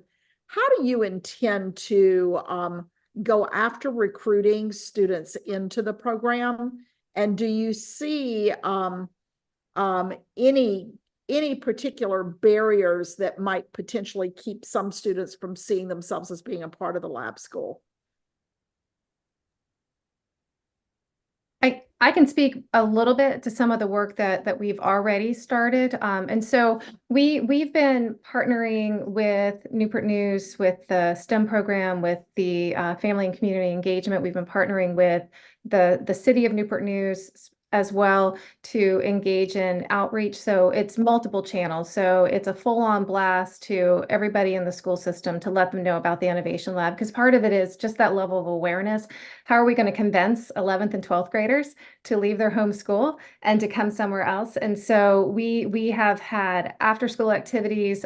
We have had field trips out to the Innovation Lab throughout the entire year. We're partnering with Newport News right now, where we are having summer camps specifically targeting the students that we are going to be recruiting to come that grade level, both for next year recruiting as well as starting with 6th grade and really pushing back in and bringing them out there. And so it's a lot of exposure. We've also had family makerspace nights so that they can come out. We've had community makerspaces. One of the really cool things that the city of Newport News does, and they have a STEM day in October. And I think, Owen, we had about 1,000 people that came out to the Innovation Lab in October. And so we're able to leverage that. So it's not just from Newport News, it's people from around the area.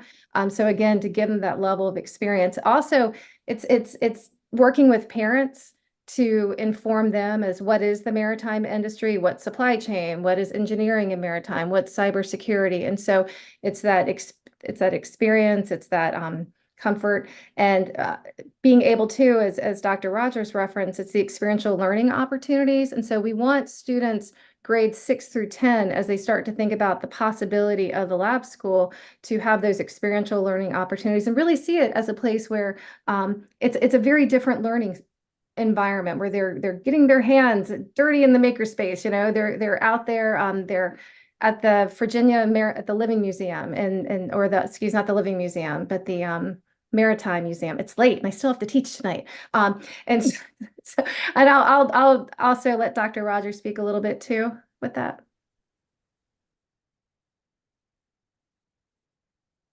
So part of the what you did a great job. The other piece is making students aware that there are careers that are associated with maritime in general. Just the supply chain is relatively a new term for us in education who are not very close to that work, and making it attractive to students to even want to come in the area of maritime. So part of that process is making sure that we partner with all of our different departments, and making sure that we sell it to students such that they have a clear understanding about what it is that they're getting into, as well as their families, because many of our families are not really aware about what the maritime industry is, absent, what they see in the shipyard. That would be a barrier because of the not necessarily a barrier, but just the lack of awareness about the careers that are associated with maritime. Yeah, and just figuring out all the different pathways to have families become engaged is something that I know you're going to work on. Thank you. And also hats off to the residency program that you're embedding in this. I think that's another piece that I see as somewhat unique that we haven't seen necessarily in all of the proposals that have come in front of us. We like that. Thank you. Yeah, thanks. And we have a great partnership with the College of Education.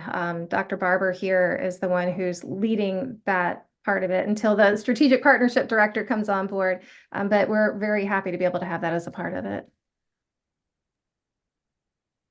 Well, since you've heard the deliberation, I hope you'll appreciate the compliment of you have a very clean application. Thank you. And I'm enthusiastic about it. You have proactively addressed any remaining questions that I may have had in your presentation. And I want to say how meaningful it is to not only have employers, ODU representatives, Newport News school board representatives, Newport News staff representatives, faculty, and a city, a partner on this and the letters of support you have, the commitments that you've made. It's precisely the type of application we're looking for. The only item might be to update those financials before it goes before the board, because I think you have a more persuasive and comprehensive story to tell on sustainability. And we've already talked about that, but at this time, it is my pleasure to note, is there a motion to approve the ODU Newport News on first and final, contingent that the applicant updates their financial plan? I so move. Second. All those in favor, please signify by saying aye. Aye. Chair votes aye as well. And the motion unanimously passes, and congratulations. At this time, I would direct on behalf of the committee, the staff to post the ODU Newport News application for a 10-day public comment period in accordance with the standing committee's procedures, and compile any comments received to be reviewed and included in the report to be delivered to the Virginia Board of Education in their consideration of the ODU Newport News application at their upcoming April business meeting. And at this time, we'll return to the last agenda item on our meeting, which is item J, first review of the College Partnership Laboratory School application from ODU Chesapeake. Thanks, Madam Chair. If I may, very quickly, as a son, grandson, great-grandson of a shipyard worker and proud product of the Newport News Public Schools, I'm especially excited about that application. So thank you all. Thank you, Dr. Armstrong, for sharing that with us. After the fact, too, like that. That took a lot of restraint. Got to keep it all in the lines here, right? That's the first time we've heard that. That's the first time we've heard that. That just shows the good diligence that Dr. Armstrong did in his staff work. Okay, so item J. All right, so we have this evening to hear from, let's see here. Oh, Dr. Sanzo, you're back up. And Dr. Wyndham, Director of College and Career Readiness at Chesapeake Public Schools, will present to the standing committee. Thank you. Welcome back.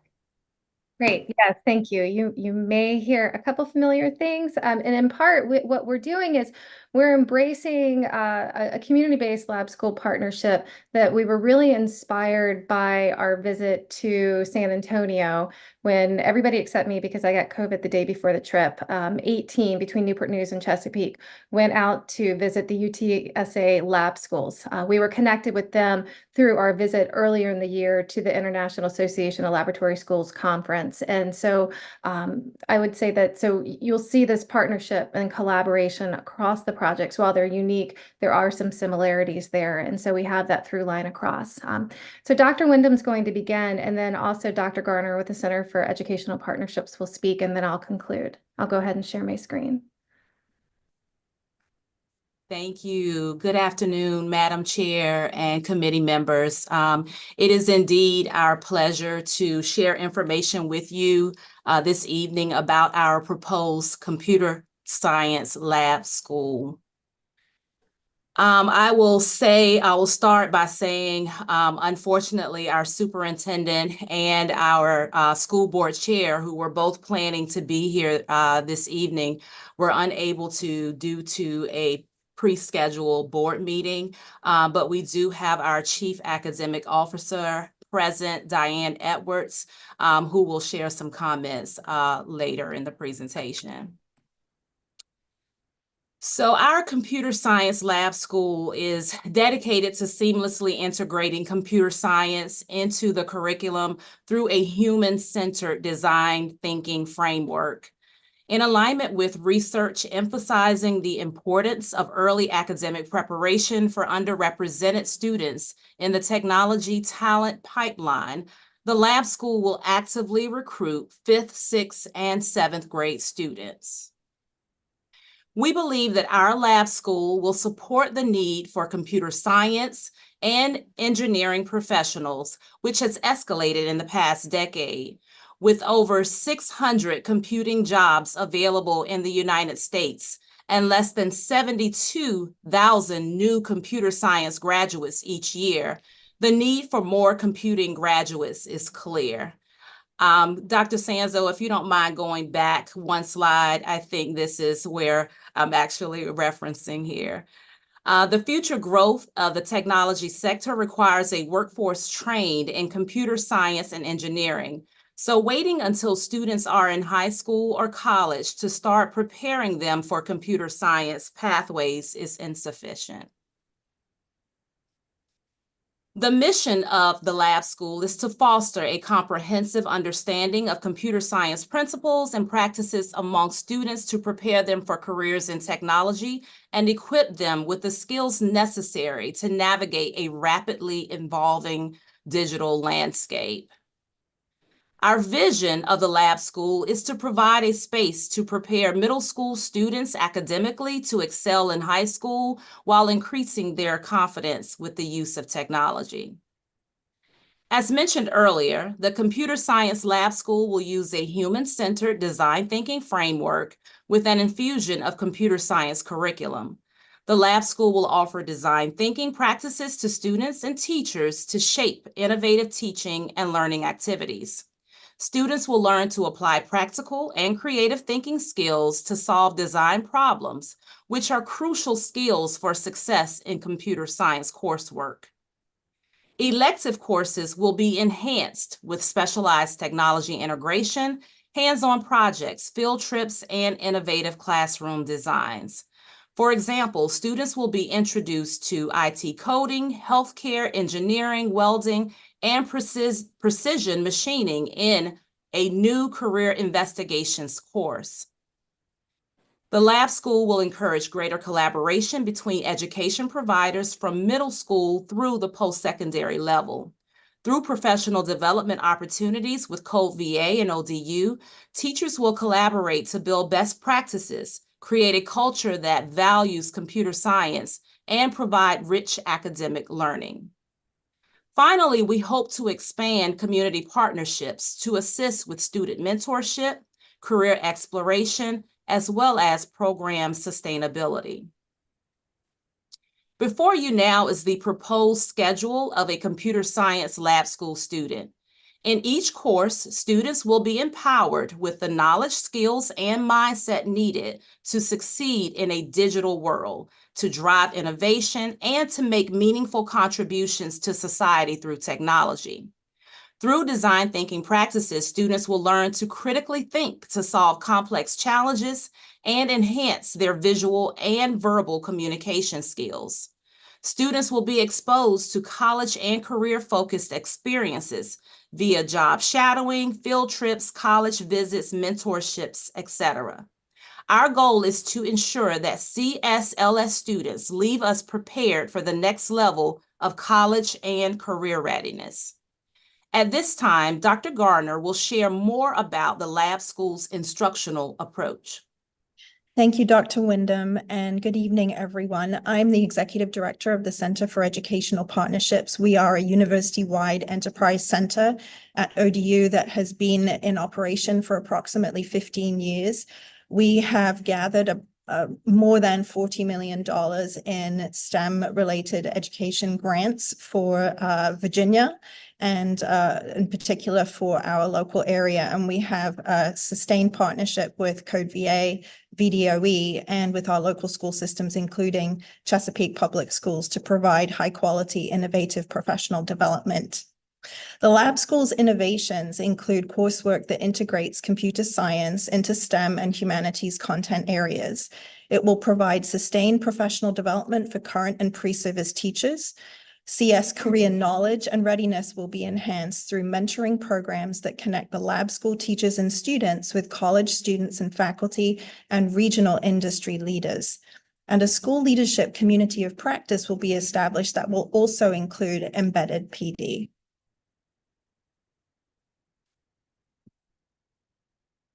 So to continue our instructional approach and innovations, integrated coursework will provide a foundation for enhanced computer science and STEM career-oriented electives. Each year, students will showcase their applications of computer science through capstone projects and an electronic portfolio. These will also be built into their assessment. These components will be taught in collaborative learning spaces. And now I will turn it over to Dr. Sanzo. Great. Yes, thank you again. And thank you for hearing our proposal and your time and consideration of our work. So I do want to thank our partner, Chesapeake Public Schools, for their ongoing work, dedication, and collaboration. I think we have spent a year and a half going through this, site visits, different states, on-site, other locations. And so we're not only fortunate to collaborate with our Chesapeake Public Schools partner on the lab design, but also identify and connect with those interested dedicated to the lab school. We're engaged with, for example, the Chesapeake Economic Development Authority, again, area maritime, computer science, and cybersecurity partners as evidenced in our letters of support. And we're working also with the Hampton Roads Workforce Council to collaborate around the ways which we can develop a sustainable computer science school and contribute to the ongoing long-term development of a regional workforce and support a healthy regional economy. As I mentioned before, as a part of our partnership, it extends to the National Laboratory School Network. We've been able to visit the network of lab schools led by a single university, visit a lab school in the state, and then attended the conference last year.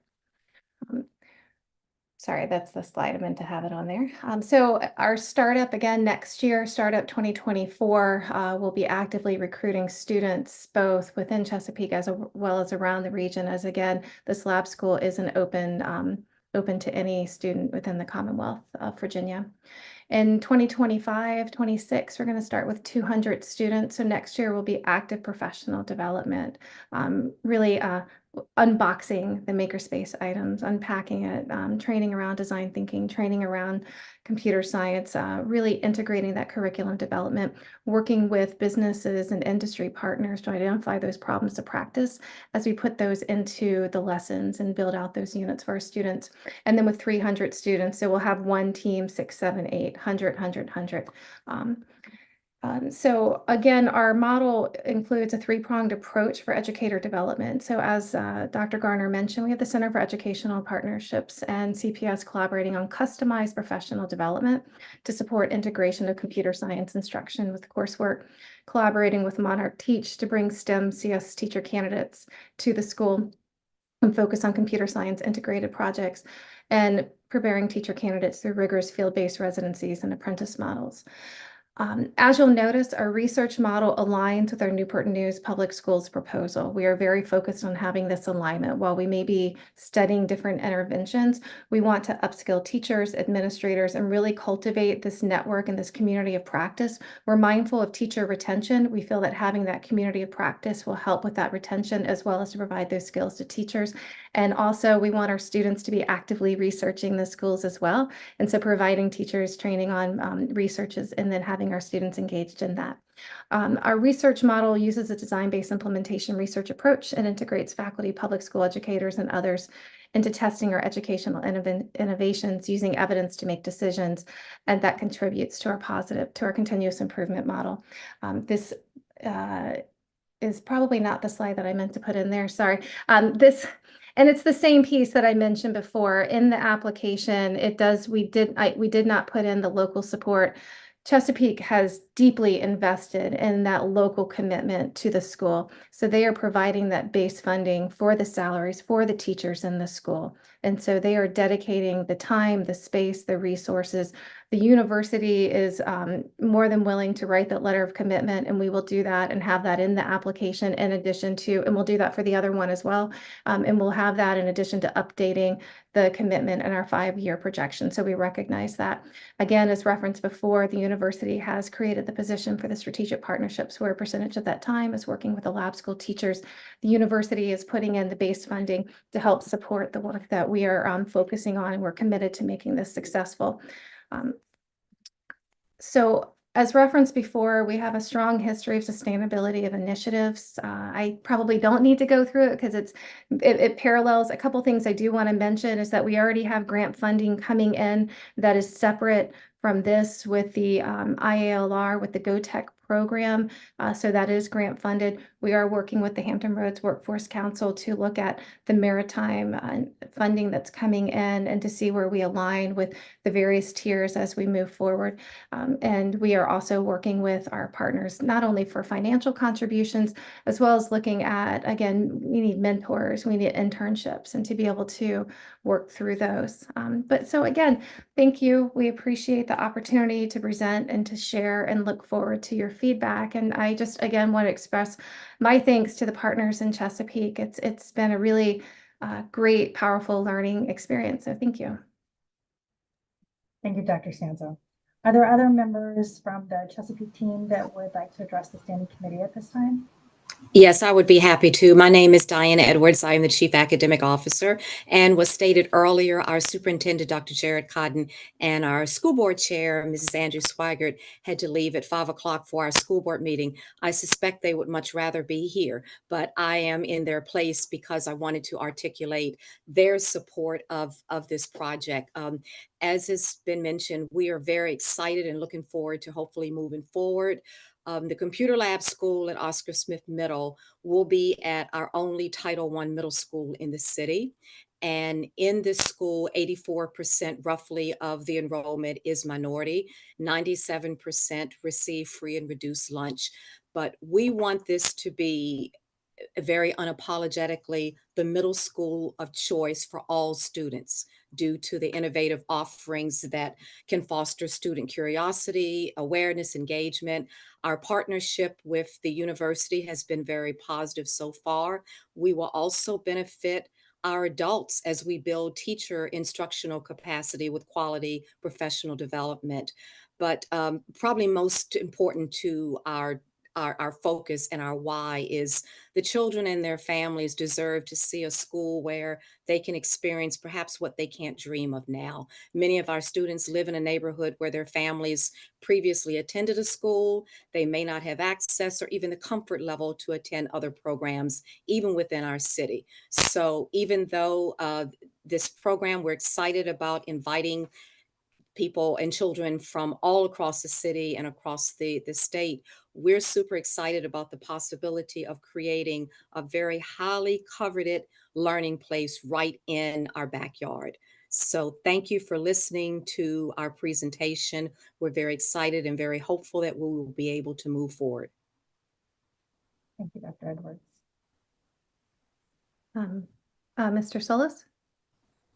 Yes, ma'am. Madam Chair and committee members, I just really want to thank you for all your time and dedication now this evening that's gone into the good work of all the applications that you together today. So my name is Brian Solis. I'm a deputy city manager here with the city of Chesapeake, and just want to convey that the city and Chesapeake Public Schools are in lockstep with this lab schools opportunity. You know, we're digging deeper together down to the middle school level and cultivating our next generation workforce.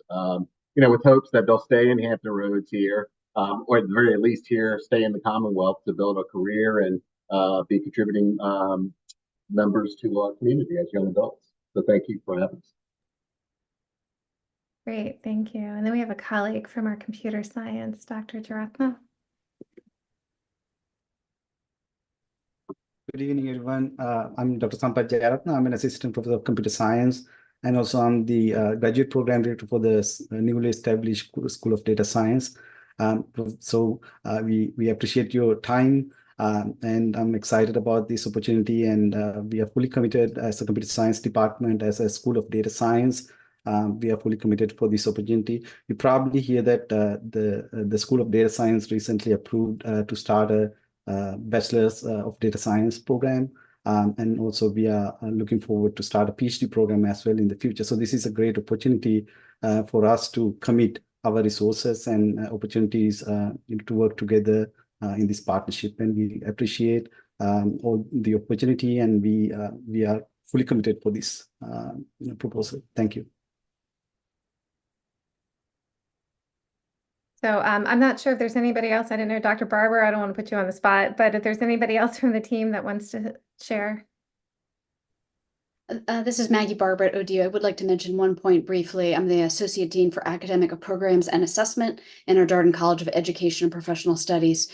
And this proposal reflects deep work in thinking not only about the lives and opportunities for the students in Chesapeake, but also for the opportunities for the teachers as well. And thinking about how we address the incredibly thorny problem of the teacher pipeline through innovative approaches like teacher residencies, as well as converting paraprofessionals who are already committed to our schools for very low wages into fully licensed individuals with bachelor's degrees ready to meet the needs of their students. So we're very excited to bring our expertise together with that of Chesapeake to be able to support not only the students, but also the adults learning alongside them. Thank you. At this time, I'll go to committee members and see if they have any comments or questions. Mr. Hanson, we'll go to you first, sir. Thank you, and thank you, Dr. Wyndham, Dr. Sanzo. This, again, appreciate very much the fact that this is a Title I middle school, and I can really feel the depth that you put into this. I think your travels and your research and your reaching out to other lab schools nationally, it's really, I think, evident in your proposal of what you've put together here. So just, and I could ask some technical questions, but this late time in the evening, I will spare them, but just, again, thank you for your thoughtfulness and really, I'm just really grateful for the community that you're supporting and serving. So thank you. Dr. Moran. I feel like that just as in the other proposal with Newport News, you've put together a really nice package of work that represents innovation, represents different approaches. That's what the whole lab school model is about. You're building out teacher efficacy and skill sets and expertise on both sides of the equation. So I really appreciate that. I am really interested about, and it's great to have you with us, Dr. I want to make sure I get this right. Jarathna, was I close on that? That you're bringing a data science perspective into this, because with the Department of Education rolling out a data science set of standards to be integrated across content, not just specific to math or science, but how does data science really play out in social studies, in even language arts, and really excited about the potential to see that become a signature piece of perhaps this lab school project, because I do think that represents the coming of age of mathematical, analytical, computational thinking in careers that most people traditionally would never see as needing to have data science skillfulness. So thank you. And I don't know if there's anything that you would comment on that, but just appreciate that you're here and that is embedded within this project.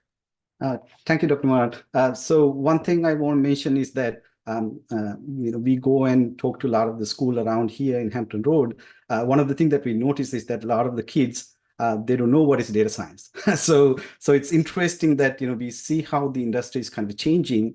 So there's this notion that this computer science is a highly paid area, but there is double the amount of money that you can make as a data scientist. So this is, something that we can educate, and I think this may be a great piece that we can, put into our work with the lab school. So I think we have immense opportunity with the age of AI, machine learning, and all these things that is happening out there. There's a lot of excitement about it, and we appreciate your support for this one.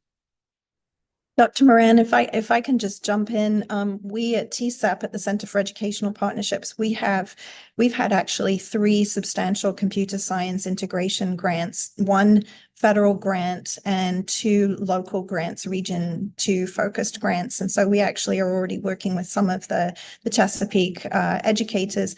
And as you know, it's required that computer science is integrated into the curriculum. It's integrated into the core content areas. And so we have faculty on staff at TSAP who have exactly this background. They're already working with educators across the Commonwealth synchronously and asynchronously. We have micro-credentials specifically for K-8 and specifically for middle school for 6-8 CS integration.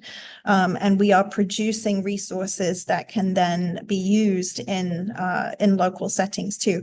One of the things that I think is particularly exciting about this opportunity is we've run several years of in-person professional development and workshops, and to be able to see teachers who are teaching, let's say, social studies or English or writing, and they get their hands on the CS, the tools and the resources, the things they come up with are just incredible. And so we're really excited because we know that's what's going to happen at Oscar Smith Middle.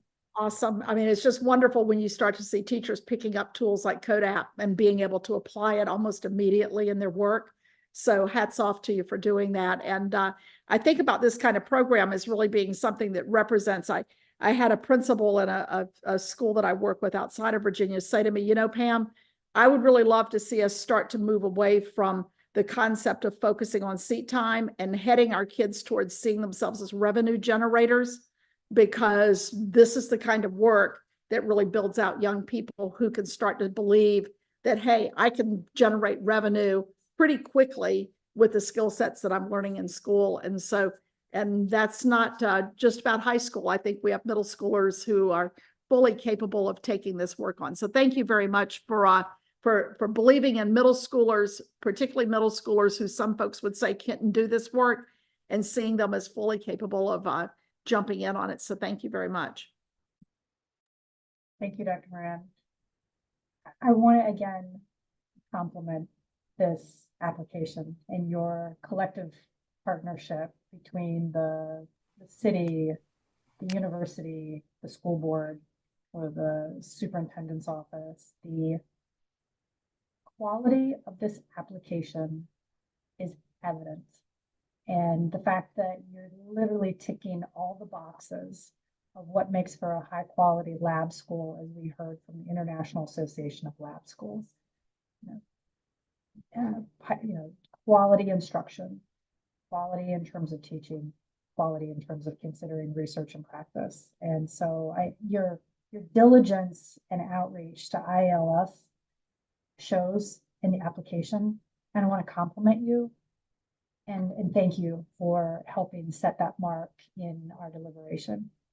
At this time, it would be my pleasure to see if there is a motion to approve ODU Chesapeake on first and final, contingent that the applicant provide a letter of commitment and updates financial plan.